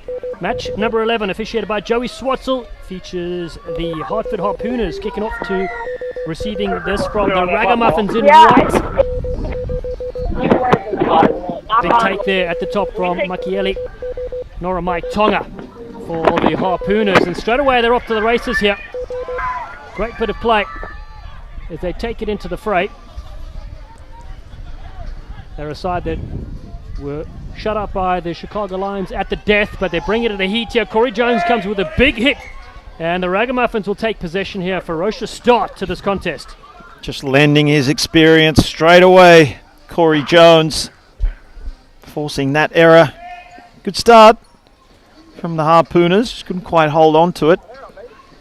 Expect a close game. That little inside pass and a very well-timed tackle. Just caught the intended ball receiver by surprise. Peter Mawala getting stuck there. Tough contest to scrubber. Not the best blow over the whistle there from Joey Swatzel. Pushing on first. Perhaps the big biceps getting in the way there. Wasn't able to get his arm out in time, but it gives possession to the Raggamuffins, the men from Central Texas. They go to Satama. Louis Satama puts a kick over the top. Interesting tactic. It'll go the way of the Harpooners, though. They will take the pill. Possession for them arriving. Peter Mawala is in that far side if they need him. They don't. They stick it up the middle with a couple of stutter steps for Jali Ayoub. Not able to get free, so they still keep it for a recycling possession. Kabir shifted across field to their playmaker, looking to cup up field. Great little work here in midfield. Is there support runners on the inside? Kabir does really well. There's Jihad Kabir, and it's the Harpooners looking to strike here. Little stutter step from Isoa Donaldson. Oh, the no look back on the inside to Smart one, and the fend to the face. It's the opening score of this game. And it's the Harpooners that sting one in here in Texas. Elino Saratonga gets 5. That was Globetrotters-esque. The no-look pass, bamboozling the defence. It was a beauty. Keeping the ball alive. Great play from Donaldson, and then just the zip. Inside past. Sanatonga. First try of the game. Expect a close one between these two teams.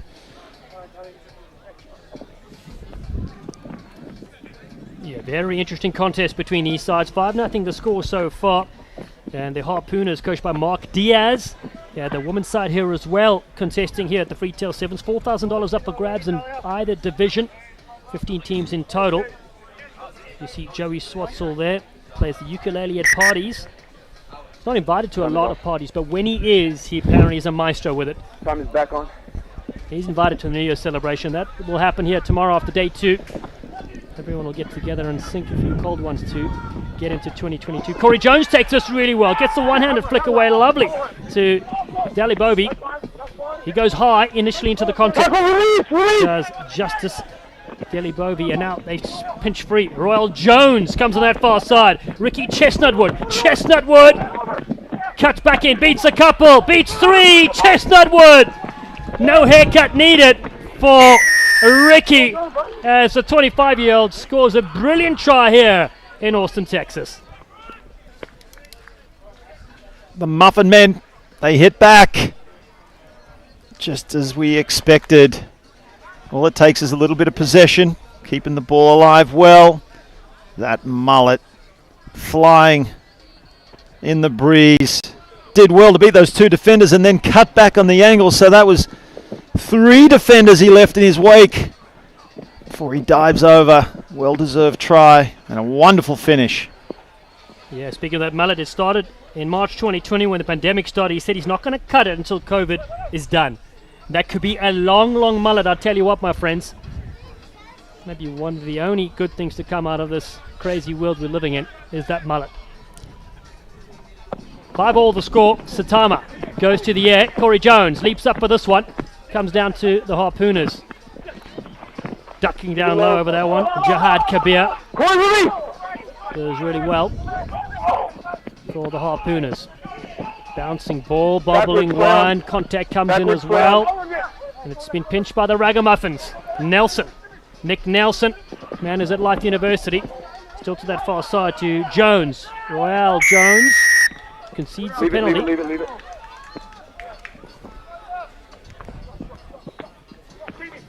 Again attacking the line really well, the Harpooners. The direct rugby with their big players heavily involved. Oh, this will be straight to the pocket. Intentional knock. Yeah, intentional knock there. Joey Swartzel wasting no time but to reach into the pocket. Harpooners want a bit of a roll. See there, just kind of diving over straight through the ruck. Now that's a towering kick as well to get some extra territory. Well, can you quickly run across and go sit on the chair? Yeah, it's a big frame of Satamo. He's told to go sit on the naughty chair. He'll have to run across field now. 7 against 6 as we tied at 5 apiece so far in this first half. It does give us the opportunity to thank our sponsors, Fourth Tap Brewing Co-op, who are absolutely fantastic. We'll be drinking champagne from them soon when this tournament ends. Our tournament partners, the Advantage Referee Communications, Next Love Rugby, where you're watching this brilliant broadcast on, and Baylor Scott and White Institute for Rehabilitation. They're here as well. Thanks to all those brilliant partners. Ball knocked down towards the Raggamuffins as they come in to Nelson. Takes a short line. Nelson's gobbled up whole by Donaldson. Still, they work to the left-hand side. Hoffman is there. Koch Hoffman does really well to get it away to Royal Jones. Hoffman again. Nelson now in picture. It's Ricky C. Oh no, the mullet gets scragged, loses possession. Harpooners have this. Kabir. Jihad Kabir can certainly operate with wonderful feet. There's the Hartford Harpooner. Advantage over. In midfield, drifting around Peter Moala. Moala over the top. Corey Jones slapped aside. Still available here for the Harpooners for a run in the corner. The Harpooners could go the distance. They'll slide in on that far side, touching it down. An excellent response, and they take the lead. Try scored there from Ayub. Harpooners doing extremely well. I can't help thinking that they may have overcommitted in defence, the Raggamuffins there, trying to bring Moala down when that left the outside man free. 3 defenders on the ground and no one really to come across. Hoffman did his best. Great kick as well. What a kick, what a try. That is a brilliant bit of work from the outside back. Another look at that finish there. Still had some work to do with the cover defender. Guess this is the first time for everything. Harpooners looking strong. Good advantage to go into the halftime break How with. do you guys think the offsides is? They really are. Tries from Lino Sauni Tonga Offsides is okay, right? and Jolly Ayub for the Hartford Couple weird Harpooners. breakdowns maybe, but pretty happy overall. This is a look at a couple of the scores there. The Mullet Man was really getting in thick of things. Did superbly, did Ricky Chestnut-Wood. That was certainly the try of the match so far. We take a short break, come back with the second half action. It is 12 points to 5. The Harpooners lead the Raggamuffins.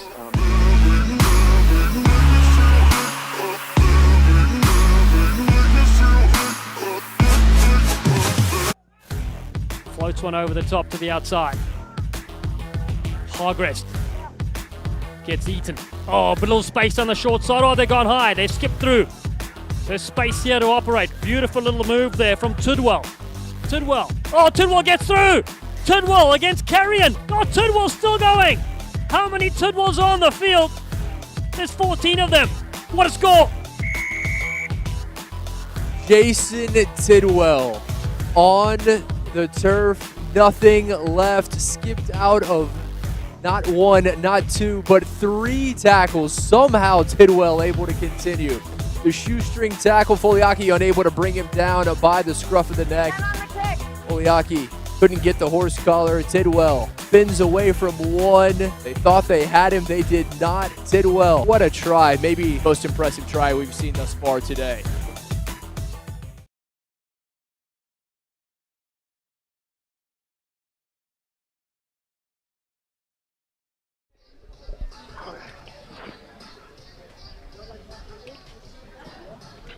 You ready to roll? An entertaining first half. Raggamuffins between the Harpooners. It was the Harpooners that got things going early on. A couple of great little interplays there, and I saw Donaldson getting heavily involved in the build-up. And the no-look pass was a brilliant to Lino Sauni Tonga. They got things going for their side. They'll lead 12 points to 5 here as you see the second half in the men's Pool B action. The ball flicked down here for the Harpooners. Early touches for them as they go yet again through Mawala. Mawala, the big brain, he carries a lot of weight. And he'll get through and score a classic try here. It's the Harpooners that open up the second half in style. Wow, Peter Mawala, he knows his way to the try line. So good in his feet as well, despite being a big, strong man. He can run over the top of you as well. You see, he's not shy with contact. And just that left foot step just split the 2 defenders. Corey Jones didn't have an answer. Neither did Karch Hoffman. And he's got enough pace and acceleration just to finish off the job. I'm good, thank you. That's a brilliant start to the second half here for the Harpooners. It really is. They're a side that dropped just one game against the Chicago Lions, 24 points to 12. Important win for them needed here. The Raggamuffins who beat Rock Rugby 24 Blair, points to 12. They're up against it. The yellow card for them early in the first half has stung them. Yeah, just They trail by 19 to 5. Yeah, it's a tough ask for the Harpooners for their first match to play against the Chicago Lions. It was a good hit out for them. But as with many teams in tournaments, once they find their stride, they hit their straps and they start to warm into the tournament, you really see what they're capable of. What a tournament it is, organised by Ryan Walker. Brilliant work from him, the second edition ever. Nice clever kick on that far side. Here it comes to Noramai Tonga, loses it. And the ball goes out. Yeah, that kickoff was put on a dime for Noramai Tonga. Just came off the ankle with his execution with the chip ahead. Get the feeling if he managed to strike that nicely and put the ball ahead, he's got a lot of pace. Could have won that race to the ball. Just execution letting him down. It stays with the Harpooners. Looking to make a statement in this clash. As they keep it at the line-up, they drive it forward. Get back. Getting momentum here for Kabir, and now Noramai Tonga again, the big frame. Mike Kelly, Noramai Tonga loses possession. Probably just taking on defence unnecessarily there. I know he's a big man, he can do some damage, but defenders were there to bring him down, force the error. what they've really been doing well, the Harpooners, is spreading the ball into space, trying to stretch that defense. So you got guys like Peter Mawala that can find the hole, step through the gap. Time is back on. They do have some big men that can take it forward and commit defenders, but it comes at a cost sometimes. And as you see, the error came from too much attention from the defense. What response to the Raggamuffins have here, coached by Justin Exer and Corey Jones, both players as well. Marcus Allen picks and works his way upfield. Does Allen? Oh, not held, still going. Big Marcus takes on a couple of big bodies. One of them is Henry Ajuda. Hold on, boys. We got a lot going on right here. We're just going to have this. Well, Marcus Allen doing some damage to the defense, but just taking it a little too far. He attracted a lot of attention. Sometimes you just got to know when to call it quits, go to ground, set the ball up for your teammates. He was still going. I mean, what a big man, tough to bring down, but then the two-man tackle coming in, he was too close to the sideline. Nice little line-out move. They flick it back in field. Little stutter step here for the Harpooners. And then pushing a player off the ball as well. And holding on is the call. And Bonilla, not really on the mark, but it's okay. Play on. Satama. Oh, Satama! He's frightened by the defense. Wow. What a hit this tournament. No shortage of thrills and spills. Scrum, guys, let's roll. Big contact there. Maybe it was just the threat of that blindside tackle coming in that had him a little spooked. The knock-on came before the tackle. Yeah, the big frame of Marcus Satabu come flying in there. Satabu knows Satama pretty well. They've gone head-to-head for many years. Up we go, guys. Scrum centre for the Harpooners. Listen. When I say set, this side is engaging. New Year's Eve I need you guys tournament, two-day event. Okay. Nice and close, please. In the bat capital of the world for the Freetail Sevens. I'm running out here for the Raggamuffins, coming into 2 minutes, and they need 2 converted tries. Kabir comes to Delay. Max Delay offers a nice little switch back in field. Keep away here from Isoa Donaldson. Donaldson turns the corner. Donaldson gets the fend as well. Big Isoa Donaldson puts the exclamation point on this game for the Harpooners. They're so deceiving, aren't they, Dallin? These big men of the Harpooners. You don't expect them to have the acceleration that they show. And when they get moving, good luck trying to put them on the ground, doing a fantastic job of keeping away the challenge of Satama. And then he found some space. He didn't really need to throw the fend there because he'd already done the opposition with pace. And that'll seal the victory surely for this Harpooners team. Fantastic conversion kick from the sideline as well, adding 2 extra points. It's an excellent response from the Hartford Harpooners. Not a lot was known about this side coming into it. They have really produced a good so far in this pool clash, but don't forget, all 8 sides in the men's division will go to the cup quarters tomorrow. It's depending on how you finish, who you play. Very important because there's some star-studded sides in this as well. A restart here from Donaldson. 26 points to 5, they lead. The Raggamuffins have been silenced in this game so far. Many White try to take position to break down. Jones is in there. Stays for their side. What have they got in the final moments of this clash? 2 to go. Royale Jones on that far side turns it back in nicely. High tackle. High tackle. They're looking to go quickly. It'll just be a consolation effort. Jones, a little couple of steps and some nice dummies as well. The Raggamuffins come in with Marcus Allen again, the big frame of Allen. Not through the gate. Yeah, that contest there at the counter ruck.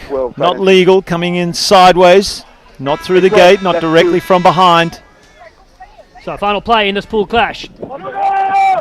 Say again. Will they get a score here? No, dropped out of the hands, and it's unfortunate from the Raggamuffins. Donaldson throws a dummy, nice little deft offload to Tawaki. Back to Donaldson again, having fun here in the sun in Texas.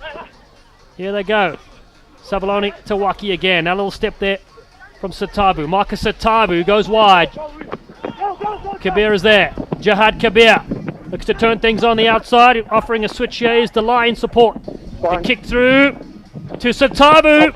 Off the foot. Off the foot is play on. Marcus Satabu. Dummies nobody. There's no one else around. Finally support arrives for the Harpooners. And now Corey Jones has this one. End-to-end stuff. Jones surrounded by 3 players. Finds Royal Jones back in field. Can the Raggamuffins finish with something here? Points difference will be important too in these pool stages. Green, get out! Green, get out! Flying in and a more energized Harpooners side come in and finish things off here. That's a yellow card. Hey, right here, Gio. I'll give you that whistle. So a numerical advantage. Again, just looking for the consolation try. They've already lost the game, but can they have the final say, the Raggamuffins? So, here they come with Corey Jones. Allen on the outside if they need him. Trying to spin free there. The Raggamuffins, 7 players against 6. So Tamar, not the best looking pass, goes over the top. And he finds Comma Man. Man with a little breakout, tries to pop it up. Satama is there. Some tired bodies there as Corey Jones comes on. Major League Rugby player and 7-star as well. To the outside, little dummy switch. Now they'll go. Oh no, slip to the ground and flag is up. It won't get through with the Raggamuffins. In the end, the Hartford Harpooners make a big statement here in this pool clash. They certainly did, Dallin. And let's have a look at some of the highlights of that game. It was the Harpooners, as Dallin mentioned, making a statement. They got off to a great start early, keeping the ball alive nicely, eventually ending in tries. Good defense as well. The Raggamuffins doing their best to keep the ball alive, throw it around. But it was great defense, just forcing the error on many occasions from the Harpooners. It allowed them to have more possession in the end, and they also made the most of their possession. So, final score in the end, 26 points to 5. The Hartford Harpooners victorious against the Raggamuffins. Time for another short break and more action coming at you live here at the Freetail Sevens for the 2021 edition.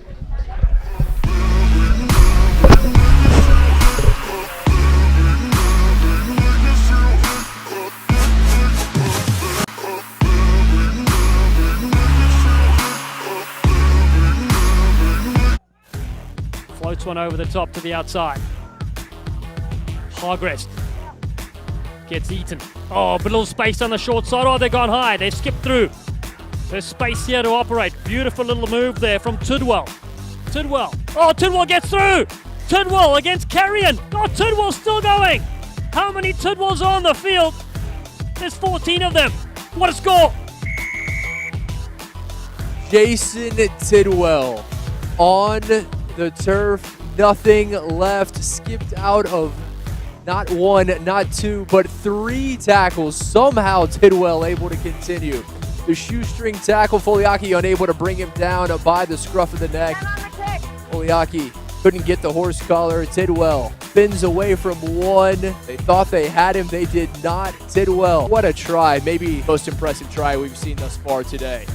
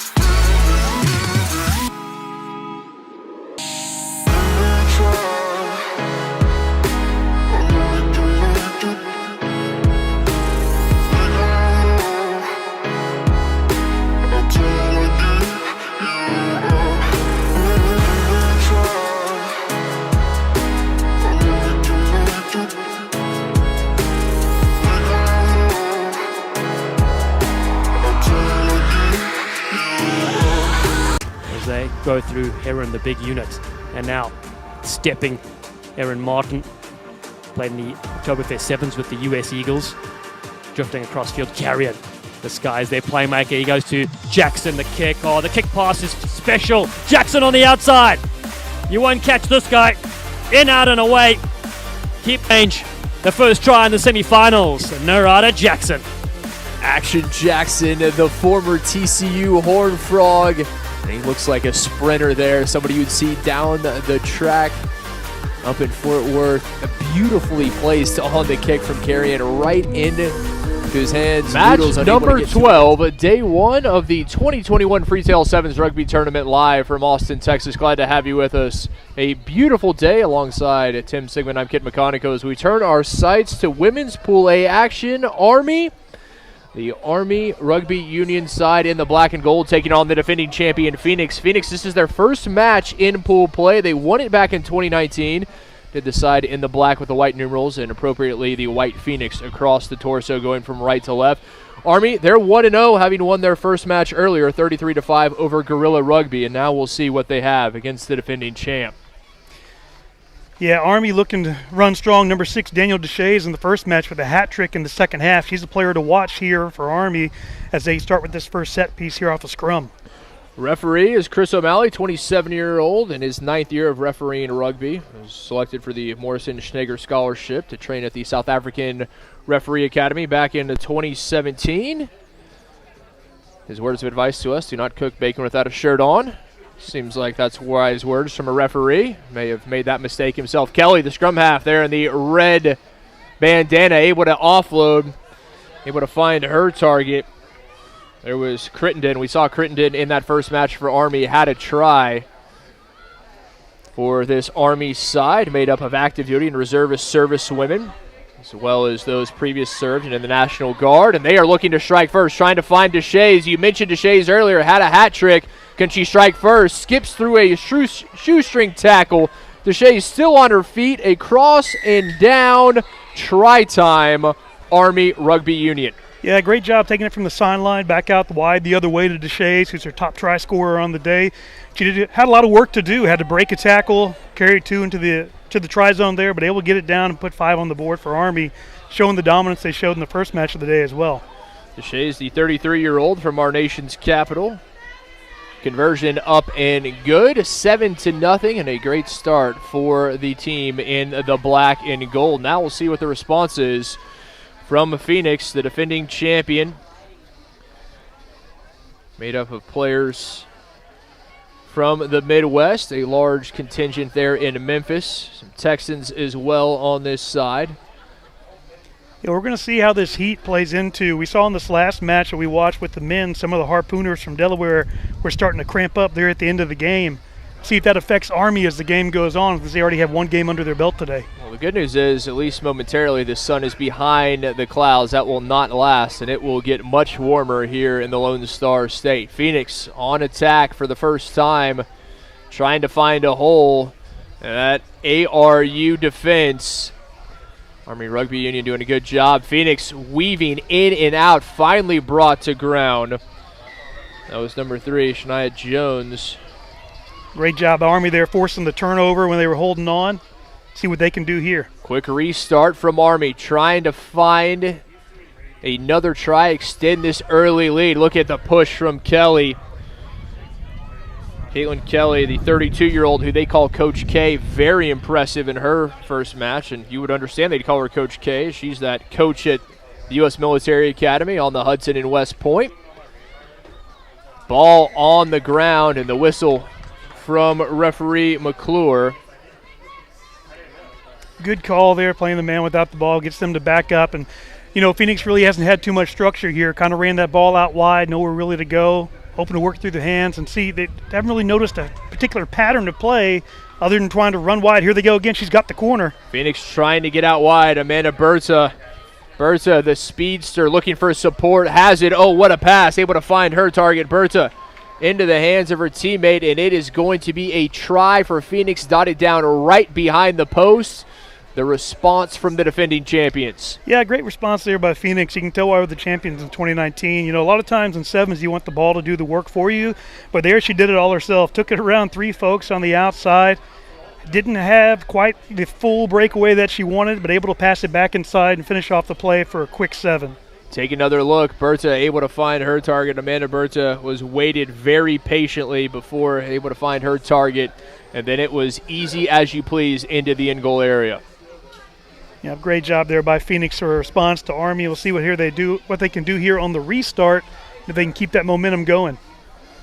Pool A action. Phoenix, their first match, looking to start things off 1-0. Army, they're already 1-0. Victorious earlier, 33-5 over Gorilla Rugby. Some early substitutions here by Phoenix, maybe trying to play this heat a little bit as they go throughout the day and platoon a little bit. See if they can bring some fresh legs onto the pitch. Phoenix having equalized a successful conversion, now trying to take the lead for the first time. Going through the hands, had a number out wide and looked to cut it inside. Phoenix, a shirt tail tackle. Great cover. Able to bring the ball carrier down. Now finally looking to go out wide. Army has it covered. Army doing a good job on defense here, keeping him in check, but there's some space out wide if she takes it. Here to the open side, unable to find the target cleanly, and back into the teeth of that Army defense, slung down. Big defense from the black and gold. Oh, little feint, the dummy there on her feet. It's going to be a fend off to one and a race to the try line, just short. Support coming in late for Phoenix. There it is, able to pick and go around. And now the question is, can she dot it down? Held up. What defense from Army? Army showing no quit there. You can tell the Knights were able to hold them up there just short of the line. And then again, as she tried to take it right, 2 defenders able to hold her up and keep her from scoring, as we're under a minute now here in the first half. And I guess we'll have a scrum coming up. Looks like a slight delay as Army's bringing on another substitute. And it looks for all the world that Phoenix was going to be able to find the 5. Army, outstanding defending, and you would expect nothing less from that side. Able to hold up the ball carrier, unable to down it. And we'll see if they can get to the half with this score tied at 7. Well, you'd mentioned the sun peeking out from behind the clouds, and it certainly has now. You can certainly feel that beating down on us here. I can only imagine how they feel on the field right now. Beautiful surface here at the Round Rock Multipurpose Complex. It is certainly warmer out there. Referee Chris O'Malley, a few words to these two sides. The halftime horn sounds, but can Phoenix find another try before the whistle? Able to break through, still on her feet. Trying to get across and down. What a try, Amanda Berta. That was all will from number 2. Yeah, great leg drive there, kid. I mean, you can't teach that. A lot of willpower there. She fend off one, spin, hits another player on her back, 2 more, keeps driving, and boom, down it goes, and give them 5. Berta continuing to keep the legs churning through 3, 4, and even a 5th before she was able to dot it down. And what a way to end the first half for Phoenix. See if they can complete the conversion. Able to do so. 14-7, the defending champions, with a 7-point lead at the half. We'll take a quick break in our second half here in Women's Pool A action between Phoenix and Army when we return.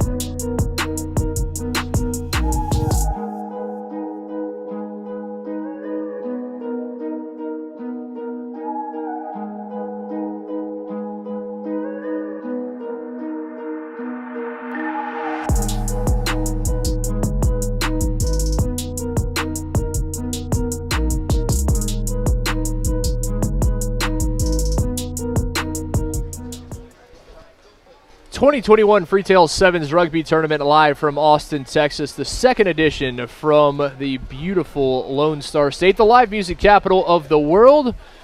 We had a great tournament in 2019 for the inaugural edition last year. Unfortunately, well, we were unable to play, but we are back with you for year number 2. Hardware bragging rights and $8,000 on the line for the winners. Second half of women's Pool A action, the defending champion Phoenix leading Army Rugby Union 14-7 alongside Tim Sigmund. I'm Kit McConico. Tim, it was Army who got off to the hot start in the first half, but Phoenix reeled them back in and able to take the lead as we get the second underway. Yeah, Daniel Deshays, their leading try scorer for the day, put one in early, put them up 7-0, but 2 tries in quick succession by Phoenix, especially the last one right there before half by Amanda Berta with the response to put them up 14-7. I think they'll look to continue to control the ball here to dominate the flow of this game, and it looks like they'll have an opportunity here off this set piece to see what they can do. It's the first line out of this match. Chris O'Malley, our referee, also host of the Ref Tint podcast, where he interviews other referees. I don't think they heckle each other. That's not what not what referees do to each other. They get enough of that from the sideline, yeah. Phoenix, successful line out taken and good throw, trying to spin it wide. Looking to cut back in, Berta, she is dangerous ball in hand. I've already seen her with a try. Now to the blind side, has a bit of space, able to find the target. Looking to cut in by one. Oh, massive tackle there going low. Erica Myers able to come away with it. Still Phoenix, a battle at the breakdown. Phoenix with it. Can they get it wide? They have numbers if they're able to do so. Berta didn't want to let it go and is drugged down by the Shays. Those two outstanding for their respective clubs. Yeah, good job shutting that down, but the outside player, the one on the wing there, was offsides. Phoenix still has an overload. Phoenix trying to get it out there. Oh, just off the fingertips of the intended target. Referee saying it went backwards, so Phoenix able to retain possession. Can they turn it into 5? Big tackle from Coach K. Kelly there on the spot. Slung down shy of that try line, but Phoenix still with it. Berta able to fend off one. Berta fins off a second and dots it down. Amanda Berta with the brace. Great job there by Amanda Berta, showing again that leg drive that powered her through to her first try there in the first half. And again here with 2 big fins, 2 big don't argues that you'll see here on the replay. She just takes it there off the back of that scrum. 1, make it 2 right there to find a way around that goalpost, and then dots it down for her second try of the day. Great effort. Berta saying speak to the hand not once but twice, would not be stopped. Another try from number 2 for Phoenix extends their lead with a successful conversion to 14. Looks like they're still showing that 2019 championship form so far today. They are indeed. A year off, well, certainly hasn't affected this side from what we've seen early on, and this just their first match, so may have the fresher legs. Wonder if that's a factor for Army. We've seen them making numerous substitutions, trying to keep the fresh bodies out there for the side in black and gold.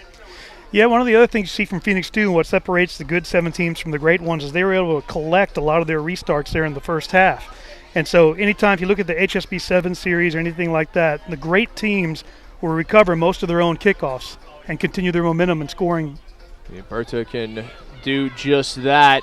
This one takes a bounce. Phoenix with it, and right you are, Tim. That's why we pay you the big bucks.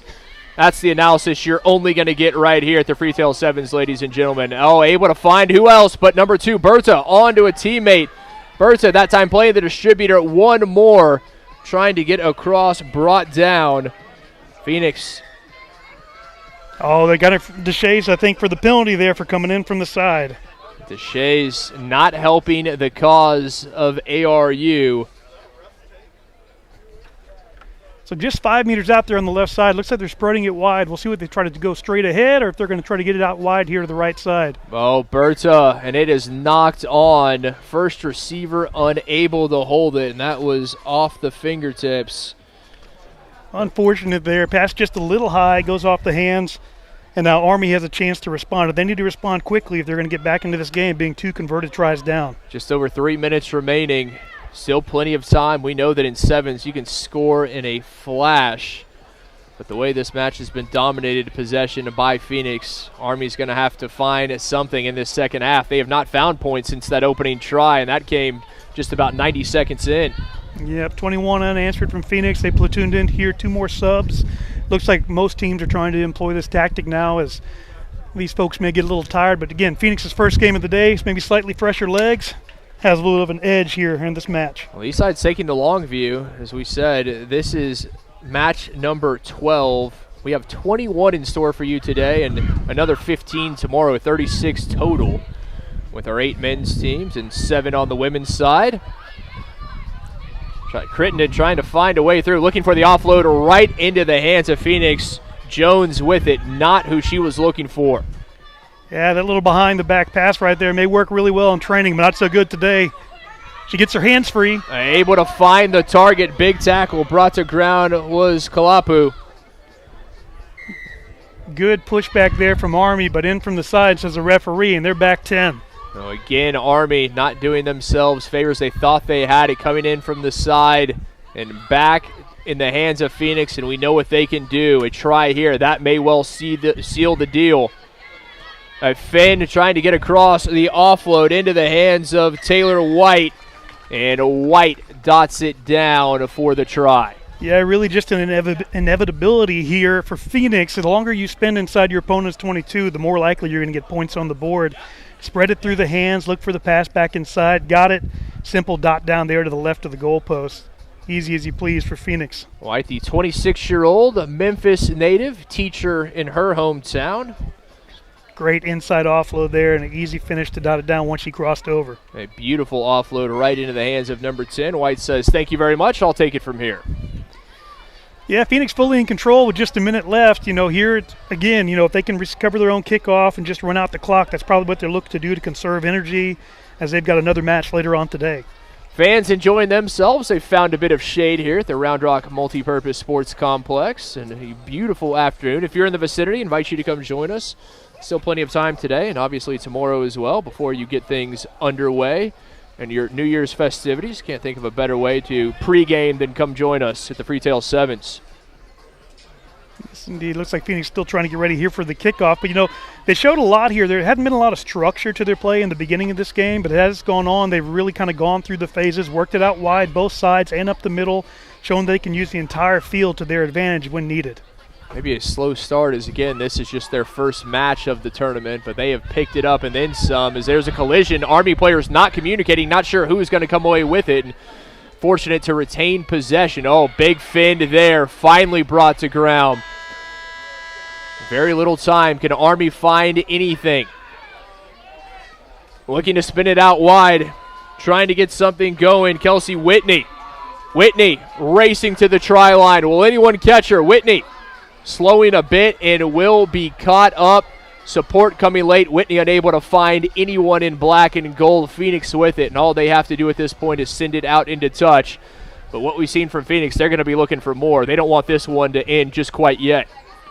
Yeah, big rumble up here up the sideline. Great job off that turnover. Support is there.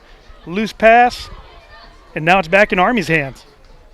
Referee with the whistle.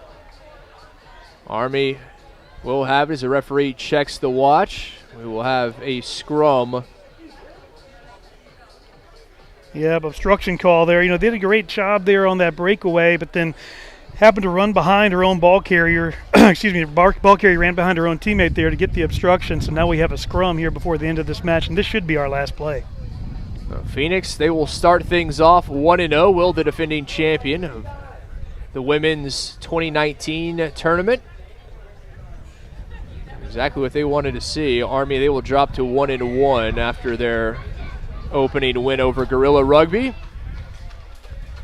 The Army looking maybe to score a try here before the end to help their point differential in this tournament. And we're going to have a yellow card for not being back 10 when she made that tackle. That's going to go against Army Lolita Galdonis. Galdonis, the 27-year-old out of Oklahoma, now residing in Maryland. And now residing in the sin bin.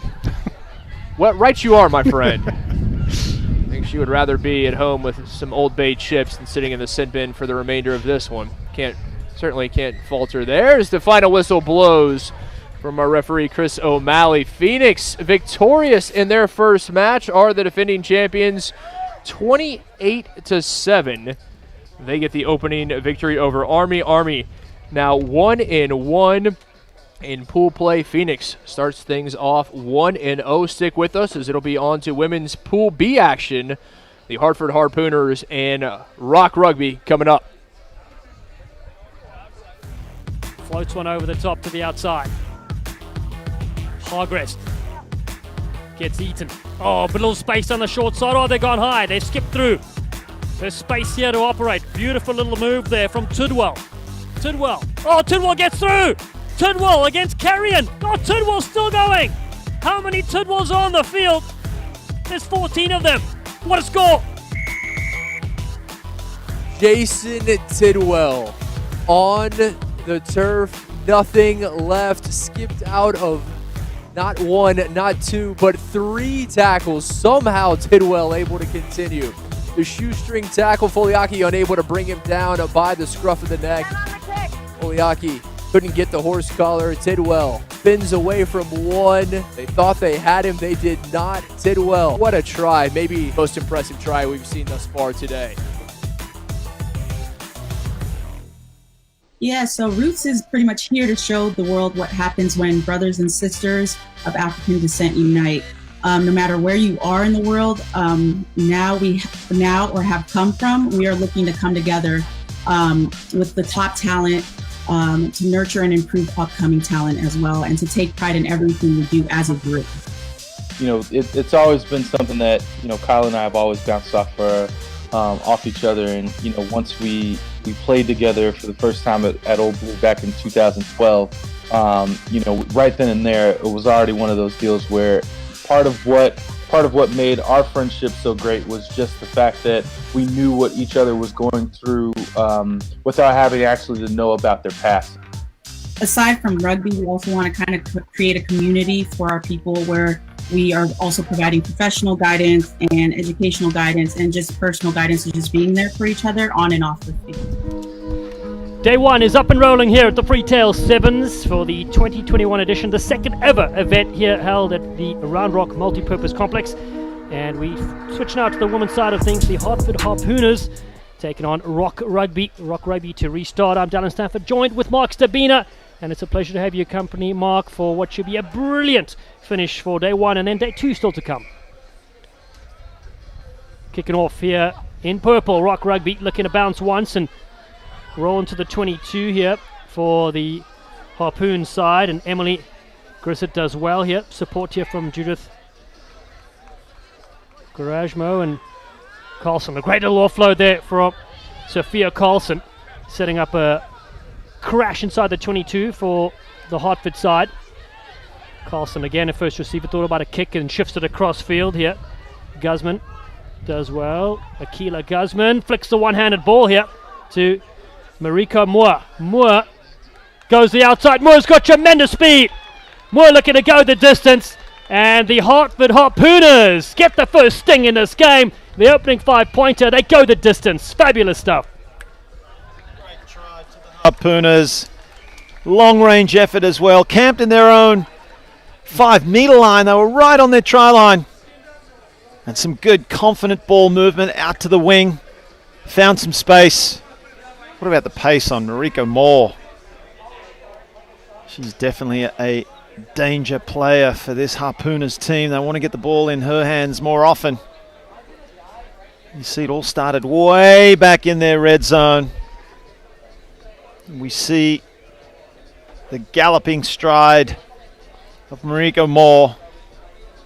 Great chase by Gracie Sadler. That's what you like to see as well. Never ever give up. Because you never know, Dallin. You don't. It's a funny old game, the game of sevens. 7-0, the Harpooners lead. They're a side that lost in a nail-biter against the Warthogs earlier, 14 points to 12. That's where they find themselves here. And Rock Rugby went down to the Chicago Lions, one of the new sides here, 36 points to 7. Restart here is taken by Moore, but it's not going to be the 10 that they need, the 10 meters.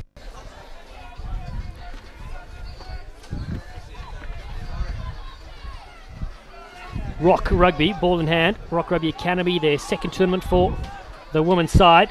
Took third place at the Bloodfest Sevens, and they look for space on the outside.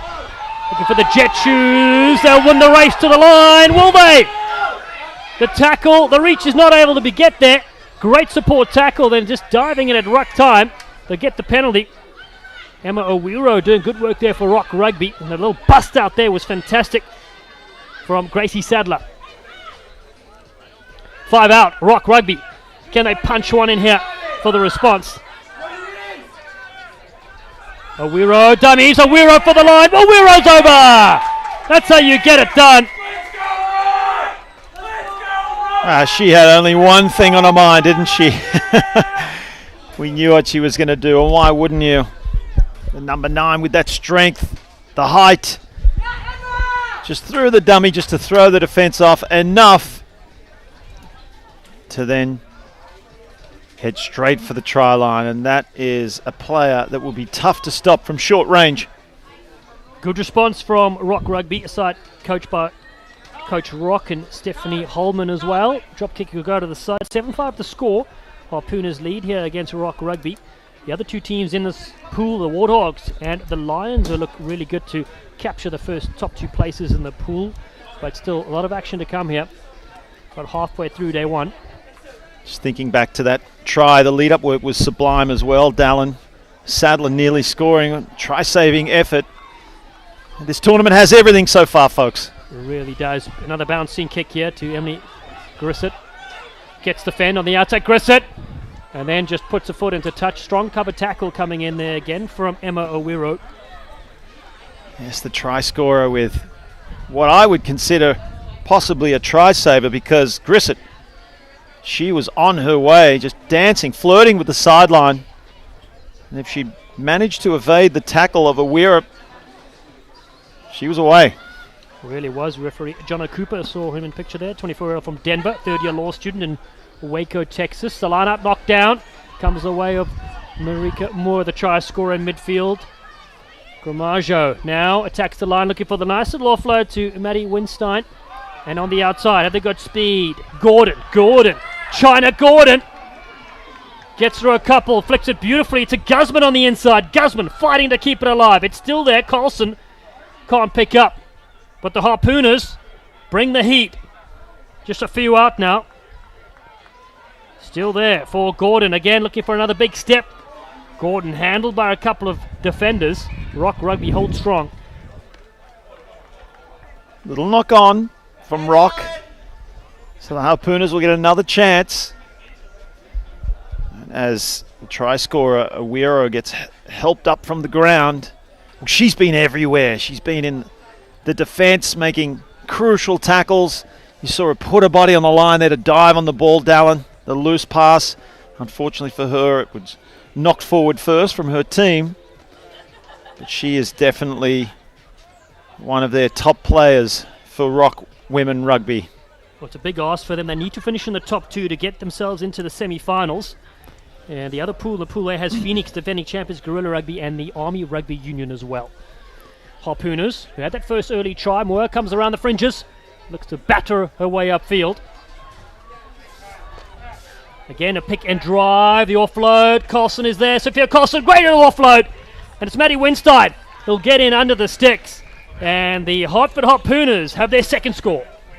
Lovely play from the Harpooners. Some direct running. The loop around play. The support was wonderful. And then the pass by Sophia Carlson in the tackle as well. Not an easy one to do. You see her straightening up, just taking on the defense. She brought in 2 defenders with that effort. And it was a walk-in for Maddie Winstein.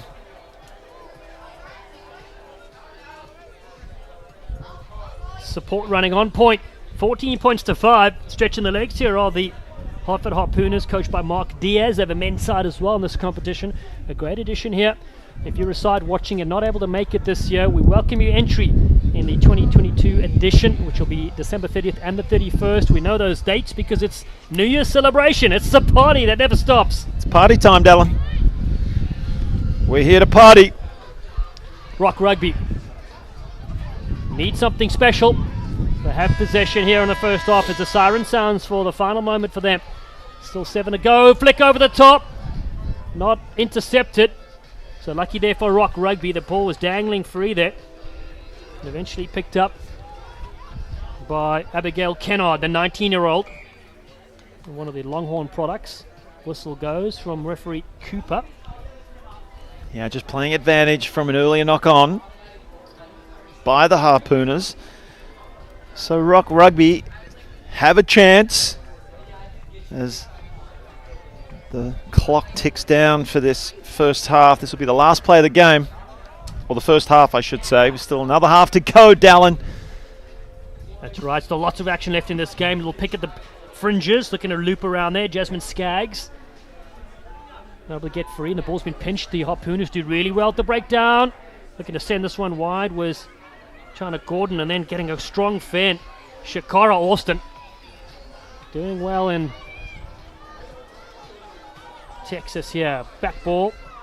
Try scorer. Winstein goes across field again. Gramajo rips it wide. Krupp. Emily Krupp. Just over the halfway line. Harpooners now. Final play of the first half. They still have possession. Looping around again. Maddie Winstein. Winstein cuts in, draws one beautifully. Judith Gramajo again. The support runners are there. Akila Guzman. Rock Rugby really working hard for everything on defense as well, making it very difficult for the Harpooners. But it's still there. Numbers ranging up on the left-hand side if they could use them. Moore loses this one, and it should be the half-time whistle then is. So we're going to go to the half-time break, and it's the Hartford Harpooners that have a slender 14-5 lead against Rock Rugby. We'll be right back.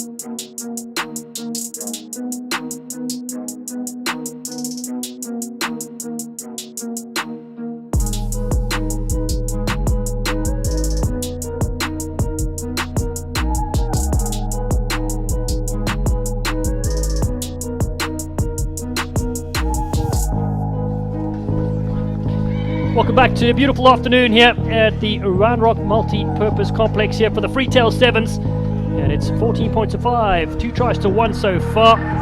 Rock Rugby, they trail the Harpooners. They've scored a couple of great tries here in response. Moore got on the scoreboard, and Winstein there getting it done as well.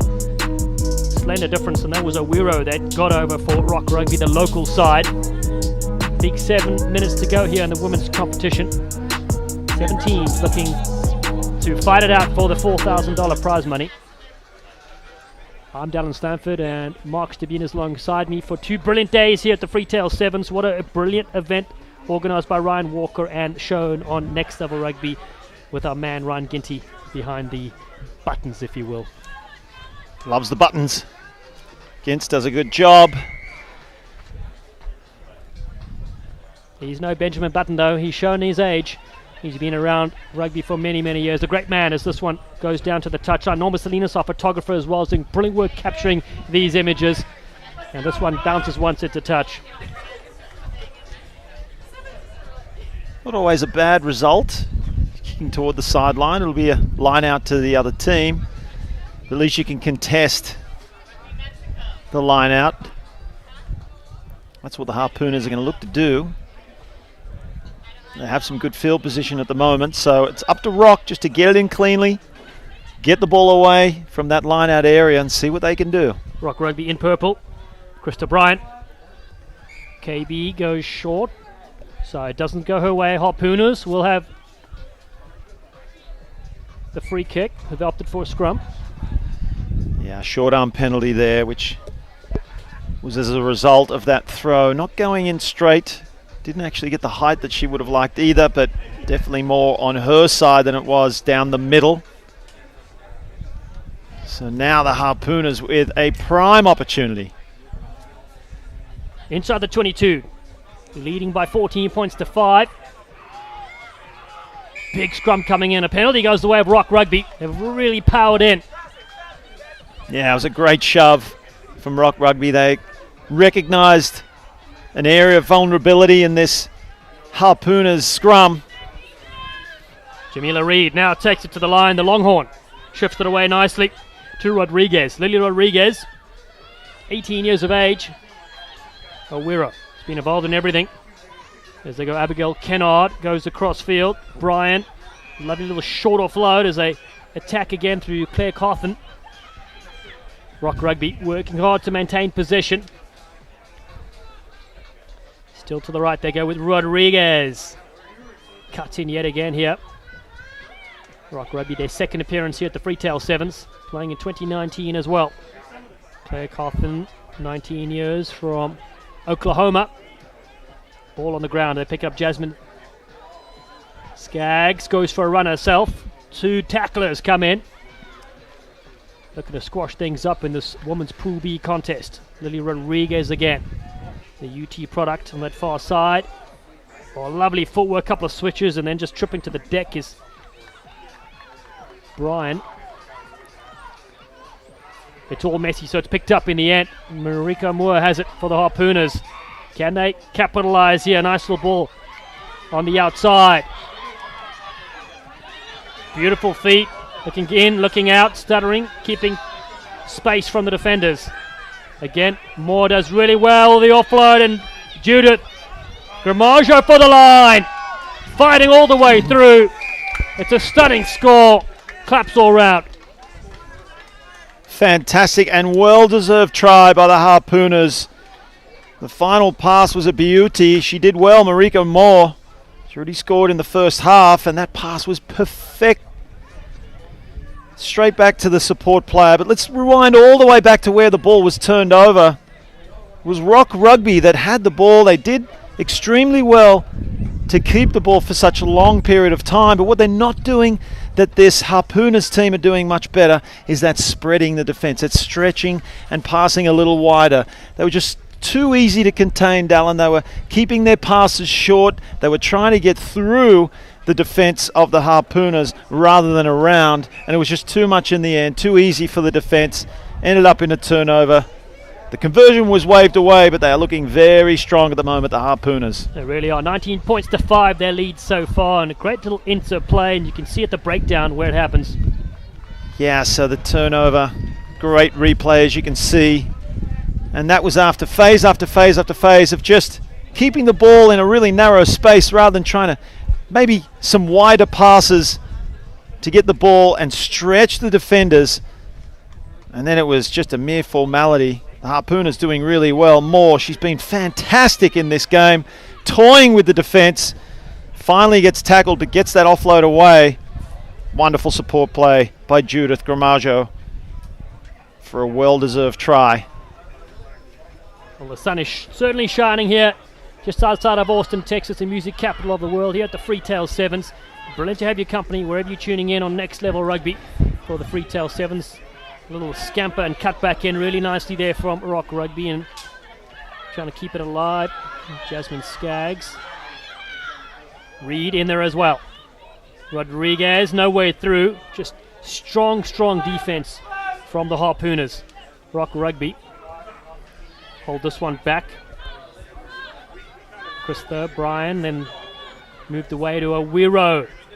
Knocked back. Forward is the call in the end. Yeah, we're seeing the same thing happening, Dallin.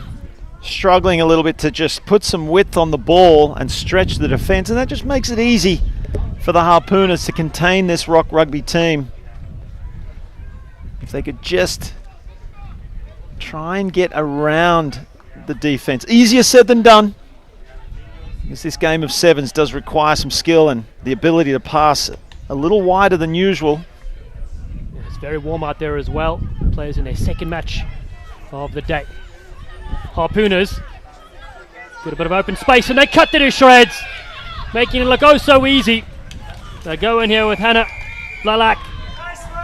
In fact, that's Cynthia Gordon that gets through there, and the Harpooners really showing them how it's done. 4 tries on the board. And the Harpooners just demonstrating exactly what I was saying is the difference between these two teams. Just one nice wide pass means that it stretches the defense enough so it opens up some gaps for these athletes to run into. And that's exactly what the Harpooners have done. Well finished by Gordon. Lovely little attacking play there from China Gordon. 26 points to 5, the Harpooners, who lost against the Warthogs earlier, 14 points to 12. Look really strong in this game, coached by Mark Diaz. They'll go through in tomorrow. Don't forget, plenty of action today, but then tomorrow we've got the Women's Cup semi-finals taking place just after lunchtime local time. And the bowl matches will kick us off in the morning at 12 noon. We'll kick off here day 2. Looking to close things up with the 2 cup finals for the women and the men, and $8,000 on the line as well. Rock Rugby, the last few moments of the second half. Rodriguez squashed to the ground. Penalty to Rock Rugby. So they'll tap through Jasmine Skaggs. Reed takes a short angle, does Reed.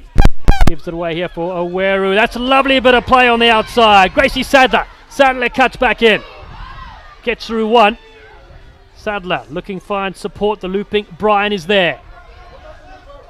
So is Emma Owiro. Low one, Sadler picks up at the laces.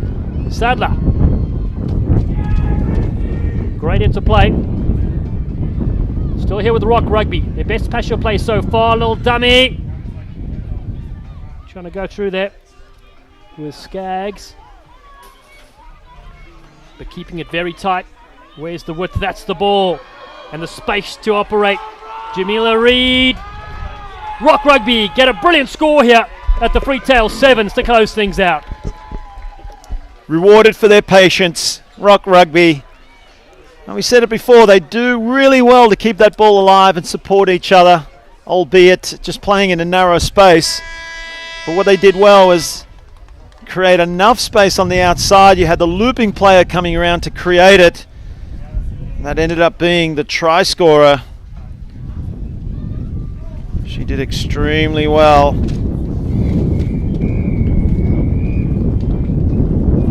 And that's the full-time whistle in this contest. 26 points to 10. The Harpooners strong in the finish there against Rock Rugby in this contest. Plenty of action in this game, Dallin. Thought Rock Rugby might race away with it early. Good try, crashing over. But then it was the Harpooners showing their class, really supporting well.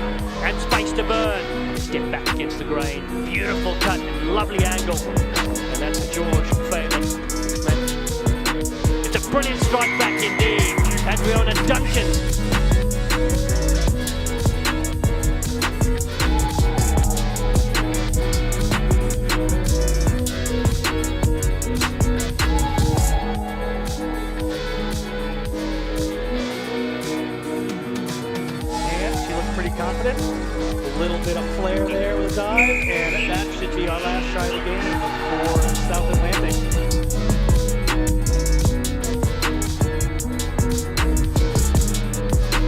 Finish here for the Lindenwood Lions program.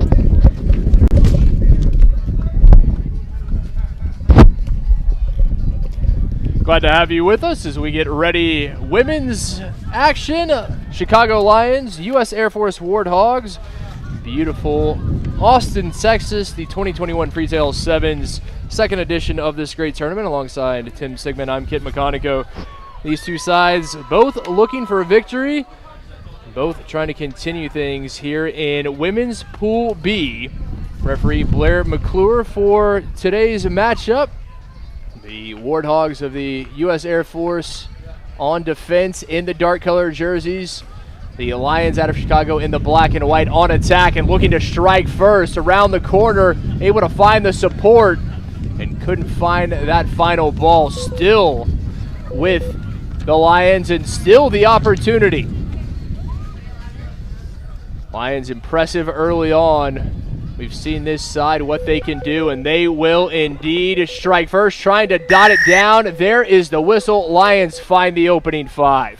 Yeah, Lions really picking up where they left off against Rock Rugby. First match they won 36-7, and here getting something on in the first minute of the first half against the Warthogs. Just a good work through the hands. I think that was about 8 phases of play, great continuity, and able to dot it down there just to the left of the upright.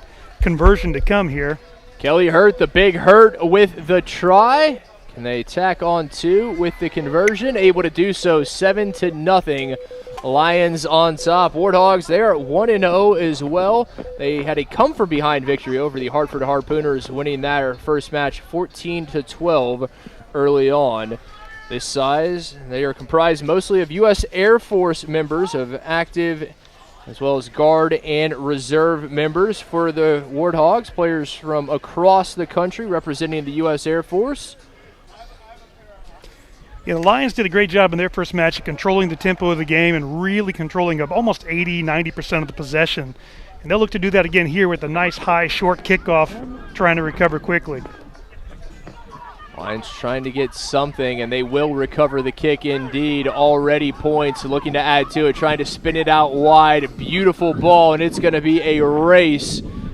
Well defended by the Warthogs, able to string out that line defensively, but so far have not had the opportunities ball in hand. It has been all Lions thus far. An impressive side here, Women's Pool B, alongside Rock Rugby and the Hartford Harpooners. But a victory here, they can put the Lions, keep them atop the standings, put them at 2-0 in pool play. And be well on their way as things start to heat up literally and figuratively here in the Lone Star State. The Lions doing a good job again here of controlling phase play onto 5 phases here, just looking for a gap to open up. 3 block, offside. Offside against the Warthogs. Saw Betty win a ball in hand, the 27-year-old Chicago native. Yeah, as play continues, you know, you're able to build those phases again and again and put on that pressure. The longer you're on defense, the more likely a hole's going to go open up. And the Lions have done a good enough job so far today of finding those gaps and being able to put points on the board. Coming here to the near side, looking to cut in, trying to find a bit of space. Christina Bravo, one of the try scorers in their earlier victory, was number 7.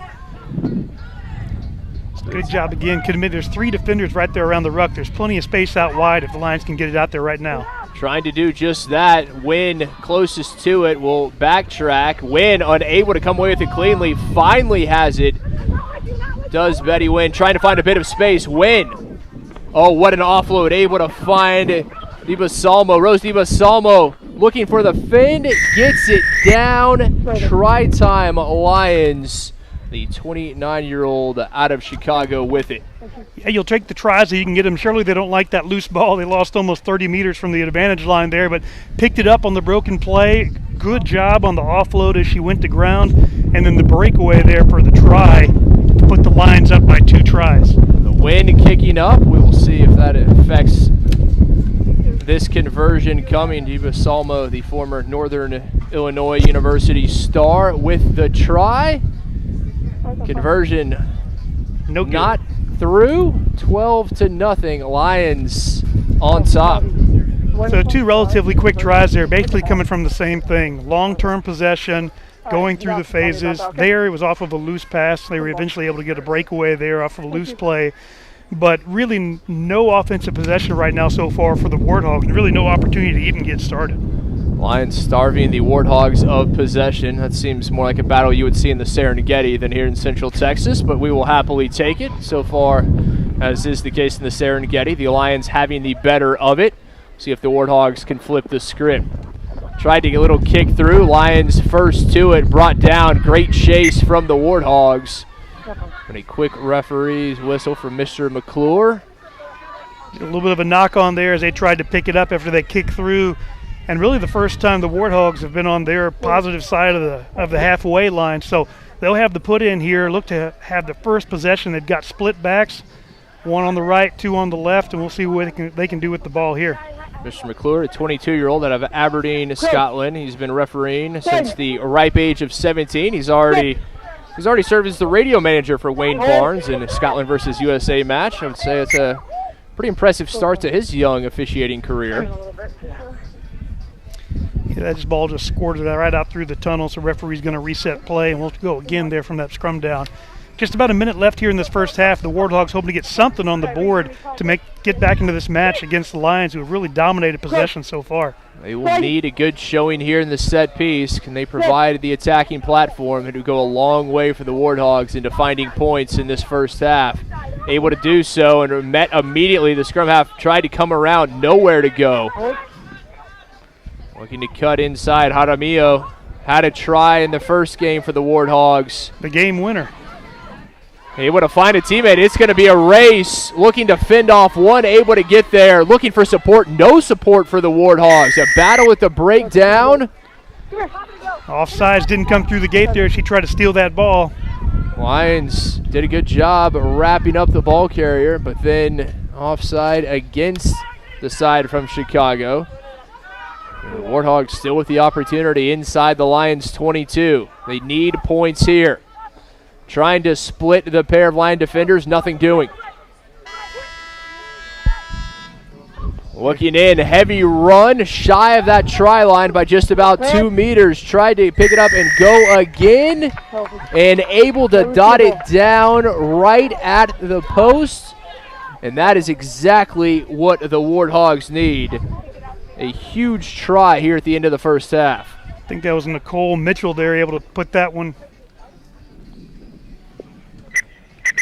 Mitchell, the Tar Heel State product, currently residing in San Antonio and playing with the Riveters, able to give her side the try. Actually, I thought he threw his hand up to award that try. That was actually a penalty, and they kicked it out to in the half, so not awarded a try there. No, a huge turn. Warthogs thought they had found the try. Not the case, says referee McClure. And at halftime, Lions able to keep the Warthogs scoreless. Chicago Lions on top of the U.S. Air Force Warthogs 12-0 at the break. Yeah, so Roots is pretty much here to show the world what happens when brothers and sisters of African descent unite. No matter where you are in the world, now or have come from, we are looking to come together with the top talent to nurture and improve upcoming talent as well, and to take pride in everything we do as a group. You know, it's always been something that, you know, Kyle and I have always bounced off each other, and you know, once we played together for the first time at Old Blue back in 2012, you know, right then and there, it was already one of those deals where part of what made our friendship so great was just the fact that we knew what each other was going through. Yeah, so Roots is pretty much here to show the world what happens when brothers and sisters of African descent unite. No matter where you are in the world, mark the scrum. Yeah, so Roots is pretty much here to show the world what happens when brothers and sisters of African descent unite. No matter where you are in the world, now or have come from, we are looking to come together with the top talent to nurture and improve upcoming talent as well, and to take pride in everything we do as a group. You know, it's always been something that, you know, Kyle and I have always bounced off each other, and you know, once we played together for the first. Match number 14, day 1 of 2, just over halfway through our 21 matches to be played today. The Lions and the Warthogs, women's Pool B action, and the Chicago Lions on top of the U.S. Air Force Warthogs 12-0. Tim Sigmund, Kim McConaughey along with you. And Tim, it looked that the Warthogs were able to find points at the end of the half, not the case. So the Lions able to keep the Warthogs off the scoreboard for the opening 7 minutes. Yeah, and unfortunately the Warthogs are kicking off to the Lions to start the half, so hopefully they can regather this to continue that momentum there from the end of the first half. It looked like she was able to release, stand up, and score that, but referee didn't like the way it looked. And so no points for the Warthogs. So they're 2 tries down here as we start the second half. Off the foot, play on. Off the foot, says the referee. Play continues with the Lions. And this 12-0 lead, they will quickly be looking to add to it, and they may so just here. The Lions, it's going to be a race. Will anyone catch her? Big, long strides all the way down the sideline. Nobody's going to do it. To the center. Oh, great chase there by the Warthogs. Meg Loomis with the try, and as you said, the great chase, but ultimately just couldn't track her down in time. Yeah, just a great job by them. Get it out wide, make the break, and then she started extending those big strides, and nobody was going to catch her at that point. Warthogs have done a great job of playing pretty good defense in both their matches today, but maybe a little bit of tired legs here as we enter the second half. Loomis outstanding in that opening match victory. And the Lions emphatic 36-7 winners over the local side, Rock Rugby. The conversion up and through as well, so Lions impressive to start the second half, 19-0 in favor of the Windy City side. Yeah, no problems for the Lions putting points on the board so far today. Really just maintaining that possession, getting the ball through the hands, finding those gaps out wide has been their bread and butter so far. And women's Pool B action, Chicago Lions, Hartford Harpooners, Air Force Warthogs, and Rock Rugby, the 4 making up Pool B for the women. What this side from the Second City has been able to show, they have come out making a statement. Kelly Hurt with the kick. Recover their own kick, and she's away again. Oh, my. And here come the Lions, stripped from behind, fortuitously bounces to a teammate, and they are looking for more. Everything going their way right now. Yeah, can't fight the bounce of the ball sometimes. Off feet. Coming in off your feet. Watch where you are. Warthogs with another mistake. They're coming off their feet into that ruck, and so the Lions will have another chance to regroup and attack yet again from inside the 22 of the Warthogs. Too many mistakes from the Air Force side, particularly against a team as talented as the Lions. You can't give them these opportunities. They will make you pay. Low ball. Referee allowing play to continue. Lions with it. They're bunched up a little bit right now. May need to reset with another phase, but gap is opening here. Trying to go to the blind side, will not need it. Betty Wynn, she held that ball out, and that was just enough to keep the defender off her. Cut back inside. Yeah, 2 hard cuts inside when those defenders are screaming out to try to catch her, and it's just real easy. Sidestep, put it down for 5. A 27-year-old Chicago native and Chicago ice cream connoisseur with the try. After today's match, she may be ready for some ice cream with the sun we're hitting down on them today. Well, saying that she has tried every ice cream shop in Chicago. Well, she'll be here in Central Texas. There are a few that we could certainly turn her towards as the conversion splits the uprights and the Lions continue the onslaught. Yeah, up and around 26 points again, 36 last game, 62 points in 2 games is exactly where you want to be when you're playing in the Sevens tournament. Just about halfway through the second half, Lions 26, almost as impressively, they've kept the Warthogs off the board. Yeah, just some unlucky call there at the end of the first half, kept the Warthogs off, but they're looking to put together some phases and hopefully break this point differential so they're able to work their way through as we see who makes it into the bowl and cup finals for day 2. Lions have been great off the restart, but this is a nice kick taken. Jaramillo, we've seen what she can do in open space. Jaramillo, it may be try time, Warthogs, and it will. Who else but Cougar Jaramillo, the 26-year-old from the City of Angels. Great break. Just sidestep into the open field, turn on the gas, and for the second time today, more than a half field run from her. Really impressive to see her break open. That's a number 3 doing that. A former Harvard Crimson and current Air Force pathology resident. Things opening up and would not be caught. As you said, all kinds of pace from number 3 for the Warthogs. You must have heard us say they were under a shutout right then, because she's ended that really quickly. Jaramillo says, okay, I hear you, and I've got you. Ears burning, able to put the Air Force side on the board. There's enough time to make it close, kid, but I don't know if they're going to be able to come back from this 19-point deficit with just 2.5 minutes left. It's critical they recover these kickoffs here if they hope to have any chance at all of coming back here in these last 2 minutes. For the Lions, if they can come away with this kick cleanly, they may well be able to secure this victory. And that side take a deep breath as this one bounces into the hands of the Warthogs, quickly wrapped up. A battle at the breakdown, and the Lions pinged, Warthogs with it. What can they do? Yeah, just sealing off that ball. They had an opportunity for a steal. She was isolated, but just sealed it off of her feet. Referee didn't like that, pinged him, and now the Warthogs have a chance here to score again. Jaramillo able to find the support line. Warthogs will have to move quickly.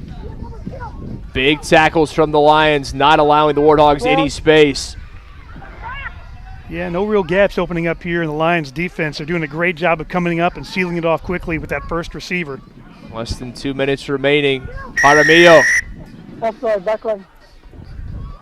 Got him for offsides, another quick penalty, but just over a minute left, and maybe enough for them slowing them down here to maybe able to make it closer, but the victory appears to be in the Lions' hands, and there's a block kick. Tried to kick it through. Wynn saw what was coming, able to block it, and at this point, the Lions may well be willing to trade penalties for time off the clock. It'll be a race to the sideline, unable to get through. Big tackle there. Again, Kelly hurt. Great turnover there by the Lions with no support there from the Warthogs in time. That ball's turned over, and now back Lions looking for a score. Wynn, Lions trying to send it out wide. Able to do so, and it's going to be a race. Trying to turn it on. Number 2 for the Lions. Looking for that Kathleen Murphy. Murph, can she dot it down? Murph across and dots it down, and that will assuredly give the victory to the Chicago side. Another great try, just taking advantage of the exposed runner there on the left-hand sideline, spinning it out wide to the opposite side of the field. Just turn on the jets, make it 50 meters, no problem. Puts it down for another 5 and the exclamation point on the victory. Kathleen Murph making it look easy. Murphy with the try, took it a good 50 yards. And now a cherry on top. Can they knock in the conversion? Of course.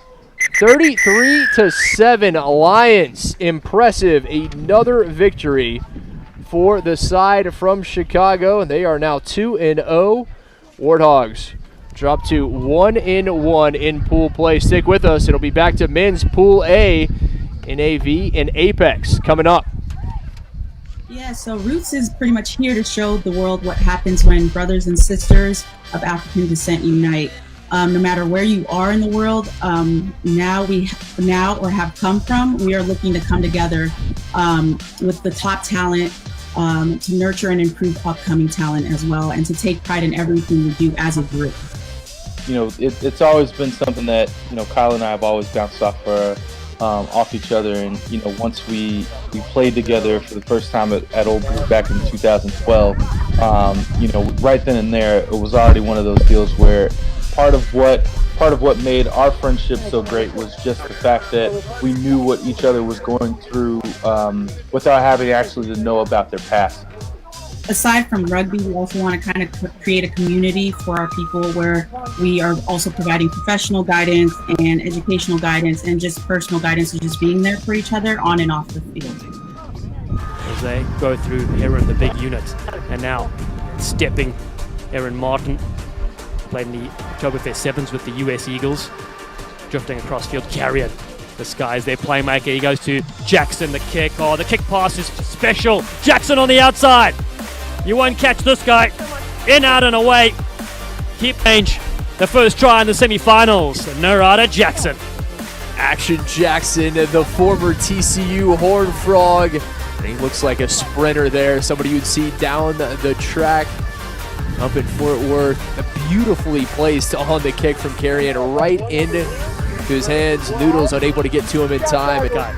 is a player to watch as well. Incredible. And Carrion sees that he doesn't have the opportunity, perfectly placed, well-weighted kick, and Jackson doesn't allow it to bounce, and then the afterburners come on.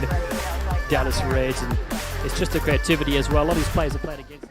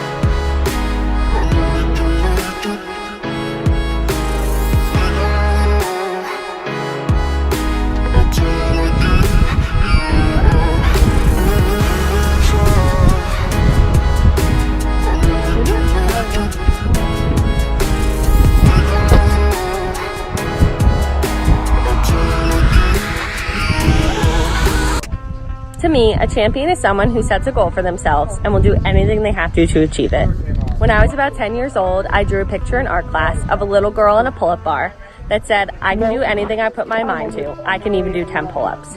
Each morning, I wake up and look at this drawing on my nightstand, and it's a constant reminder that I can achieve the goals I set for myself. No matter what obstacles may come in the way, with the right work ethic and mindset, you can become a champion. I believe that it takes grit, perseverance, and resilience to be a champion. There's going to be a lot of setbacks. There's going to be a lot of things that bring you down, but it's the grit that's going to get you through to help you persevere and stay resilient through the journey so that you can make it to the top. To me, when I think of the question, what it takes to be a champion, the first things that come to my mind are dedication and sacrifice. So it doesn't matter what you're doing, if you want to be great or successful in it, you've got to be dedicated to your craft. And then the second thing is, if you've set out a goal to be a champion or to be successful, a brilliant score from Samu Smith underneath the sticks gets us rolling here in the men's clash. NAV Sevens on the board against Apex right at the restart. Just poetry in motion, isn't he, Smith? Supreme athlete. Seeing him streak away. Just comfortably put that one down under the sticks, making it an easy conversion for Blake Jackson. Apex are going to definitely need to be on their game to contain this NAV men's rugby team, Dallin. They really are. Conceded 93 points, haven't scored yet. Lost 55-0 to Atlantis, 38-0 to Gorilla. Apex in green are up against it in this pool. If you're just joining us, it's match 15 of 21 on day one of the 2021 Freetail Sevens, just outside of Austin, Texas, the bet capital of the world. And a bit of music as well. 2 brilliant days of action, $8,000 on the line with the 15 teams, 7 in the women and 8 in the men. Apex look to get us off the restart. Sits up nicely though for NAV Sevens. The National Athletic Village players do really well, coached by J.K. Anderson. Samu Smith is there yet again. Finds a little bowling ball. Tuifua gets the crack on the bowling ball, knocks over the pins. And it's try number 2 in quick succession for NAV Sevens. Well, it was a fantastic finish from Tuifua with the fend powering his way through. But it was the catch. The ball was round his bootlaces and he picked it up with ease. Not an easy catch. Well, it's a part-time hand model, so that's where he got going there. Making money off his hands, and great bit of skill there underneath the uprights. And Manatua Tuifua, the little bowling ball, gets one through 14-0. We knew they'd be tough to stop. So good at the kickoff as well, NAV Sevens. You want to try and deprive this team of possession. So what Apex need to do now as NAV kicks off is try and get that ball, hold it for a few phases, get themselves on the scoreboard. Well, the only unbeaten side in this pool, NAV Sevens, took out Gorilla Rugby 31 points to 5, and Atlantis 21-19 in an absolute thriller. It went off like a frog in a sock, if you will. And NAV Sevens leave this one behind. It sits up here for Apex, and here they go through the big frame of Silla Carmichael. Carmichael batters up a couple. He's an angry player when he gets possession, is Carmichael. Apex, so struggle to get at the breakdown and then drop this one down. So on the spot there's Joey Swatzel, man who can't walk past the mirror without doing a Johnny Bravo impression. You put that turnover down to the pressure from Tuifua at the breakdown, just counter-rucking, not allowing Apex to get clean ball. They ended up knocking it on.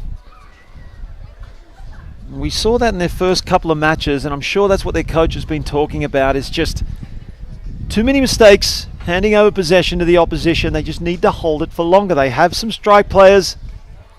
See what they can do. Picked up there. Filiani.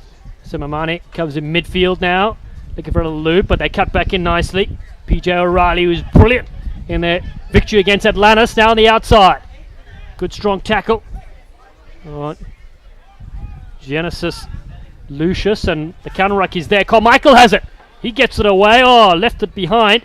They did Daryl Bailey, DB. Goes back to Collectors, DB. Flicks one over the top. A little bit of a hospital ball to Darius McKay. It does well to give it away to Charlie Ransom. Ransom holding it up against Tuifua. Still there for DB. Looking for a bit of width now. And a stutter step on that far side. Here Joey Scopelite takes him on, flicks it superbly back on the inside. Apex Rugby playing with real flair. Carmichael in distance. Carmichael batters over the sweeper. It's still there for Apex Rugby. Flicked alive. Bailey. Oh, lovely little dummy there from Bailey himself. Finally flicks it up to Carmichael, who's there again. He's been instrumental so far in this build-up. Cole Anderson, the 19-year-old, gets it away. Ransom to that far side. McKay beats one. McKay still going. Oh no, the intercept ball on the top. The miracle pass doesn't go to the intended player. And NAV Sevens will ghost through, all smiles on their faces. They'll get try number 3 against the run of play. They're against the pump. And when it mattered, they showed up good. And Filiani Simamane, the South African, gets it down. Well, even though it didn't end the way that they wanted it to, that was the best passage of play for mine for Apex Rugby in this entire tournament. Finally making some breaks, getting all the way down the field. But again, this is what's killing them in this tournament, are those errors, the panic passes. No need for them. They just need to be patient and keep the ball in hand. They've done so much good work leading up to that. And then they just hand it over to the waiting hands of Simamane. Heartbreaking stuff for Apex. It really was. 19 points to nothing as opposed to being 14-7. Apex really looking so dangerous, but then against the run of play, that little ball over the top. And it was waiting for Filimani Samani, student at Life University in Atlanta, Georgia. Gets his name on the board as well in this Pool A clash. And the men's Pool A contested also with Atlantis and Gorilla. Don't forget, it's the quarterfinals up tomorrow in the men's division, so all 8 will go through. It's very important, though, to lead your pool to play the teams that finish on the lower end on the other bracket. Apex, good little jump and take from Darius McKay. Mr. Anderson there to help out, doesn't go his way. No Matrix resurrections for him. As NAV Sevens have it now to this near side. They give away the penalty. Quick play. Oh, and then ball thrown at the touch. It's no good from Apex. Unfortunately, the penalty for Scopeliti. They go back at least. They get another opportunity. Does McKay. 6 months into his rugby career so far. Carmichael. He's one of their stronger players for Apex, the side. Goes the other way though. Pinged. There's the siren sounds for the end of the first half.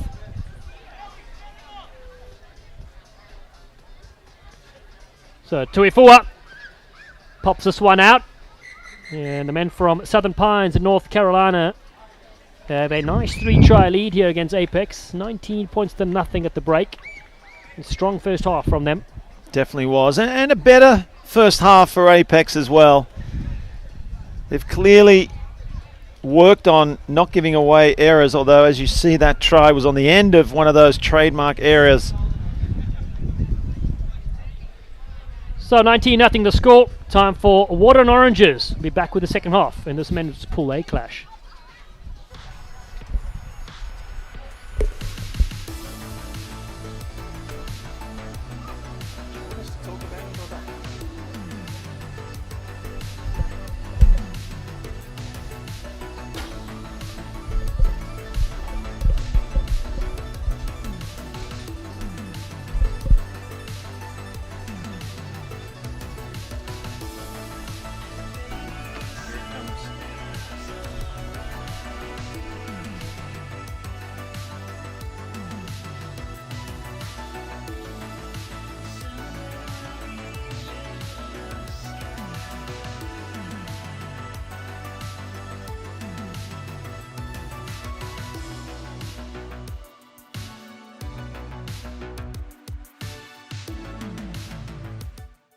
Yeah, so Roots is pretty much here to show the world what happens when brothers and sisters of African descent unite.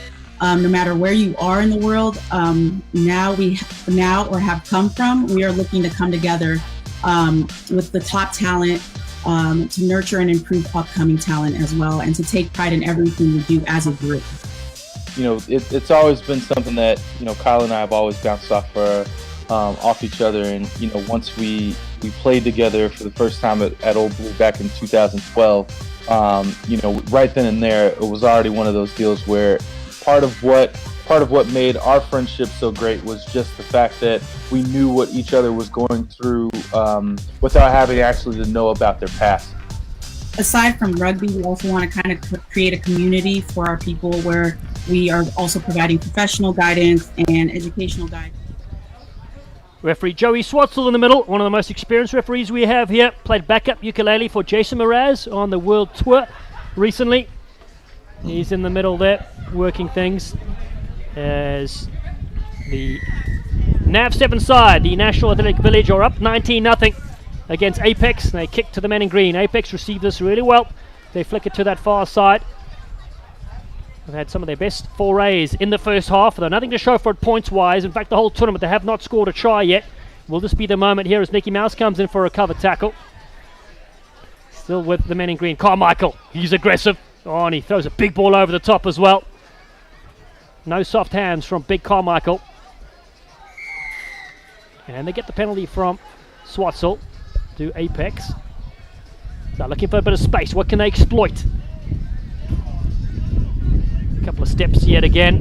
Daryl Bailey from Honolulu, Hawaii, the trumpeter, part-time piano mover. And they go down the short side. Apex put the kick over the top. How does this one set up? Apex could score their first try in dramatic fashion. It sets up brilliantly. What a score! The roll is fabulous as well.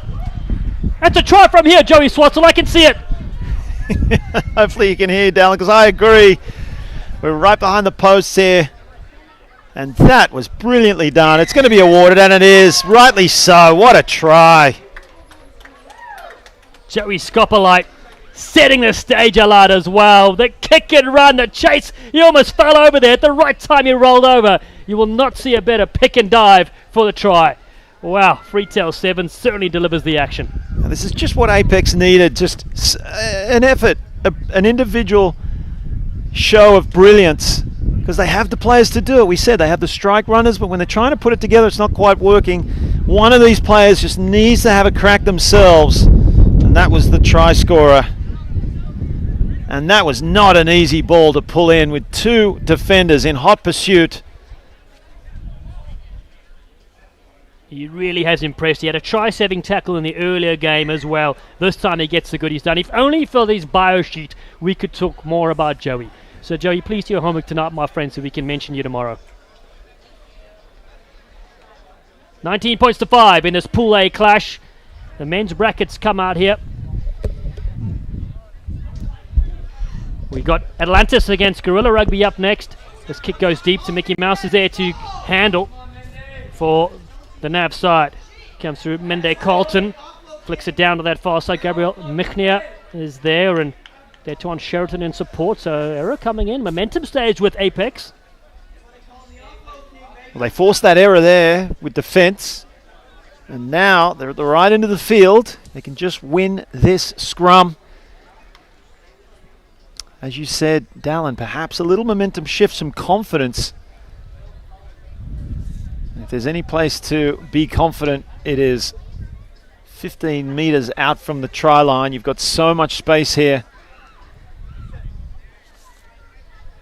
So here they go. They pick around the fringes, so the gap opens up. It's brilliant around the breakdown. And Daryl Bailey will slide in as well. From not scoring a single point all tournament, they've scored 2 tries and back-to-back. There's that momentum shift you talked about, Dallin. And Bailey's one of these players that we talk about that's got that danger in him. If you give him a little bit of space, he's one that can do some damage. Spots the gap nicely. It was a good scrum. Great platform from his front three. And they deserve that. They build up to it. They force the error. They put a lot of defensive pressure on this NAV team, and you just get the feeling that The NAV might have taken their foot off the pedal. But full credit to Apex for capitalizing on that. Well, a lot of these players are at the University of North Texas, either current players there at the university or alumni, and they're really showing their stuff here in this pool match, as you said. And that's what the Freetail Sevens is all about, giving teams, local teams, a chance to compete against some of the best in the country. We've seen it from Guerrilla Rugby, and now we see it from Apex. Sheridan goes across field. Daytuan Sheridan, nice little flick from Daytuan Sheridan, gets it away. Looking there for Henry Hicks, who feeds beautiful on the outside. Gabriel Michnia. The response is excellent from the 20-year-old, and the Life University product will go underneath the uprights for NAV Sevens. Such a shame for Apex, but elation for NAV. That's just what they needed after a little lapse in concentration, allowing this Apex team to get back within a converted try. They're such good players when you give them too much space. National Athletic Village players. Easy conversion right in front. Once again, came from deep in their own territory. Just that ability to get the ball away under pressure in the tackle. That takes a lot of practice, it takes confidence. Not everyone can do it as effectively as this team. But if you're able to do it, it creates that space on the outside. And then you just set your speed demons free. Henry Hicks heavily involved there as well for the NAV side. Looking strong so far in this tournament. Looking to go 3-0 and top their pool. The last match for day one. Quarterfinals loom tomorrow. Apex with ball in hand, and it's an error passed into touch. Those errors again. Just crucial. They managed to tighten things up a little, and look what happens. They scored 2 tries. So that's their main takeaway from today, going into the quarterfinals tomorrow for Apex. Caesar Da Fonseca to feed the line out. She's got some tall jumpers. Good set piece from them. Da Fonseca scragged around, able to get to his feet. Big secure possession there. Daytuan Sheraton, man who loves cars and volleyball. Keeps it tight there for NAV Sevens, looking for Hex at first receiver. The ball won't come out cleanly, so they tap and go, and catching everybody unawares. Very quick thinking. Caesar Da Fonseca overneath for NAV Sevens. Great response, especially to the penalty. Just to take the quick tap, that's all that's needed. Just get that defensive line off guard. Doesn't he have some pace though, Da Fonseca? He was gone.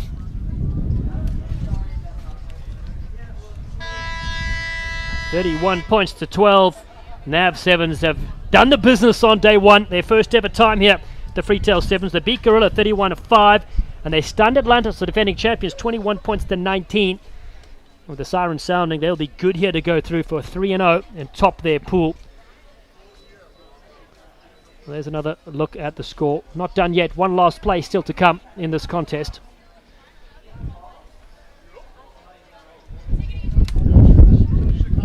So Caesar, try scorer from Pennsylvania, the contractor, with the red scrum cap, kicking off to his left.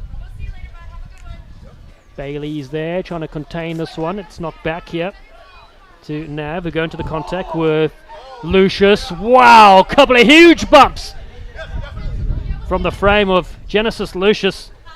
Can roll his tongue in 4 different patterns apparently, and run over people at the same time as well. Caesar held at the breakdown, and penalty to Apex to close things out. They've scored 2 excellent tries in this contest, but they throw another intercept pass, but not 10 with a defense. So DB has a tap, looking for some of his bigger frames. Apex lose this one. So we'll just pull up the final whistle, but some confidence building material there from Apex Rugby. Scored 2 great tries in this context, but if it was NAV Sevens, they were really too strong and powerful, as you saw in some of these brilliant images here at the Freetail Sevens, and they will win this contest 31 points to 12 in this Pool A clash.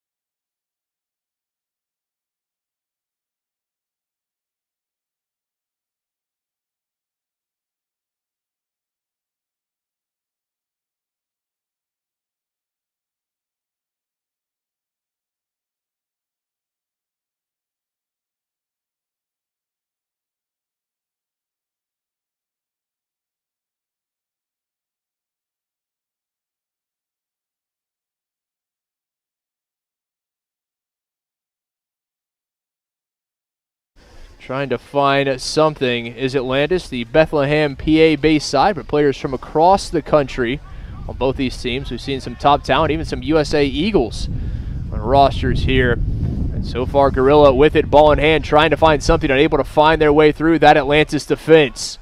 Yeah, good work stringing them all the way out here to the far side of the pitch. Fringing back here on defense now. Aiden Smith looking for it back, trying to find a little room on the outside, cutting through, trying to find a bit of space. Gorilla shy, trying to clean up the ruck. And holding on, our referee, Mr. O'Malley, the man in charge of this one. Chris O'Malley, 27-year-old out of Chicago, the software salesman by day, rugby official by night and weekend. Jake Campy was able to get his hands on that ball just before contact was made. Got the not releasing penalty against the Gorillas. Able to relieve a little bit of pressure there. Atlantis sends it out into touch. The grandstands on the far side. Fans enjoying some shade, which this morning they were looking for the sun. This afternoon the sun is out. They are looking for the shade. It has quickly gone from a cool, overcast morning to a very warm, well, at least by our Texas and we'll say the end of December standards afternoon. Yeah, a little bit of humidity out there as well. We've already seen the last couple matches, players down on the deck with cramps and stuff, so definitely going to be a test of conditioning as we go. Good throw, clean take on the line out. Atlantis, whistle going against Gorilla. Quick tap and go. Dangerous high tackle there. Atlantis, they are so good at turning slivers into points, and they found some space here. Going to be a foot race. They will need support. Oh, able to get the fend off. I spoke too soon. No support needed here. Dotting it down. Atlantis striking first. Their number 9, Jake Campy. You already saw what he's able to do defensively. The 27-year-old, originally from England and now residing in Dallas with the opener. Yeah, former British Army vet. And you see the stiff arm here. Able to shove him off, and then the speed to come around the corner and beat the rest of the team for the try. Had the big take early on with the poach. Got it done on the D. Also able to excel on the offensive end as well. Campy with the try. Some impressive accolades and experiences in his rugby career, including being able to play at Twickenham for the British Army team as the conversion pushed wide to the right, so it will stay 5-0 Atlantis. Able to find the opener halfway through our first 7 minutes. And Gorillas has the ability to put up points in bunches as well. Able to put up quite a few against Apex earlier in the day. So they've got that quick strike ability. But Atlantis also very, very good off the high ball here, and there's restarts going to be key for them to come down with it. Blake Blaylock, the Fayetteville, Arkansas native, former Austin Hunt, no stranger to Central Texas with the kick. Tipped back, Gorilla with it. Looking to spin it, have a bit of space if they can get it wide, trying to find the space. Huge tackle there coming from behind. Blaylock on the spot.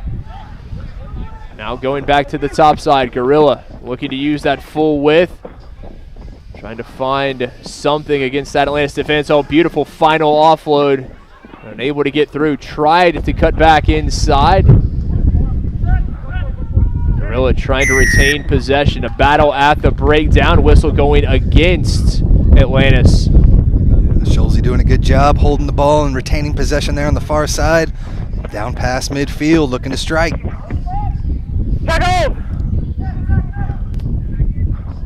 Gorilla still going through the phases.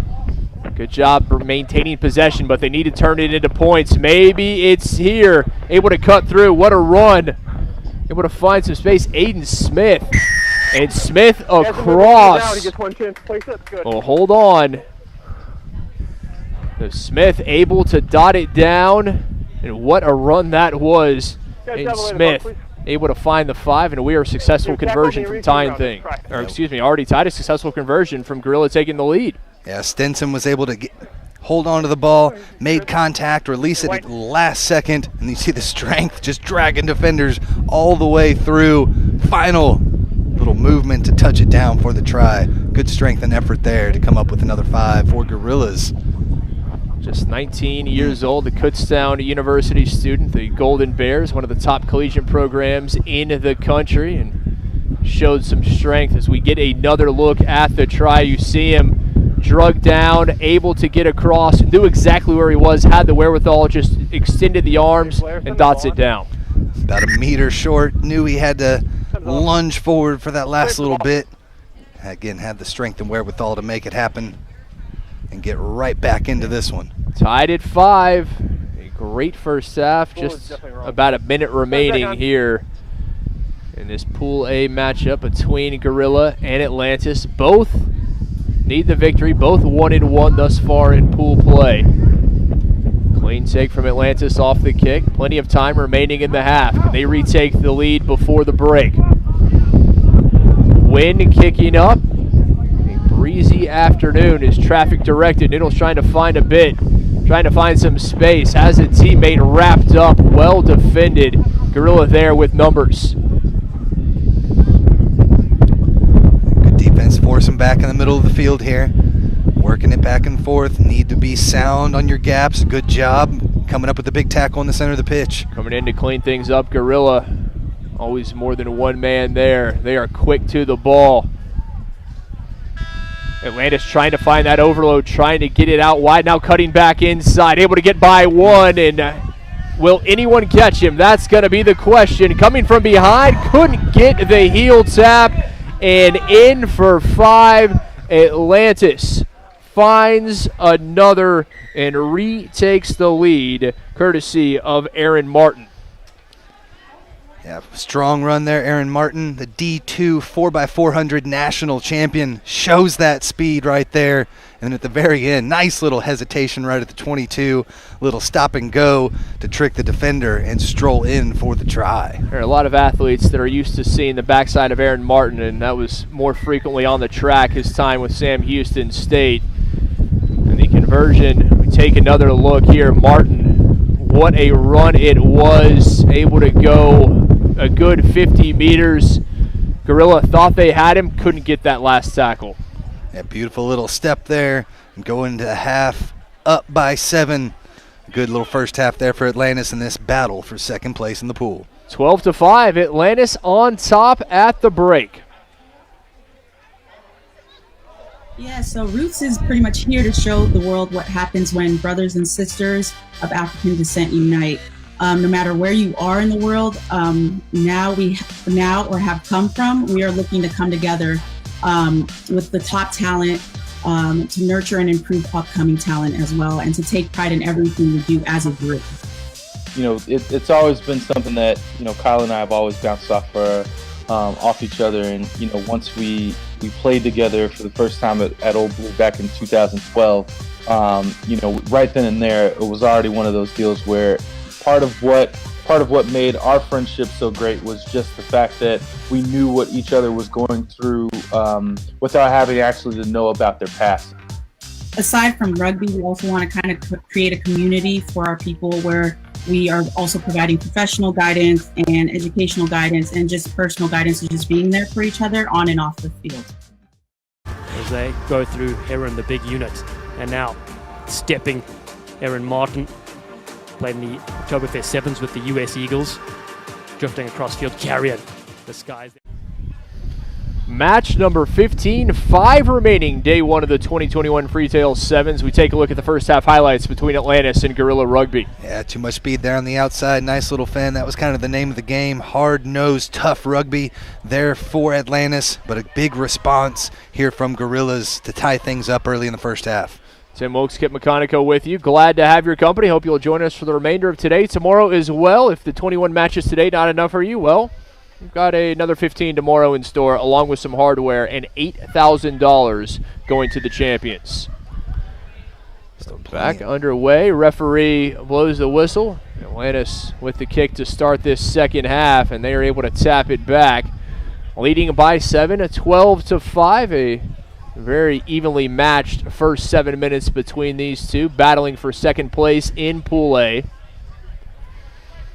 Atlantis able to find a man with a bit of speed by the name of Aaron Martin, who gave them the lead, and it's going to be big number 3 looking to rumble, trying to find something. David Hightower, not a small man by any stretch, shows off the speed, and it's Atlantis striking first in the second half. Hightower had the speed there on the outside, but it's the former Eagle Aaron Spike Davis with that beautiful skip pass right over the top, pinpoint accuracy, and finds his streaking player all the way in for the score. Davis to Hightower, something Atlantis fans used to seeing. Hightower, the 30-year-old out of the Keystone State, now calling Denver home, where he is a coach at the U.S. Air Force Academy in Colorado Springs. Conversion up and through. You can add to 19-5 now, Atlantis. Again, tied match here just about 3-4 minutes ago in game time, but 2 quick tries from Atlantis, one right before the half and one right after here. Extend their lead, make things a little bit more comfortable for them. But again, this restart has been the key to their success throughout the day. Nice high ball off these kicks from Blaylock, and giving his players plenty of time to run underneath it and make the catch. Restart so important in sevens. And this one takes a bounce off White, says our referee, Mr. O'Malley. Yeah, we'll have a scrum, something we didn't see a lot of. Not a lot of set piece action. It was inline to inline in the first half. Yeah, that one carried just a little too far. Ended up coming off the mitt. One of the Atlantis players with the knock on there. So Gorillas with an opportunity here just outside their 22. Big push, nice scrum. Good work from Gorilla, trying to find space again. They're trying to get to that edge, nothing doing, a wall of white shirts there.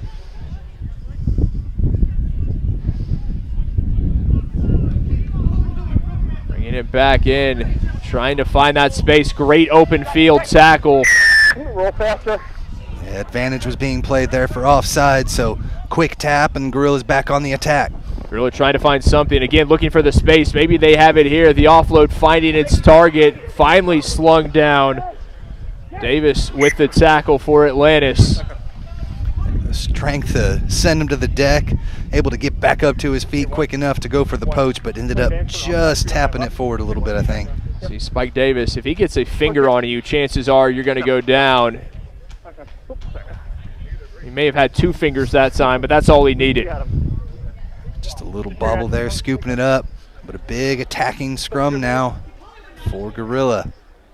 Gorilla trailing by 12, just about halfway through the final 7 minutes. They need a good scrum. They need to turn this into points. Put in. Going to the open side. Support line there, trying to find a way. Fins off the first, can't get by the second. Hightower and able to get the offload. Atlantis there in numbers yet again. Fans on their feet. Number 8 trying to find something, and that is going to be dotted down. And give credit to Gorilla. Unselfish. That final pass from James Reed, able to find his teammate and dotted down by Jason Tidwell. Tidwell doing the easy work. Yeah, sent it through about 4 different players' hands there. There's the last couple of passes. And easy money right next to the try line to dot it down for the score. Tidwell, the 23-year-old native Texan and Texas A&M University Aggie. Difficult conversion coming from the sideline. The distance, but not the accuracy. Pushed wide to the right. See here, again, nice little hands all the way to the outside. Davis trying to cover that territory, but a good job coming back into the middle and then immediately popping it back out to the outside and catch the defense off guard slightly. 9-point Atlantis advantage, just over 2 minutes remaining. Can Gorilla complete the comeback? Gonna need a couple here. So important to strike quickly here. The restart could be a huge opportunity. They will have to come away with this kick.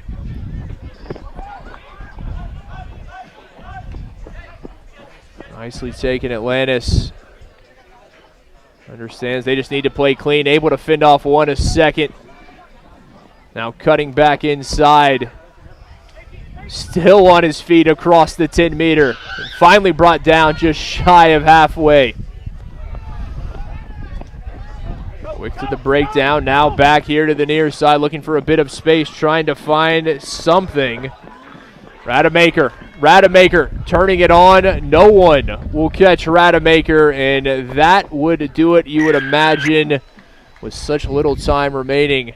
Rademacher able to dot it down. Isaiah Rademacher, I should say, for the try. Yeah, hands on the knees now for Gorillas. Just full effort there. Final diving tackle, just could not come up with a shoestring, and ends up an easy try there for Atlantis. Again, nice extension. Good job here in the second half to really retain possession for the most part.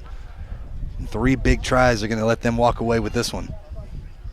University of Kentucky Wildcat, former USA South Panther and a Raptors Academy man. This is exactly what you wanted to see if you're an Atlantis fan. We mentioned they're defending champions, won it back in 2019. They've had a bit of trouble, had that stumble early on as they fell. It was a very good game, but ultimately NAV, National Athletic Village, able to come away with that 2-point victory, 21-19 over Atlantis. And if you're Atlantis, this is how you want to respond. Exactly. Had a little couple of mistakes, should have probably come away with the victory after it was taken from them at the very end of time. And so, like you said, good response and good show of athleticism here as they look to defend that championship yet again. Looking for that second place in the pool. Gorilla, they have not given up the ghost just yet, nor would you imagine they would. But back with it as the final horn sounds, and we will see if Atlantis, are they looking for more, or are they content to send it out into touch? Mr. Hightower says, what kind of question is that? How dare you? Able to find Spike Davis. Davis, so difficult, so elusive. The big man finally brought down. I say that, back up he goes. He's used to playing out of the wing in space. Shows off that skill right there. Ends up getting Gorilla dinged with the penalty. Quick tap. Not rolling away. Gorilla Atlantis a chance to put the cherry on the sundae. And prevented Gorilla from stealing that one away, so holding it in the call, and penalty back here for Gorilla, trying to find some space. Gorilla, Hightower with the tackle. The big man, we've seen him on both ends of the pitch today. Side entry there. Again, Atlantis pinged. Gorilla, one last gasp. They will not be able to come away with that elusive 14-point try, but they can find some points. Both sides making mistakes here at the very end, and it appears that Atlantis will go ahead and find the final points. Yeah, Campy there with the quick tap, saw that defense back off a little bit there off the penalty. Struck quickly with right at the gap and got the try, extending that lead now for Atlantis. It'll be a conversion, and then quickly a referee's whistle to follow. We will head to men's Pool B action. The Harpooners in Rock Rugby, then Raggamuffins and Lions coming up, your next 2 matches. Hope you'll join us for those. As the final whistle blows, 29-10, the final, a big victory for Atlantis. Yeah, Spike Davis on a knee there, but a big victory for them. Hopefully he'll be able to come back and continue on with these guys from Atlantis. Another big try, another big victory. Stick with us. The 2021 Freetail Sevens Rugby Tournament from the Music City capital of the world continues after this.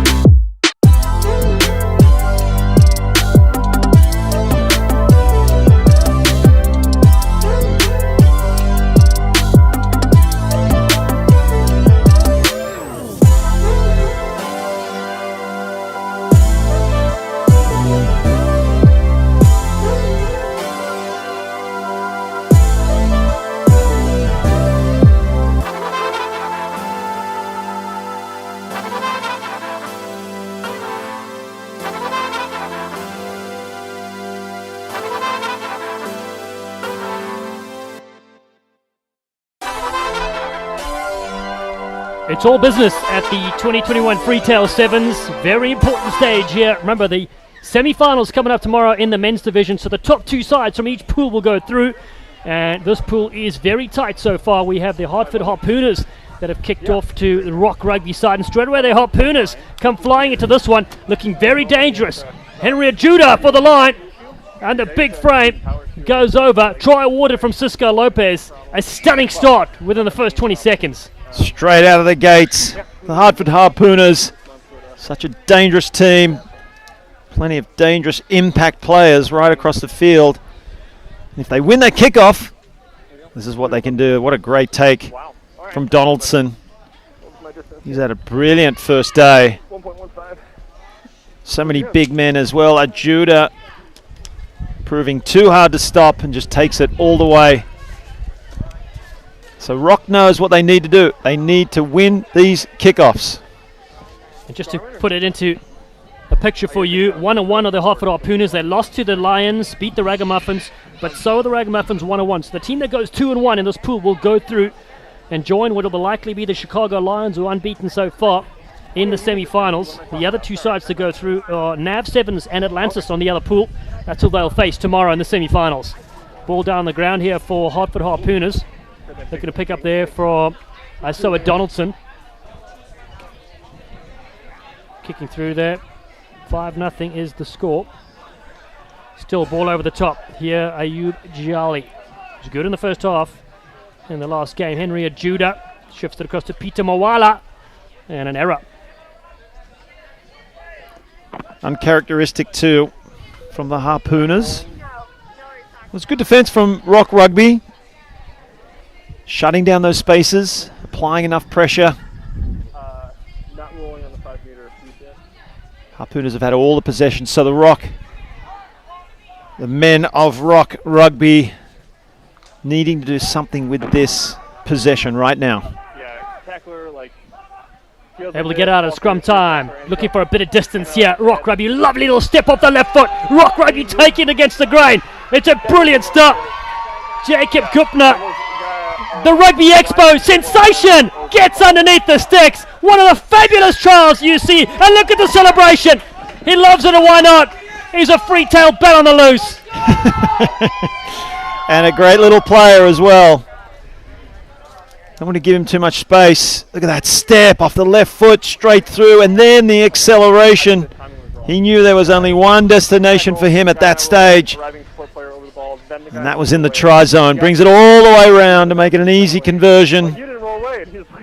And the try celebration. Doesn't he love it? Certainly a showman. That's what you love, particularly in the game of sevens. The professional barbecuer and unicycle rider. Play with the USA under-20s as well. He's put his side up 7 points to 5 against the favoured Harpooners. Rock Rugby, the local Texans, doing good so far. Coached by Paul McCartney, not the singer, and Adrian Escobedo. Really one of the teams to watch. The local sides. This kick, not 10. They can't follow it up. Yeah, that's danger territory. When you score a try, you could really add to that and keep the momentum going with a good kickoff, but they've released that pressure, so now the Harpooners with a chance. Jali to the right hand side. Max Delay. Oh, what a lovely little dummy there from Delay. Cuts back in and throws a no-looker back in the inside. Sauni Tonga is there. Flag has gone up on that far side. And referee Cisco Lopez is on the mark. Lovely dummy though. What could have been just these little errors creeping in, that time going over the sideline. It's keeping Rock in this game because you just sense that the Harpooners, they just hold on to that possession. They can really pile on the points. See referee Lopez there in picture. He once got stuck in a tree but was saved by a cat. As Harpooners going another run. Fantastic from them. The Hartford Harpooners straight up the set piece. Savaloni Tawaki gets in for try number 2 as they take back the lead. Well, Rock will be disappointed with that. It was their throw in the line out. Straight over their jumpers into the waiting arms of the try scorer. Yeah, so there's a difference. One of the easiest tries he'll score in his career. He had that momentum still carrying him up, but he still had the responsibility. Great stride indeed. Gets in underneath the uprights. Yeah. Making the kick a lot easier. 12-7. Hartford Harpooners, coached by Mark Diaz. Getting through there. But going back to our referee, Cisco Lopez. So stuck in the tree and a cat saved him. Cat Roach. Roach was, of course, on hand. She's very tall. Able to just pull him out. Best friends they are. Check him out on social media. There's Lopez in picture with the yellow hair and yellow socks. Restart here from the Harpooners. Good strong take there from Rock Rugby. Wrestled to the ground. Again, that breakdown's ferocious. Bigger bodies piling in. And it has been won by the Harpooners. They go over the top. Lovely little ball. They keep it alive to Lino Sauni Tonga. And now Delay. Again on that side. Delay is dangerous. Delay gets the fend going. He gets the legs motoring also. It's Max Delay, who's a delight to watch. Brilliant on his feet, Delay. Just so well balanced. So confident. Little right foot step. He barely moved. And then just the acceleration away from the would-be tacklers. You do not want to give that man any space whatsoever. As it stands right now, the Hartford Harpooners looking strong to go into the men's semi-finals for tomorrow. The top four who compete for those $4,000 in prize money. The women's division as well will be hotly contested. 7 sides competing for $4,000. Before we celebrate the new year 2022 is on the cards. 17-7, 10-point buffer. I think I know what that prize money is going to be spent on New Year's Eve, Dallin. Well, we'll be finding the winning team. Slipping a few notes in the pockets there as well. We also got to thank one of our sponsors as well, the Fourth Tap Brewing Co-op. They will have everything running. Bring your mug, bring your trophy. They'll fill it up for you, they said. And if they didn't say that, they have now.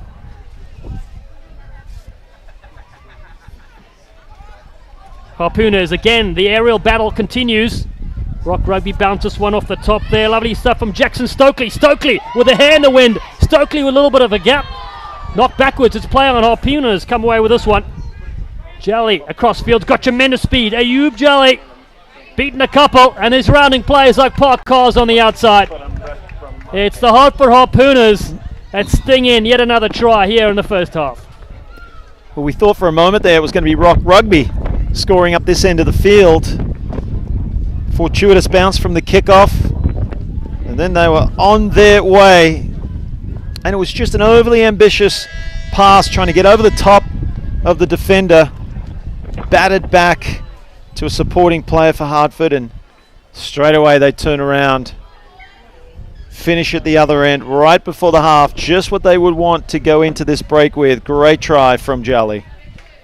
Yeah, brilliant bit of work to finish things out. 4 tries in the first half for the Harpooners. That puts him at a strong half-time lead. They lead 24 points to 7 against Rock Rugby here.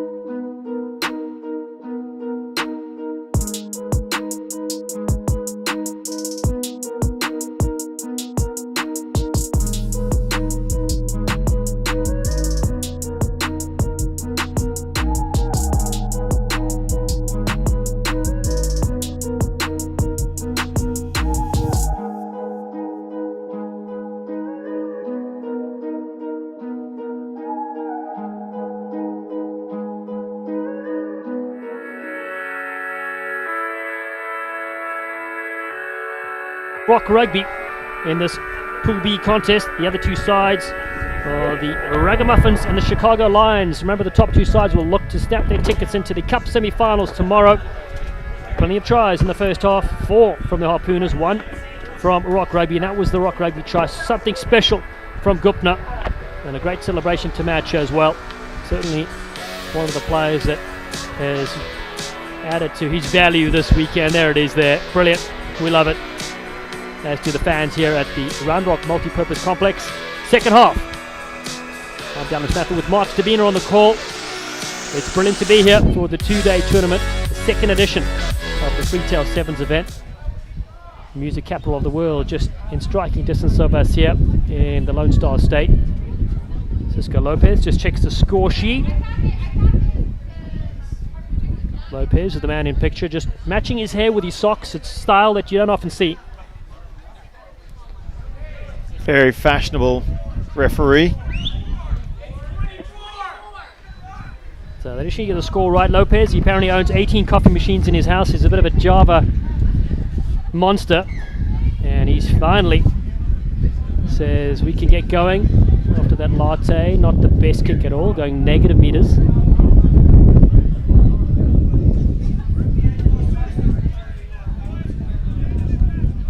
Not the start they wanted. There's the man in picture. Try scorer, the sole try scorer, Jacob Gepner. Social media guru. No surprise he knows exactly where the cameras are. He's looking good always. Little dummy here from the Harpooners. They come into the fray. Oh, great little deft touches. Oh, and that one just goes to deck there from Peter Moala. But it was good skill, and Rock Rugby looked to capitalise here. Gupner on support. Another pick up with one of the great mullets in display. Flick pass coming through here to the salon. Not picked up, and George Tavares is in support. Another good hair look there from Colton Juarez. Knocked down to the ground is Thomas Butterworth, the 20-year-old at Wayne State College. Gives away a penalty. So the Hartford Harpooners spill that to the ground. Maybe he needed a bit more coffee on the end of that one. Just losing it. Well, Tawaki wanting to go quickly. He'll be on the fines list for his team for the end of year celebrations for that one. But that was after some immense defensive pressure to force the turnover. And they'll be looking to do the same against Rock right now. Colton Juarez from Game of Thrones goes across field. Gupner again. Great little step off the right. There he goes again. Sets off on another fine run as he puts it to the toe. He's being chased there. And Max Delay is there in support. Delay. Jacob Gupner flying onto this one. The unicyclist. It's still there for Rock Rugby. Ripped free and now it comes up. It's gone backwards. Let's see the celebration. He canters in. Oh, that's an early Christmas present for 2022. Gupner has a double. He's too tired to look for a camera to go and celebrate in, but what a brilliant effort. He has been the spark for this Rock Rugby team.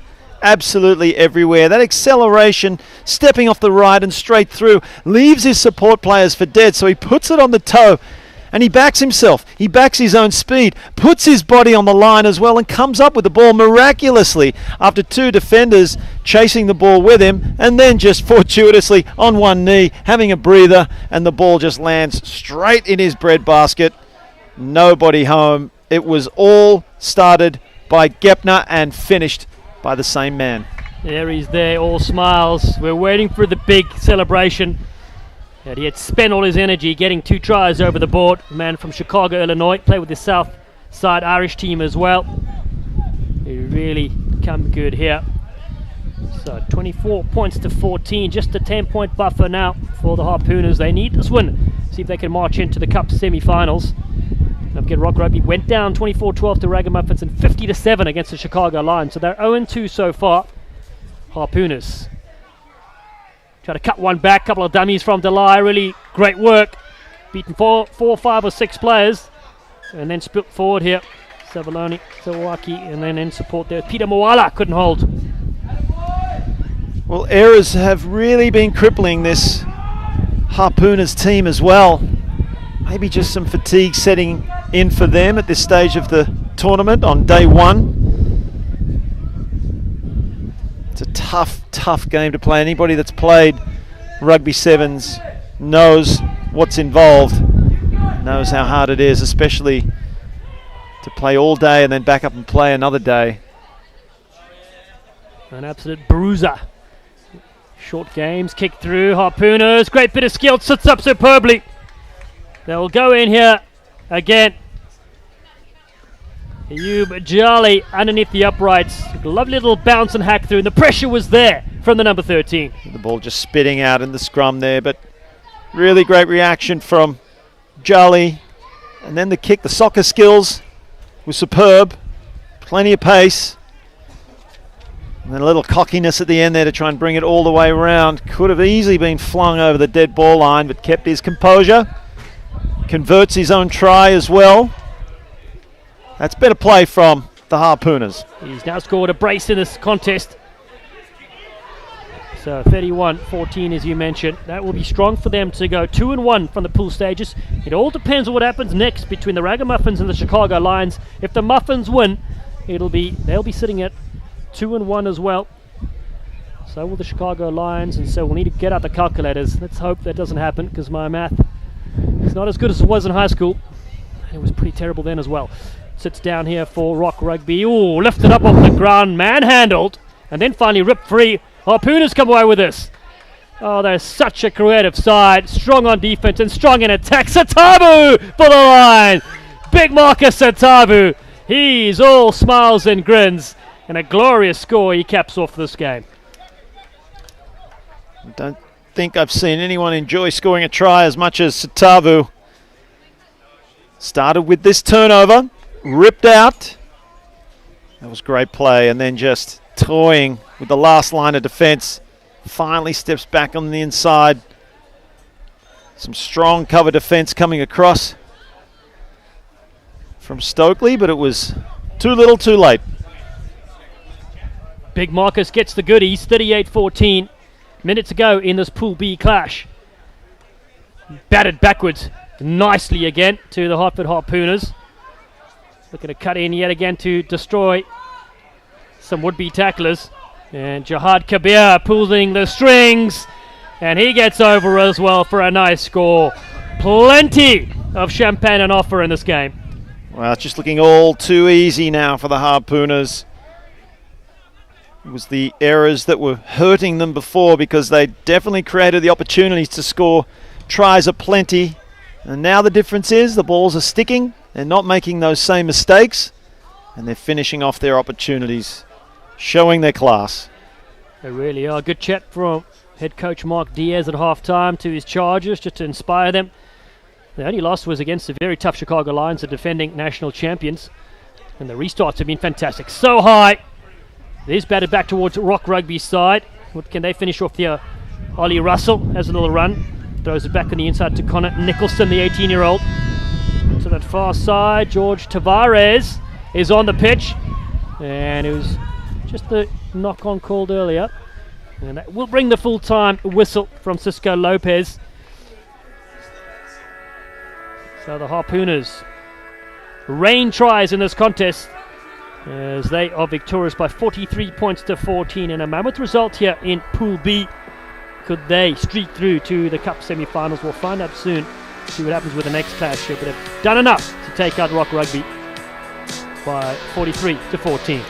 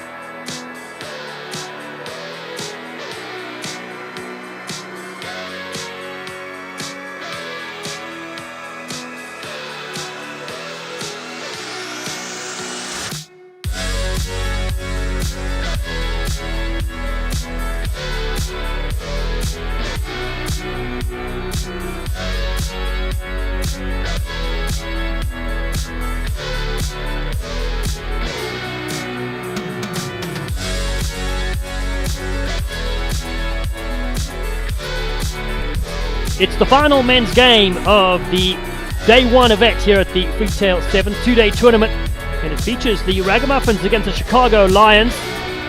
The Lions 2-0 after taking out the Harpooners 24-12 and Rock Rugby 50-7. Raggamuffins beat Rock Rugby, lost to the Harpooners. A victory here for Raggamuffins will put them up against the Harpooners to see who goes through to the Cup semi-finals. Here we go. Knocked down to the ground, and in white the Raggamuffins try to scrap this one down. Comes to the deck, and Jake Hildago, who was brilliant all day long, tries to scoop it up, but it's been knocked on. Referee Kat Roche is there, the 27-year-old who's refereed Major League Rugby and USA Women Internationals this season.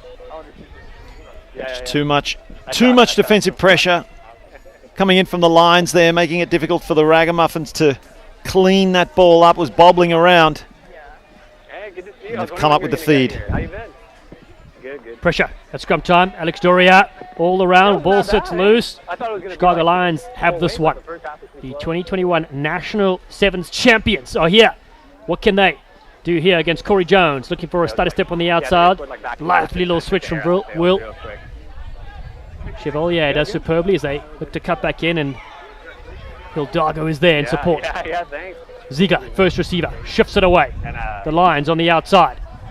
They've got pace to burn. In Canada, and now I have LA and Little jump into the ground there, Peyton Wall. Another youngster to keep your eye on, 20 years of age. Big jump step. Looking to cut back in. A nice one-handed flick. Ball being knocked on though. It was a bit too fancy in the end for the Lions. Just about to praise the Lions for being so clinical, Dallin, but that really is the type of team that they are. Spreading the ball, the passes are so accurate from sideline to sideline. But the Raggamuffins, up to the task in defence. They're tracking nicely, they're drifting well, not allowing Chicago too much space at all. So the Lions are going to have to work hard for any penetration they can get. Yeah, it's crazy. Like when I think about it, I'm like, Koch Hoffman waits for this. Does it come back to him? They get the penalty instead. Binding is the call. Hoffman goes to the mark. They give it instead to Louis Satama. The bulldozer will pop them downfield for an attacking line-out. A nice kick and a nice territorial gain up over the halfway line, just relieving some pressure for the Raggamuffins. It's the voice of Mark Stabina, former Australian Sevens International. I'm Dallin Stanford, and it's brilliant to have your company for these 2 days as we wind down day 1 of our tournament here in Austin, Texas. Very close to the bat capital of the world and the music capital as well. All over the top, the line out. It's been pinched and then knocked, but the first knock going the way against the Raggamuffins. Just a little scrappy in this early exchange between these two teams. We knew we were in for a dogfight. It's always going to be a great game, quite evenly contested. The Lions are looking to break free. Here come Chicago. Looking for another switch. Chevalier gives it nicely. Looking to cut back in. Driving the leg superbly. Busting out a tackle. Chicago Lions. The backhanded flick. Diving on this one. Putting the body on line is Goodwin. Willis Goodwin saves it for the Chicago Lions. Ziegler in midfield. The big frame of Ziegler. Rips it across. Needed to go early. Numbers are plenty. There it is. It's Peyton Wall that'll get in for the opening try for the Chicago Lions. In fact, it's not. It's Preston Hammerschmidt. The hammer gets the salute and in the corner. It's hammer time, Dallin. Such a well-worked try. Chicago's so good at spreading that ball. We talked about how clinical they are, just putting the passes out in front and then just making sure that they're running forward and drawing, fixing the defender in front before releasing the pass. And that allowed Hammerschmidt with the space he needed to finish off that movement. But the lead-up work was superb down the close side here. It was Chevalier charging forward. If you just watch this Chicago team, so many of the players, if not all of them, right across the park, they got such great rugby brains, haven't they? Making the right decisions, the little switch at the last moment. That's just great rugby knowledge. Yeah, national champions Preston Hammersmith with a Lego haircut there, confusing us there. Looking like Peyton Wall as well. He won the CRC 7s with Lindenwood. And the rest of his teammates winning the USA Club 7s National Championship with the Lions. 5-0 the lead so far in the first half. The Hammer drops it down to Chevalier. Does well, rolls around. He's such a creative playmaker. Again to that short side they work to the Lions. Coached by Matt Wagner. Assisted by Colin Doyle and the Goose as well. Thought about a little kick pass. It now comes. Chasing on this one. Ziegler is there. Big Ziegler catches it on the end. Puts a foot in touch. Does big Mike Ziegler, the 32-year-old veteran from Bowling Green. Corey Jones wants to go quickly. Finds a Royal Jones. His namesake. Satama is there. The bulldozer. Rips it really wide to Hale on that far side. Justin X. Hale buys time for his teammates to arrive. And the Raggamuffins out of Central Texas with Satama. Whoa, Mr. Hospital ball here to Jones. Oh, he lets it go. And Jake Hildago says thanks very much. I'll get this one underneath the sticks. An early birthday present for Hildago and the Lions. Thank you very much. Have 2 on the board. You could just see him hunting, couldn't you? Getting himself in the attacking line, looking for that intercept. Put the pressure on. The ball was a loopy one. It was a speculator. Hit the ground before going straight into Hidalgo's hands. He helped create that by applying the pressure, as did his teammates. Just too much for the Raggamuffins in the end. There it was. He still had plenty of work to do to pull that ball in. It wasn't an easy regather by any stretch. But he's a class player. I'd back him any day with a 50-50 contest. That's right. Plays the Houston Sabercats, who's also at Rugby HTX. Play the World 10s and the Premier 7s as well, out of Memphis, Tennessee. 12-0. Chicago Lions lead after victories against the Harpooners and Rock Rugby, looking to be the top side in this pool as they cross over for the semi-finals tomorrow. Lions with the final play of the first half. Go to Corey Jones on this near side. Jones looking to make amends, knocks it back, but it's too big as the chasers are there as well. It finally sits up here for Koch Hoffman. Throws it back in the field of play. Ziegler thought he was away. Oh, big Ziggy Zig. Not to be.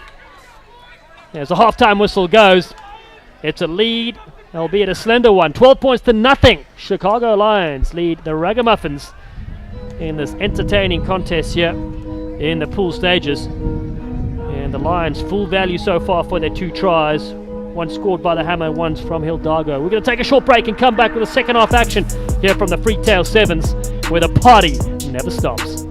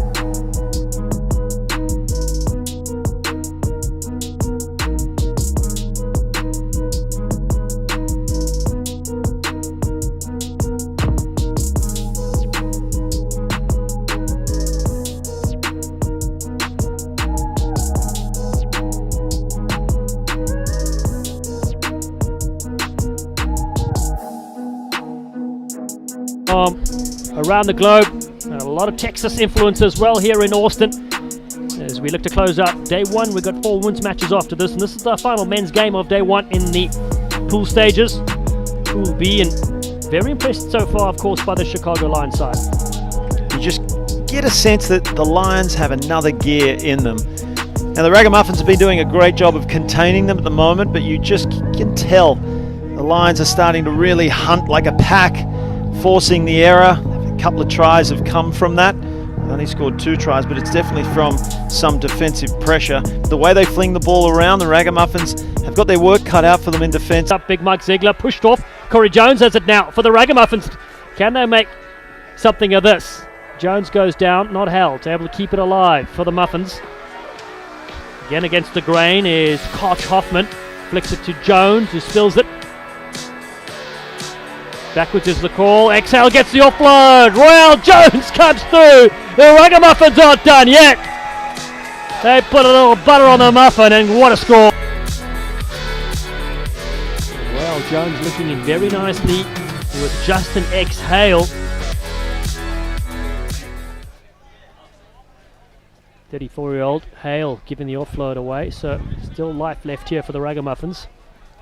Just makes these kickoffs all the more important, doesn't it, Dallin, who can come up with possession. And you see that ball was deemed backwards by referee Roche. She was right in line with it. So she was qualified to allow the play to play on. The Raggamuffins never gave up. Got that elusive try, and now they're on the board. That should build some confidence.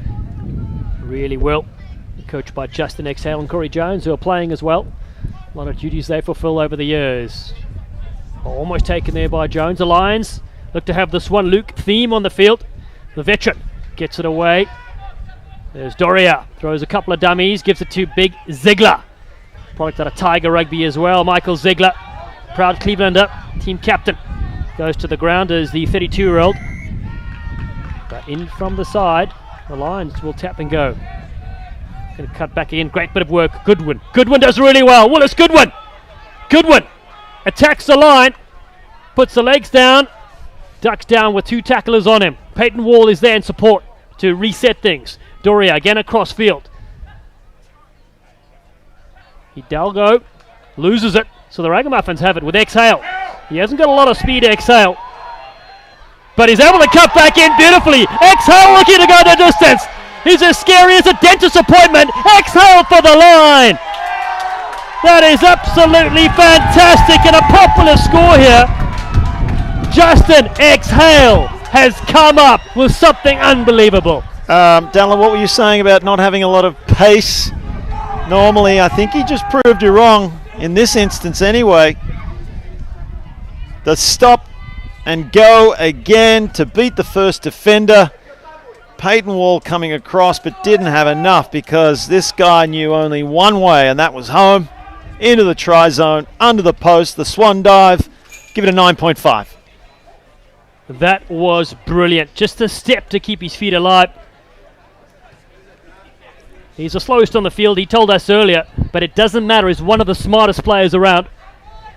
But I think that conversion was missed, and that is critical.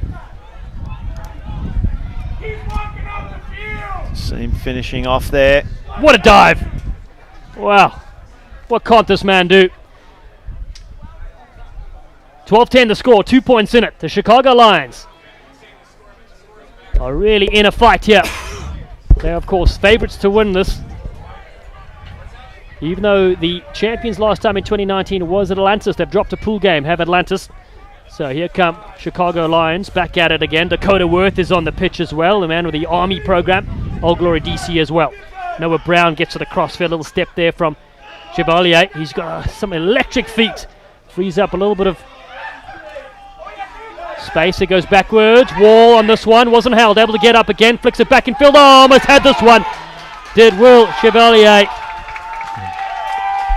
Well, they're looking a little panicked at the moment, the Chicago Lions. I think they're rattled because the Raggamuffins have come charging back, got themselves back in this game.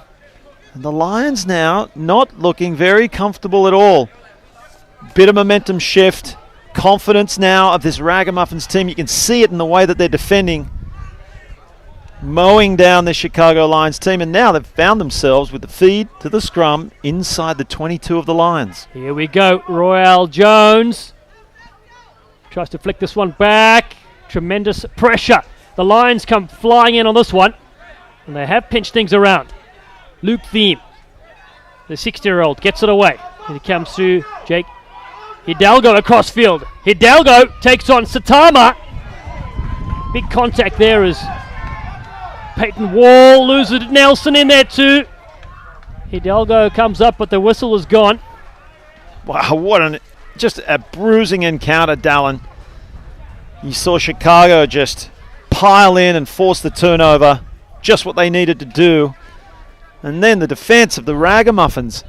Some big hits, two-man tackles. They are not giving Chicago an inch. Well, this game has it all. It's going down to the wire. A minute to play. What's on the line? Well, 2-0 so far, the Lions. The Raggamuffins need a win here to keep their semi-final hopes alive, and then we'll look at the points table and see how things stand. We'll have to crunch the numbers. Satama has possession. Oh, the big bump from Hidalgo says, take that. I want some a bit of this. As Nelson comes in to clean things up. Nick Nelson, man out of Life University, is picked up by Thiem. Thiem gets the offload. Hidalgo almost loses his head. Penalty by the Raggamuffins.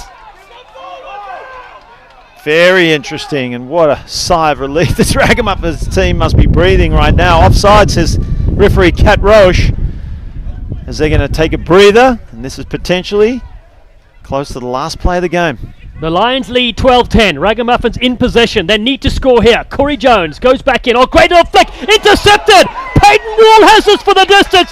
Peyton Wall is a magic maker. He might only have one hamstring though, but he has done it. Does not look fun. You know, he's put his body on the line for his team. He's come up with the goods. Hopefully that hasn't put him out for the rest of the tournament. It's a long old day of rugby. You see there just diving after the hamstring giving way. Is it cramp? Let's hope it is. Nonetheless, he's won the game for his team after some brilliant defensive pressure. That's what they do so well, the Lions. They really do. Confirmation. The Lions will go through as the number 1 seed in this Pool B into the Cup semi-finals. And they are victorious here by 19 points to 10 against the Raggamuffins. Plenty of exciting semi-final action coming out tomorrow from the men's division. And lots of rugby still to go. We got 3 women's matches to follow this. Tries are plenty. We'll be following as well. And then day 2's action as we have $8,000 on the line. Time for another short break and we'll flip across to the women's division up next here at the Freetail Sevens for the 2021 edition. Stay with us, Rugby Sensations.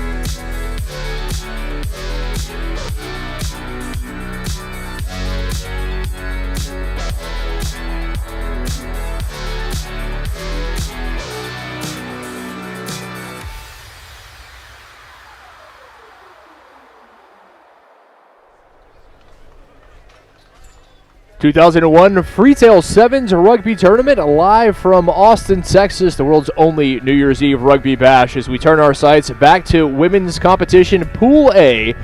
The defending champion Phoenix taking on Gorilla Rugby. Alongside Tim Sigmund, I'm Kit McGonigal. Tim, Phoenix, the defending champion, they are 1-0, victorious in their lone match, 28-7 over the Army Rugby Union side. Gorilla, they are 0-1, a loss to that Army side by a 33-5 score. Yeah, maybe a sign of things to come. If anything, both one-sided contests, one for Phoenix and the other for Army, and Gorilla on the losing end of that Army side. Hopefully they'll have a better performance than they did against Army is what they're looking for here. Final match of Pool A for these sides, both looking ahead to tomorrow. There will be hardware on the line, both looking to come away with the victory here. Phoenix kicking off in the black, the white Phoenix on their jerseys. Gorilla with the black and pink will have it as the opening kick not traveling the requisite distance, so we will start things at tap and go from midfield.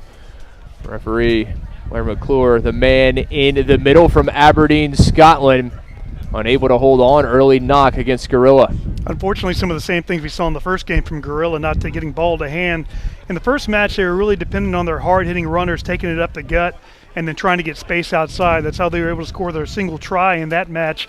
And looking to do the same thing here, but a drop pass derails things quickly. Gorilla has size. We saw them use those powerful runners to their advantage. It's going to be a tall task going up against a very good Phoenix side. A lot of talent across the pitch for the defending champion. Good push, great stuff, but ball left on the turf, picked up by Phoenix, and it's going to be a race. Able to drag her down from behind. A massive tackle there from Gorilla, exactly what they needed. Kaylin Hampton, possibly the try-saving tackle. Still with Phoenix, trying to get it out wide. That is where they're at their best, and this is their best. Amanda Berta spins through one. Berta finally brought to ground. Hard running from Berta there, just like we saw in game one. Berta, an absolute force of nature in that first game. Ball in hand, she was almost impossible to stop. Going back inside, able to sneak through and dots it down. Taylor White strikes goal. The Phoenix on top. Yeah, lots of numbers out there for Taylor. She could have gone. There were 3 people outside, but she just took it herself, split the 2 defenders, and puts the first try on the board for Phoenix, picking up right where they left off against Army. The 26-year-old, the local Memphis product, what she's been able to accomplish in her career. The flag is raised, a successful conversion. Phoenix on top 7-0, 2 minutes in, exactly what they wanted in this opening. Yeah, kind of picking up where they left off against Army here. Phoenix against Gorillas is kind of doing what they want, where they were basically able to take it up the sideline, end up scoring right down the middle of the field. They were really able to just spread it wide, run it hard up the middle. Didn't really matter when they played Army, and looking to impose their will the same way against Gorilla here in this match. Well, certainly on paper, Phoenix the heavy favorites, and we will see what Gorilla is able to do with that. If they're going to find something, they need to get something going as this bounces right back. Phoenix with it and looking to go back to work, already on top 7-0. White has one, unable to find her way through. Kayla Hunkin with the tackle. Now back to Berta. Berta so dangerous in space. Berta looking for the offload. Yeah, just tried to get the offload there. Didn't quite get enough air on that ball. Bounces off her teammate's hands, so knock on, and Gorilla's going to get their chance to restart their attack. They really need to get something going here. You know, they let that kickoff hit the ground. That's not what you want to do on the restart when you're trying to grab momentum. So maybe here at this set piece, they've got a substitute coming on here. Number 3 is off, and number 13 is on. So maybe some fresh legs will help them with a fresh attack. Jalen Gray coming on for Gorilla. See what she can bring to the mix for the Texas side, already trailing 7-0.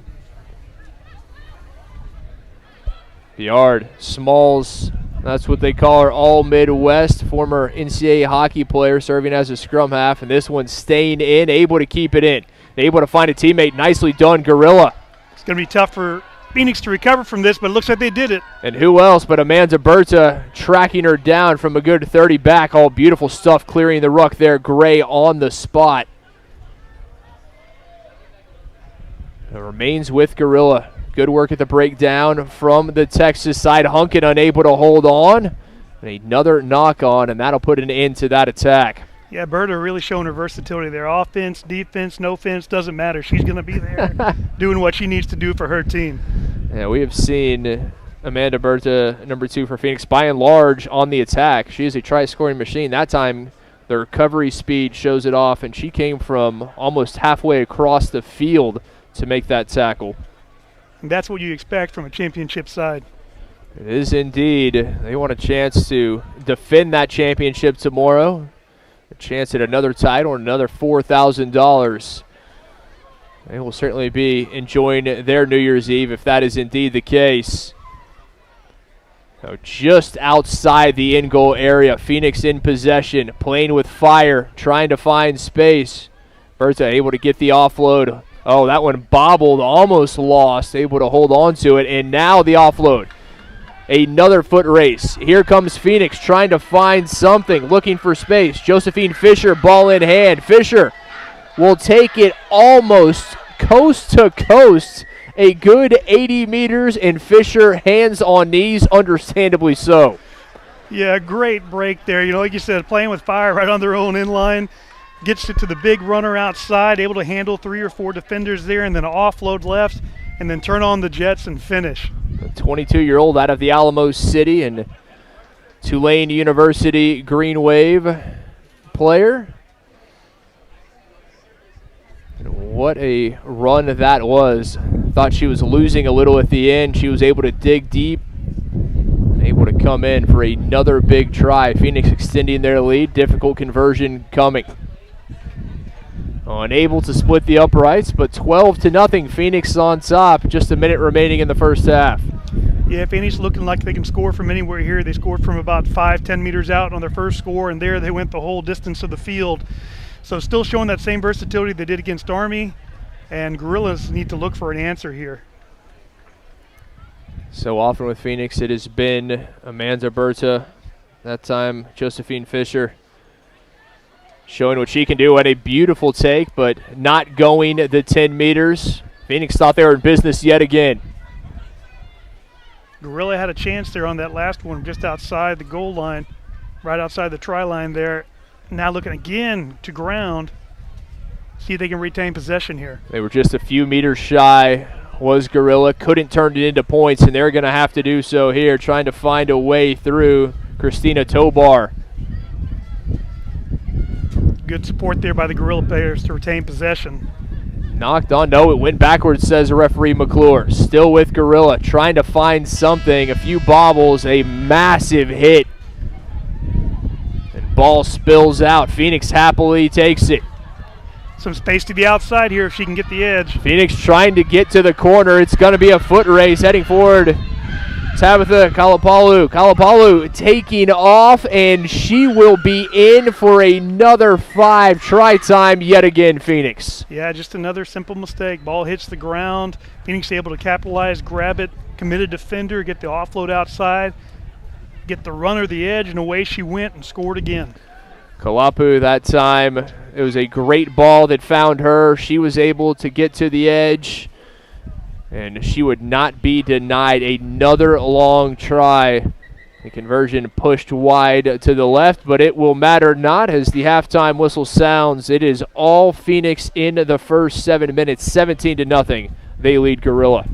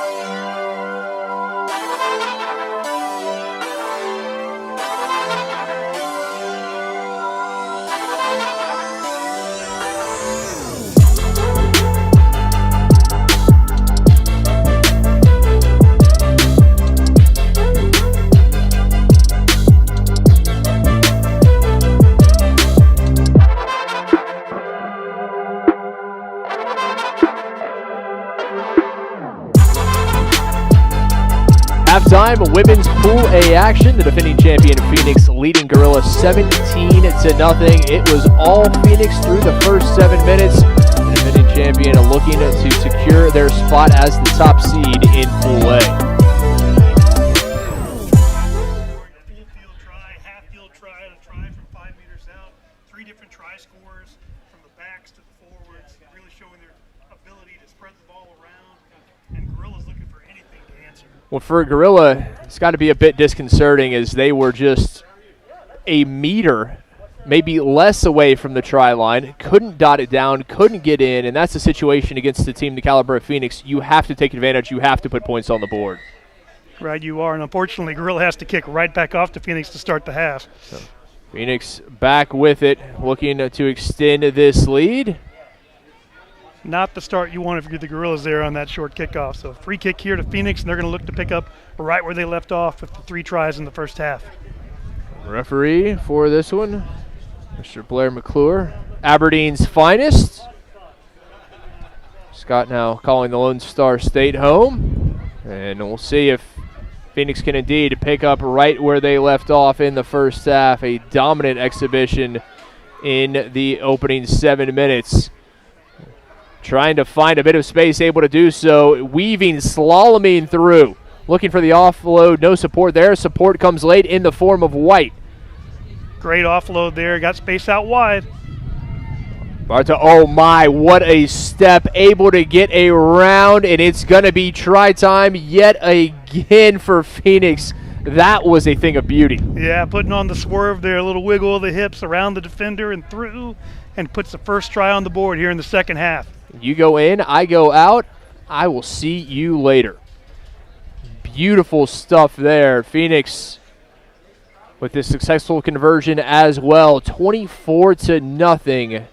The second half, a carbon copy of what we saw from them in half number 1. Yeah, they got a couple of substitutes coming on here, platooning, maybe rest some legs to make sure they're fresh for tomorrow. But Phoenix looking great so far, firing in all cylinders. They're looking to take that first place in Pool A for the women. Just 3 teams in Pool A. Phoenix, the defending champion, Gorilla Rugby, along with the Army Rugby Union. We have 7 women's teams total, 8 on the men's side.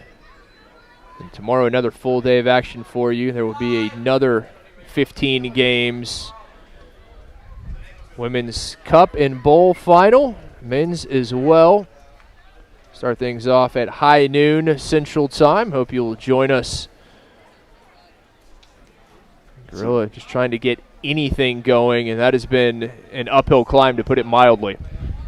So going back here, it's going to be a scrum put in. I think that's going to be the Phoenix ball from what I saw indicated. I don't know what the call was. But Phoenix, again, got a great attacking platform. Gorilla hasn't shown the ability to really stop them from these set pieces. So we see what they try to pull out here. I haven't really seen them run anything back to the inside. It's sort of been one hits from their runners. See if they try to spread it wide. And they do around the defender, down the middle of the field. And who else? Barta. You said it, my friend. Like death and taxes, Amanda Barta scoring. If you have seen this team play, you know it's going to happen. The only question is when. And if you're betting on the second half, chances are you're going to lose. Yeah, just another and a good conversion there. So 2 tries already here in the first 3 minutes of the second half. Just a simple pass to the center, around the defender, and a run it in from about 35 meters out. Manaberta, again, just showing off what she can do. A sliver of space, and she makes it look like a 6-lane highway with no traffic on it. Just bust right through, would not be caught. Continues to put on the impressive performance we have seen from her from the very beginning. Yep, 0 to 60 in no time flat there, really showing some good acceleration on the way to that try. About halfway through the second half of action, Phoenix dominating this one, and they are doing it in so many different ways. And that may be the most impressive thing, Tim, is it's not just Berta. It's, I mean, what they were able to do. We've seen Taylor White. We've seen Fisher. it seems like whoever has ball in hand is going to go the length of the pitch. Yeah, they got multiple finishers, like you said, who can go the length of the pitch, and that's going to be critical as they move into the Cup semifinals and hopefully even the finals tomorrow for them. A frustrating initial day for Gorilla. But still plenty of time remaining. May not be able to mount the comeback down 29-0, but they can certainly put points on the board, and at this juncture, that certainly has to be the first goal. Yeah, you really just want to end the day with some sort of momentum going into day two. And like Ray said, right now, anything pretty much would suffice. Mr. McClure having a few words for both front rows. I think what really helps Phoenix is they've got a lot of experience, a mix of younger and experienced players all the way from 20 to 35 years of age. And you've seen some of that experience at times being able to settle play down, other times being able to take advantage of the quick hits. And like you said, have those length of field tries. And here goes Gorilla. A chance here. Gorilla trying to get something going. It was a great carry from Israel Bell, the front row, number 3, rumbling down the pitch. I believe she was the try scorer of the lone try in the first match against Army as well. Was indeed. Dangerous ball in hand, with this one stolen away. So Gorilla, a missed opportunity, unable to do anything with it, and it will go against Gorilla. Yeah, great start there with the break, but just not able to finish. And of course, it was nobody else but Amanda Berta there for the turnover for Phoenix. She's been everywhere today, and now able to spread it out wide, and now they've got an overload. All over the pitch. Oh, couldn't get that final pass. Had they been able to, it may have been another try. We've seen these length of the pitch tries. White able to get through the shoestring tackle, still in the hands of White. Taylor White. Will anyone catch her? Turning on the Jets. I don't think they're going to catch her on this one. That's another try for Phoenix. Able to extend that stride. White, once she reached midfield, knew she was by her lonesome. Dots it down, does White. Really just enough speed there to split that defender and then sustain the gap. Never really pulled away and sort of slowed up. Continued the clock running. Let this game finish itself out. Rest everybody's legs so you don't have to keep running it up. 26-year-old teacher giving a few lessons this afternoon. That's for sure. Another successful conversion from Berta. That makes it 38-0. Gorilla trailing in this one, and they are just looking for points at this point. Yeah, Phoenix, their first match against Army went up 28-7, and this one now 38-0. Solid effort, averaging 33 points a match so far. We'll see what happens on this kickoff. Maybe a chance to put some more points on the board.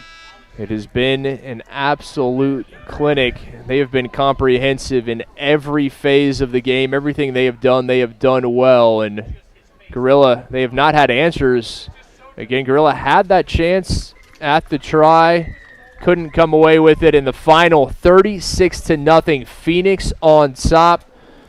Another impressive performance from the defending champions. Yeah, great job scoring from all parts of the field. Multiple try scorers, multiple finishers. Just exactly what you want if you're Phoenix to set you up for day two.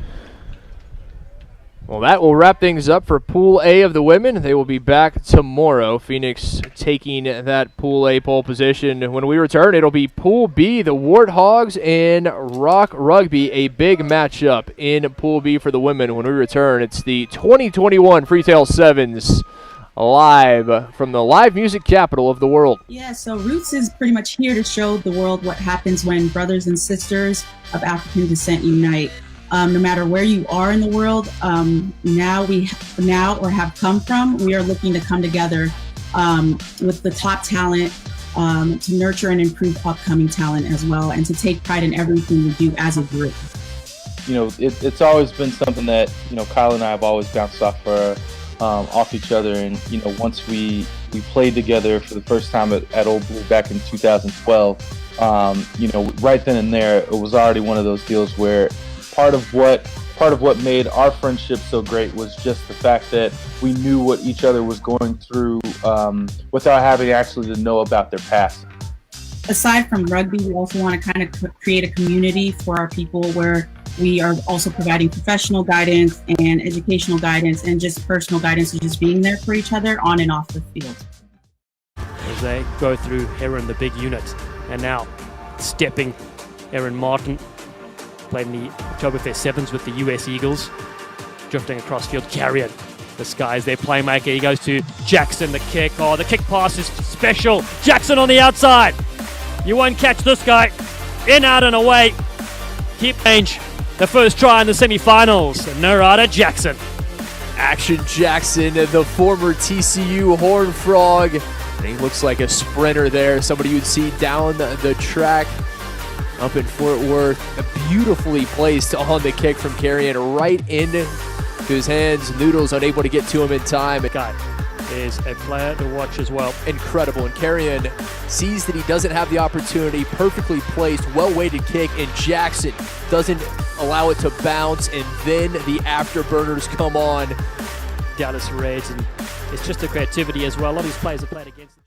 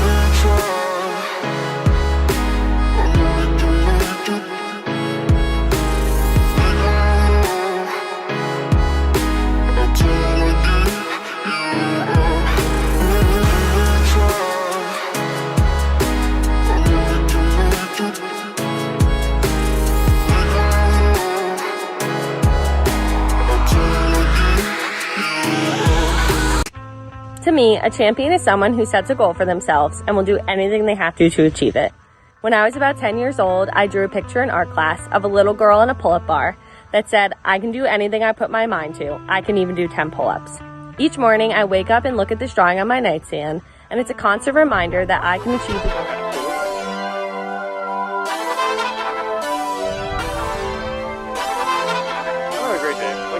Women's Pool B action. We return to the Freetail 7s rugby tournament here in Round Rock, Texas. Glad to have you with us. The world's only New Year's Eve rugby bash. The U.S. Air Force Warthog, a side comprised primarily of U.S. Air Force active members, Guard and Reserve, taking on the local side in Rock Rugby. Tim Oaks, Skip McConaughey with you. And Tim, for the Warthogs, it's very simple. Win and you're in. That's right. They've had a good day so far. This kick not going 10, so they'll have a scrum here to start things, or a free kick to start things off. But yeah, they've had a great day so far. Had the loss early on, but they were able to come up with a 14-12 victory earlier in the day against the Harpooners, and that's got them set up to win this one, and they are into the semis for tomorrow. Chris O'Malley, a referee, 27-year-old software salesman out of Chicago. And you see the local side there in the purple and black going from left to right. Ball in hand is Rock Rugby. The U.S. Air Force Warthog in defense, trying to find something here, looking to find a way through. Claire Cotton. Cotton was outstanding. We saw her with a try earlier, and she is going to take it a good 60 meters down, and there is the whistle. Rock strikes first. Big contact right there in the try zone. Was able to dive in for the score. Big points there for Rock Rugby to come ahead here in the early moments. The 19-year-old out of Oklahoma, Cotton with great speed. We've seen her and has that long stride, deceptively fast, knifes through the defense, and if you're Rock, that is exactly what you needed to start this match. Yeah, she was set up nicely there on the outside. Immaculate Owiro, number 9, kind of started that thing with a couple of fins in the middle of the pitch. They were able to spin it all the way outside and use that speed for the first try. Big conversion up and through, 7-0 Rock Rugby, and the home side striking first. Yeah, big for them.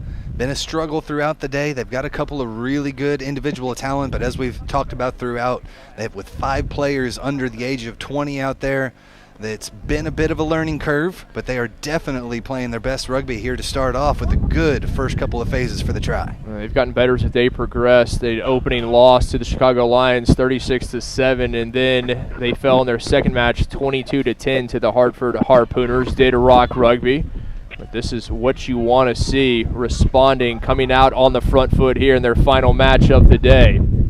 Yeah, Tried to get that one to the outside, did the Warthogs there, but just out in front of the outstretched arms there. Couldn't come up with a catch, and so we'll have a line out here for Rock Rugby. Warthogs 1-1, a 14-12 victory over the Hartford Harpooners, and then a loss in their second match to the Chicago Lions, 33-7. But because of that head-to-head victory over the Harpooners, Chicago Lions have already secured their spot as the #1 seed. And if they're able to get the victory here, the Warthogs, they will be in the semifinals. But they are down 7-0, and Rock on the front foot. And who else but number 13, Cotton? So good, knifing through, still on her feet, and able to find the offload.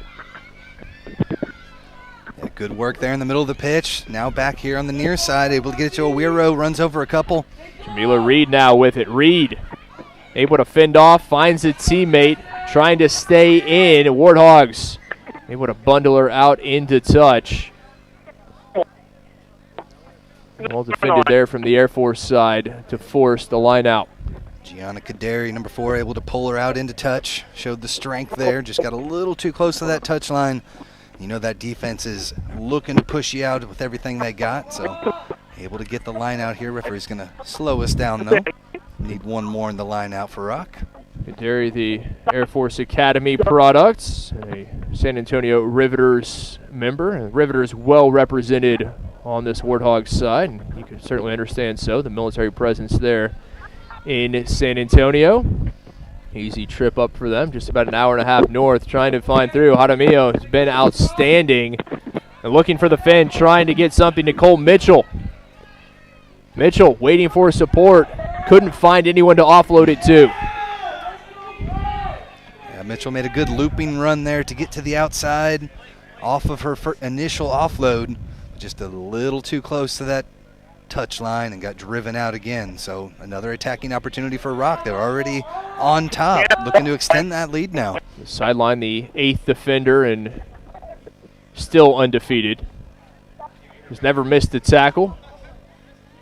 Rock doing a good job there. Now this is an important line out. They need a good throw, and this one thrown away right back to the Warthogs. Mitchell.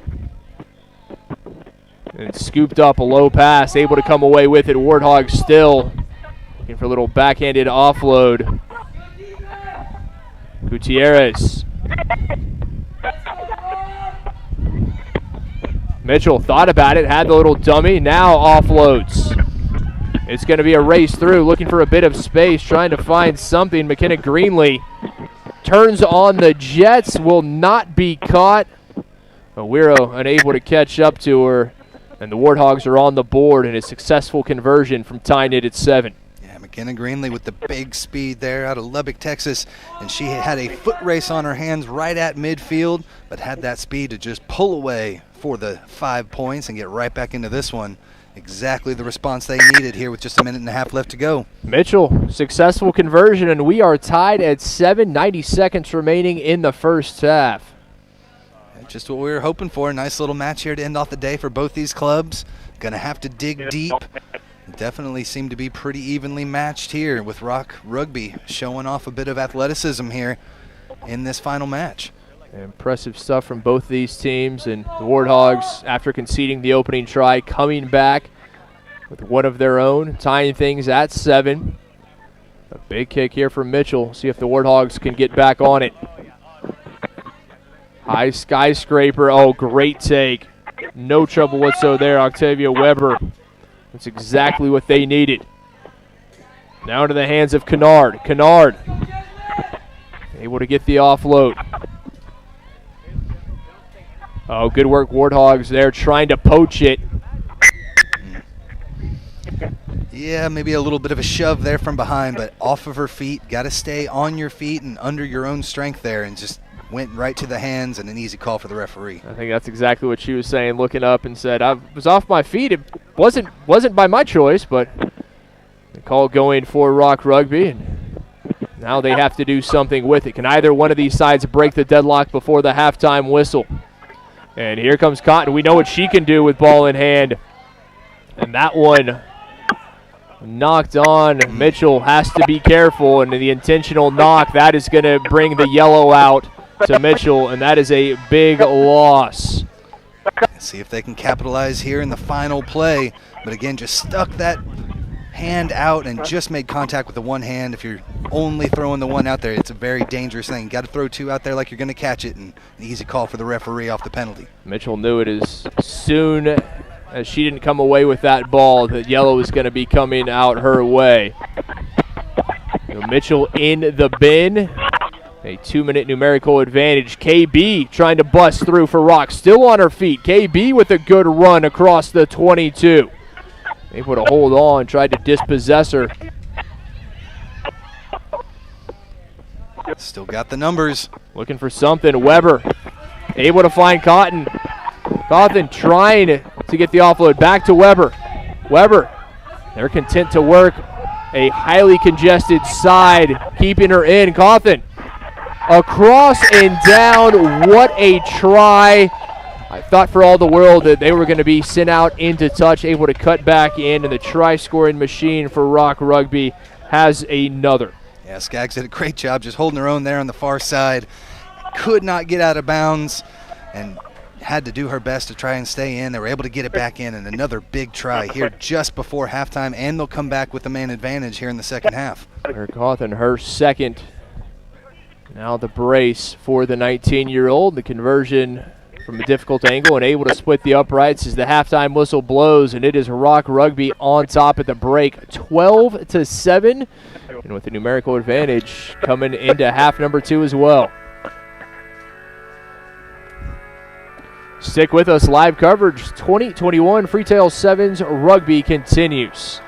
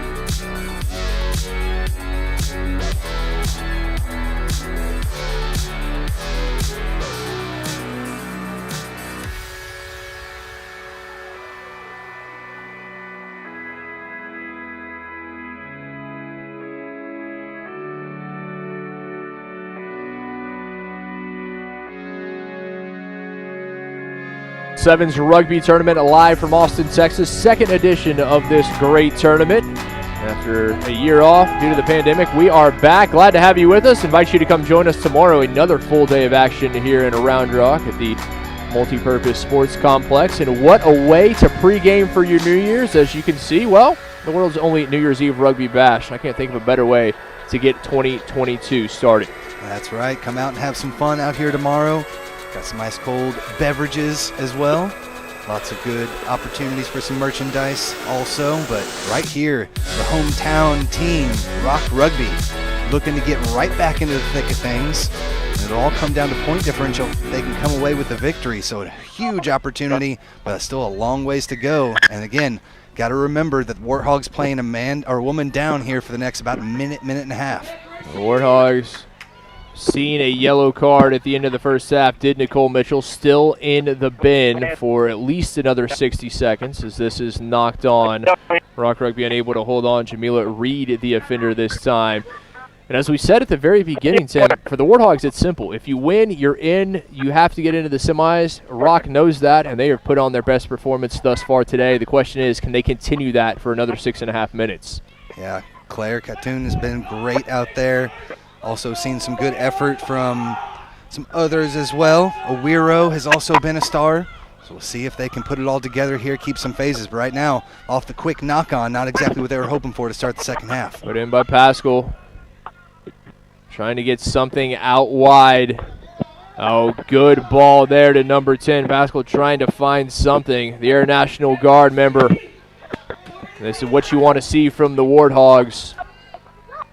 Much better patient attack going through the faces, going to the blind side, looking for a bit of space, able to stay in. No, a foot on the sideline, and that is enough. Yeah, looks like it may be forward pass there, signals the referee, but a huge standout that time. Anna Sadler, Gracie Sadler, the nickname there, but she did an amazing job, made about 3 tackles. There were loopers coming off the side each time, and she was able to make the tackle over and over again, bouncing out there, and then made that final one to force the forward pass, and they see if they can pull out their own end now. We've seen the defense from the Warthogs. We'll see if they can live up to their name and what kind of firepower they have in attack. A big tackle there from the Air Force side. Still down there, but able to come back to her feet. We'll have a line out here. Back to the Warthogs. We'll be driving through, looking for their first try of the second half. Skaggs, the one tackled, able to bounce back up. Good to see from the teenager. Important line out here, stolen away by Rock. And back to where it goes the local side, trying to spin it wide, looking to cut in by one. Oh, another crunching tackle. Absolutely laying the lumber. Mikey Williams there. Oh, a little bit of a scramble for it. Finally able to come to. Looking to kick to relieve the pressures. We are all back even, 7-on-7. Mitchell out of the bin and back on the pitch, and that is big for the Warthogs. And easily forward to that one. Again, they were trying to find Williams, but that was the player throwing it was on one side of midfield, Williams on the other, and that's about an easy call for a referee as they're going to make. And both teams back to full strength now. Do have a substitution coming back on here. A couple for each side. Looking to bring some fresh legs on for this final push. A try will tie it. A conversion, if successful, would put the Warthogs ahead, but that is much easier said than done as you get a look at Mitchell, the Gastonia, North Carolina product, former UNC Charlotte 49er.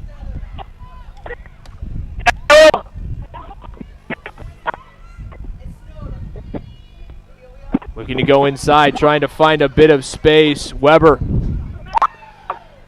Now in the hands of Owiro. We know what Owiro can do. We saw some glimpses trying to kick over. And no one for Rock with the chase. Easily collected by the Warthogs. Space here on the outside if they can use it. A lot of opportunity here around the near side. Oh, and it may well be a foot race. The Warthogs, a chance to tie things up. And the Warthogs able to down it. We are tied at 12 apiece. The conversion, that could put the Air Force side ahead, but that is going to be difficult from this tight angle. Aerial Sten with the speed to come around the corner. They had a bit of a 2-3-on-1 there on the outside after the break. And a good job to be able to swing it all the way to the near side of the pitch. And she had the speed to break through and come around for the big try. The conversion not online, and the Austin Valkyries player Sten from right here in Austin, former Texas State University Bobcat, with a massive try to tie things at 12. Here with just about 2 minutes left to play, team's going to need to dig deep. See, getting that quick last bit of water. Big back and forth match here. We'll see if we have seen some substitutions here from Rock. Let's see if some of those fresh legs can make a difference here in the second half. Jaramillo back out on the pitch as well. We have seen Cougar Jaramillo dangerous for the Warthogs. Oh, what a tackle. Williams there, laying the lumber defensively. Right now, it may be the flip of a coin. Is this one right into the hands of Williams? Able to get the offload to Jaramillo. Looking for Mitchell, couldn't find her. Ends up with the knock on, so it'll be an attacking scrum here for the Warthogs. Minute 20 left to play. What does this U.S. Air Force side, made up of members that are active, reserve, guard as well, what do they have Can they come away with a big scrum, provide the attacking platform, and find that try that would send them to tomorrow's semifinals? Got some of the leaders on the team. They're in the scrum. Mandy Nuremberg. They're on the far side. So back he comes, looking for Williams. Williams has been so good defensively. Out to Jaramillo. Jaramillo with it. Tough. Looking, tried to find it back. It'll end up with Williams. And it stays with the Warthogs, trying to find a way through. Warthogs little room on the blind side. They'll pull it back here. All kinds of room on the open. Out it goes. Stein, we've already seen Sten. Ariel Sten with one. Couldn't break through. Able to find Mitchell. Mitchell with the fin. Mitchell brought to ground. Gets it back. Now Ariel Sten trying to get outside, looking for Mitchell. Mitchell, and that ball went forward. Just couldn't locate Mitchell on that pass. Gotta hand it to Rock Rugby. 3 or 4 just huge one-on-one tackles there, one after the other. Sadler was in there, Cowthen was in there, and just fantastic work on the defensive end. See the exhaustion on both of these teams.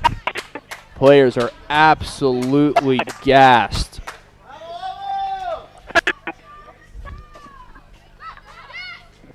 Now Rock with it. They will have to go the length of the pitch, but if anybody can do it, it's number 13, Claire Cawthon. Cawthon cutting back in, still Cawthon. Williams comes over and says, not so fast. Mikey Williams, a big tackle. Williams thought she was off to the races. Anna Sadler did a good job there, number 6, to come in and support, clear up that ruck. That ball stayed in and just went in from the side. So a penalty and now a break here for Rock. Looking to get something, anything. Both these sides fighting.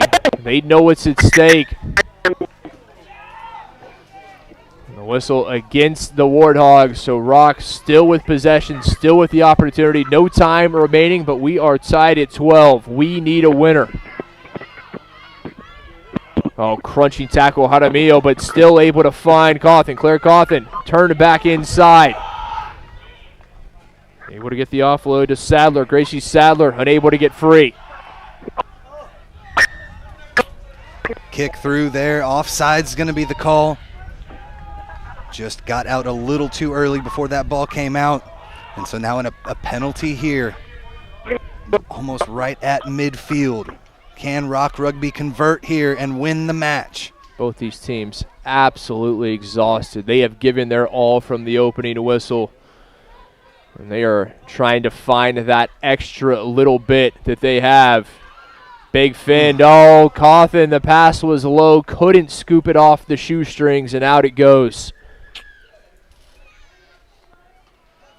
Our referee calling an end as we are tied at 12. And, well, we're going to have a bit more to find a winner. Yeah, we wanted a winner there, but both teams just came together there on the defensive end. Both had their opportunities with a couple of phases in each other's half of the pitch, but that defense just too tough, and we've got ourselves a 12-12 match. What a match this is. Women's Pool B action. We already know the winner. It's the Chicago Lions. They will be taking on the Harpooners. We'll have that match coming up for you next as this one ends appropriately in a tie, 12-12 between Rock Rugby and the Warthogs.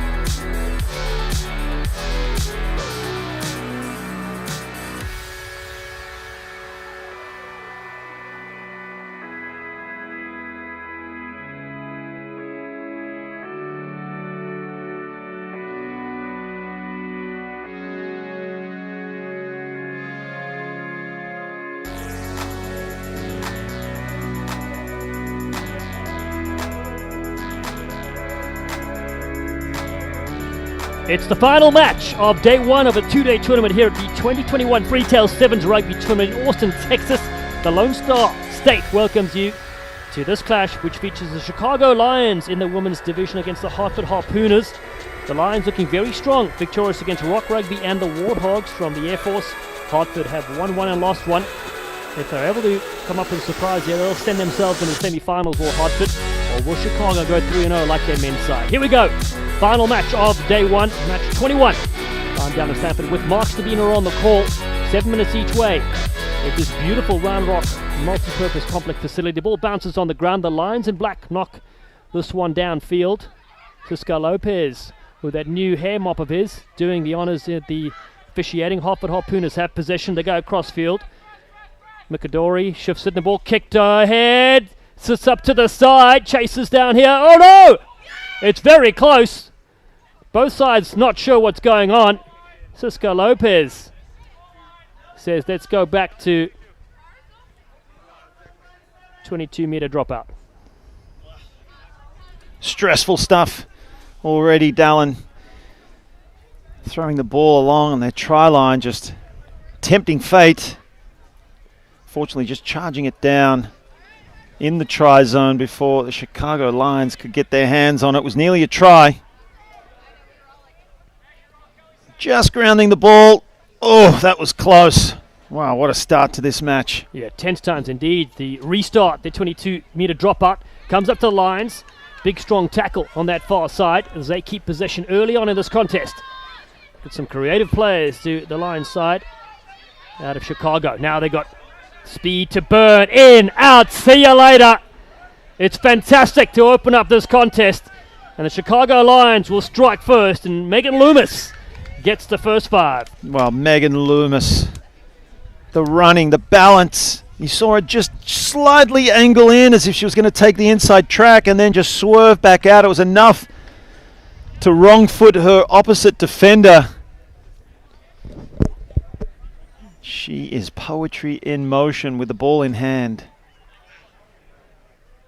Kick from in front goes over. 7-0 Chicago Lions.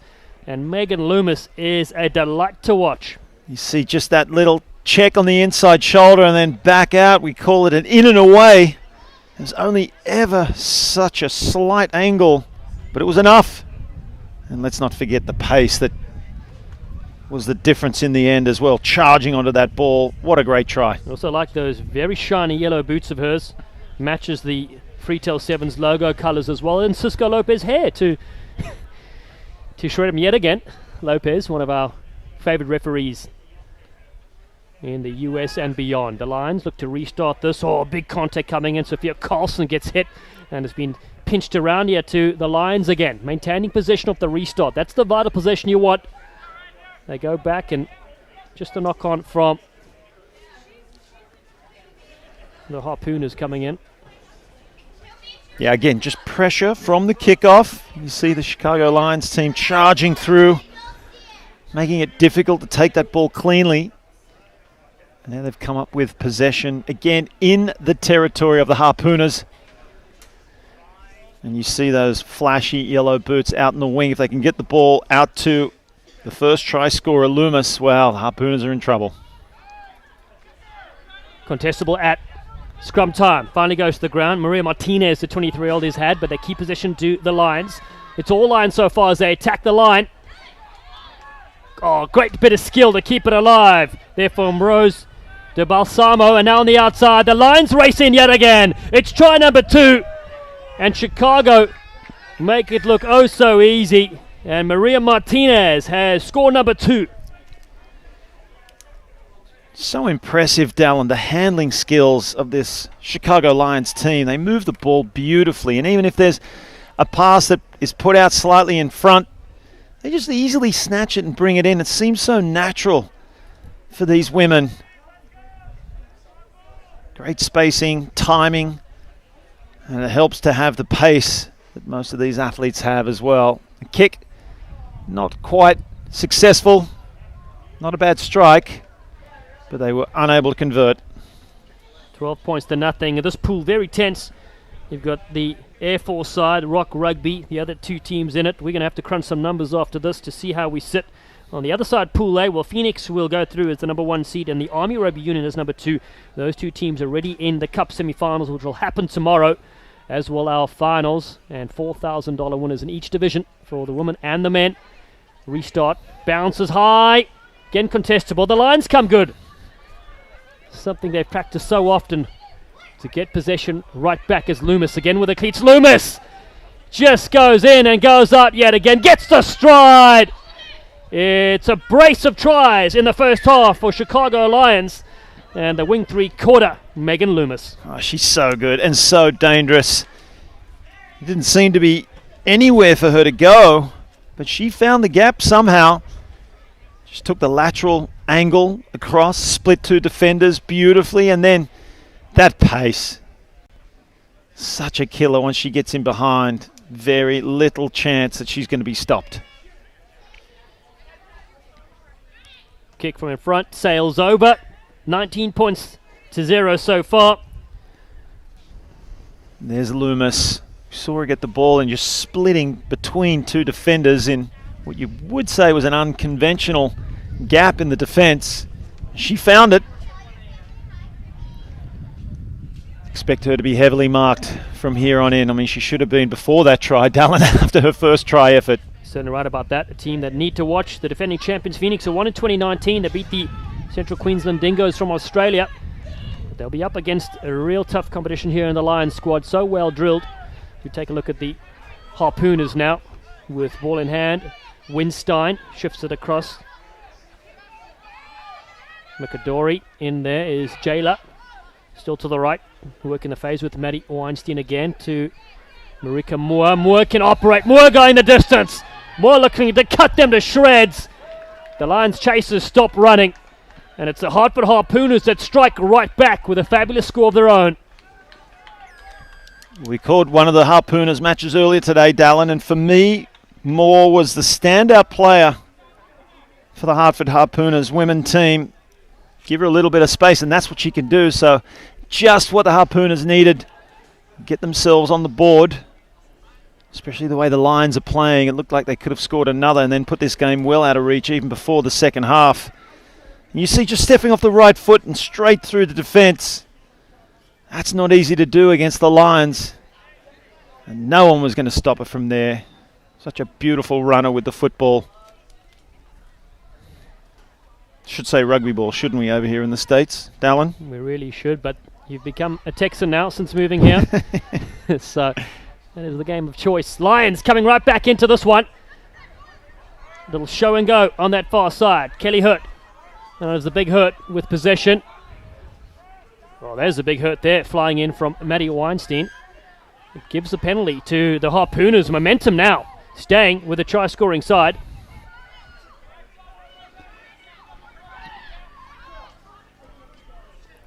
So they tap and go quickly.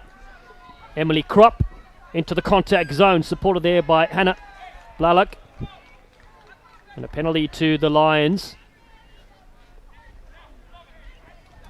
Lions looking to get things going yet again after scoring 3 early tries. Loomis on the outside, looking for the hat-trick. Loomis! The electric feet will go on the outside. And Megan Loomis, no, is denied. Too casual, and that's what you get. Great strong tackle as well. Wow, Maddie Weinstein. That is an example of never give up, especially in the game of rugby sevens. Loomis thought she was in for all money.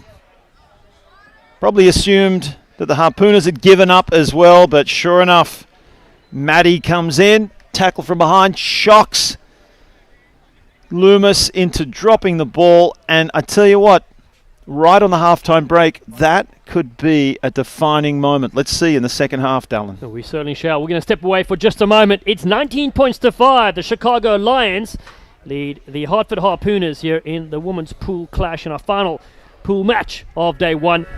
There's 2 brilliant tries by Loomis, 1 from Martinez, as the Lions up 3 tries to 1. A big second half awaits us. Stay with us at the Freetail Sevens.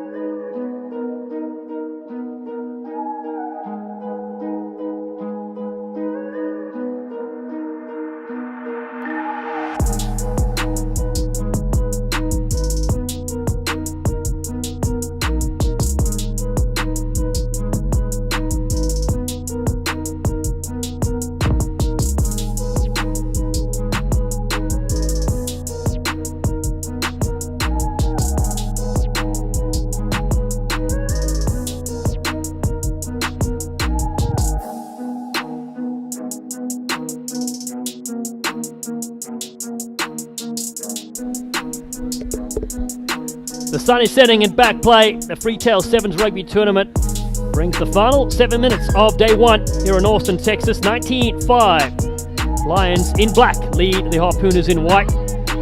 This final pool match of our 2-day tournament. Looking on the outside, great bit of work from Betty Wen.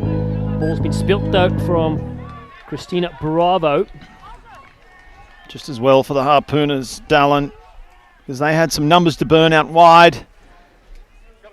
Quickly converting that kickoff win into a try would have been devastating for the Harpooners had Chicago held on to that one. But they have a chance now at the scrum, and they can expect a heavy contest from this Chicago scrum as well. The big push and shove coming in. Easier to win the ball in the scrum in the game of 7s and 15s. Yeah, the Hartford side just going down 14-12 to the Warthog side, the Air Force, who will be looking solid to go into the Cup semi-finals alongside the Chicago Lions if it remains like this. Again, another knock-on creep in there, this time from Betty Wen.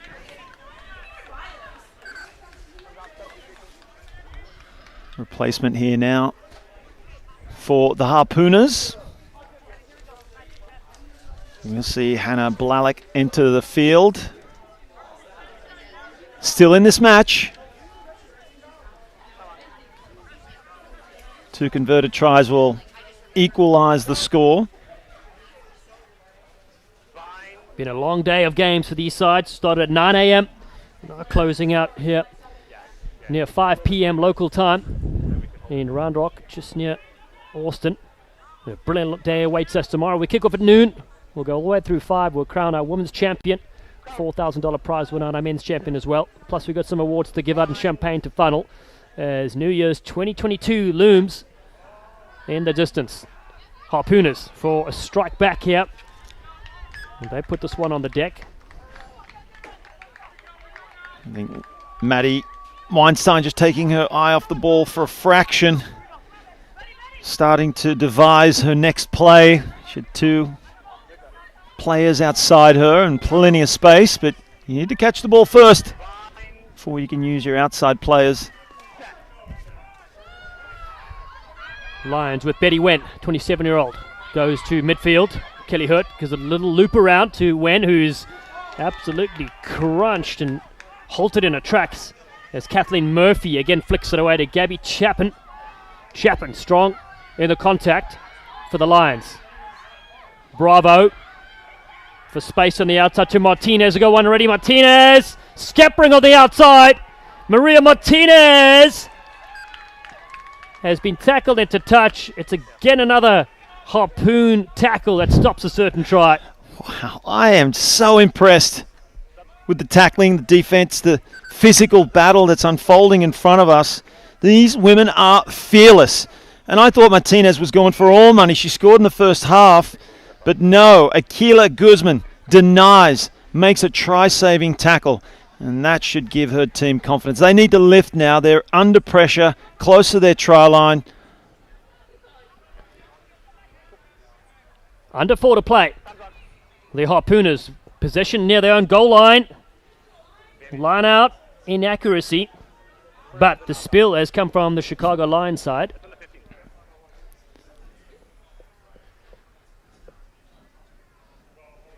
Well, I don't know what you'd rather have, a line out 5 metres from your line or a scrum, even though it's your put in and your feed. Because the Lions, they're a pack of Lionesses. They're going to do their best to just shove them off the ball here and convert that into a try of their own. Let's see what the Harpooners can do. I'll tell you what, scrum time is sometimes a bit more secure for possession. You obviously need to have the technical abilities as well. Lineouts sometimes have been 50-50, been tricky, depending on that throw. So let's see if they can get this back. The Harpooners, full back line awaits. They do pop it out eventually. Looking for a bit of support there. Flick it back infield and kicked it down to Loomis. Not a play you want to kick possession to. Loomis, can they get a hand on her? No, they can't. Loomis will go. And this time, it is the hat-trick score. And it's Megan Loomis that has 3 in our final pool clash. Well, it was a hurried clearing kick, wasn't it, from the Harpooners. Just wanted to relieve pressure and get it away, but And as soon as it landed in the hands of Loomis, there was a collective uh-oh. And rightly so, because she took off as soon as she turned. She had one intention and one only. Such a danger player. Kick to the side. 24 points to 5. 3 tries from Megan Loomis. 1 from Maria Martinez. As the Chicago Lions up with a strong lead here. They close out their third pool match in Pool B. The Lions men unbeaten, the women unbeaten so far as well. What a brilliant club they have, and have certainly brought the heat, particularly in sevens, over the last decade. Have indeed. It's great to see. As you said, 2 great rugby programs coming together. No doubt they support one another. Travelling together. That's what it's all about. Martinez goes short from Illinois State University, and the Hartford Harpooners have possession through Maddie Weinstein. Dummy there from Judith Gramajo. Slipping down to the deck as well is Gordon. Yeah, just went forward there, unfortunately, for the Harpooners, trying to spread the ball wide. And China Gordon, she's been great with ball in hand as well. Give her some space. She can hurt you. Scored a try earlier on in the day. So tomorrow, Cup semi-finals coming up. We in the men's side, the NAV Sevens against the Harpooners. They're through. Lions against Atlantis and the men. The women, we know Phoenix and the Army Rugby Union will go through. The Lions, if it sits like this, and one other side, we just got to pull out our calculators and confirm if it's the Air Force side, and big contact there as Murphy takes it into the fray. Betty Wen gets it across field again. Loomis now on the outside with Martinez. Maria Martinez well contained. There's the teacher.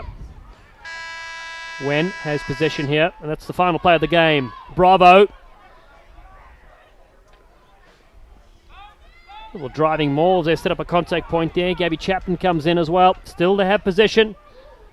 To Balsamo on that far side, and Murphy again. Kathleen Murphy. Chicago Lions have the penalty in the final moment in this clash. They're up 24-5. They could just hoof this out if they want. They tap it, and they do that. They want to get the break overnight as they will go into the Cup semi-finals and compete for $4,000 worth of prize money. And it's a strong finish from the Lions side, who've been very impressive on day one. They have both outfits, as you said, the men and the women, but the women in particular, just showing how classy. They're a class above, really, with ball in hand. They have pace to burn right across the park. I really look forward to seeing them play in the finals tomorrow. I'm a little sad, Dallin, that we're ending day one, but fortunately there's a day two. It has been a fantastic day of rugby here in the Freetail Sevens. Loving every minute of it. It really has. So for Ryan Ginty up next over rugby, our tournament director Ryan Walker, and broadcasters Tim Wilkes, Tim Sigmund, Kit McConaughey, Mark Stabina. I'm Dallin Stafford saying thanks for watching the Freetail Sevens. We're going to see you at noon for day two, where we're going to crown 2 champions and give away $8,000 in the Lone Star State. It's set to be Champagne Rugby here in Austin, Texas. We'll see you all tomorrow, bright and early, for what will be absolutely marvelous before we ring in the new year. Thanks for everything, and we'll see you then.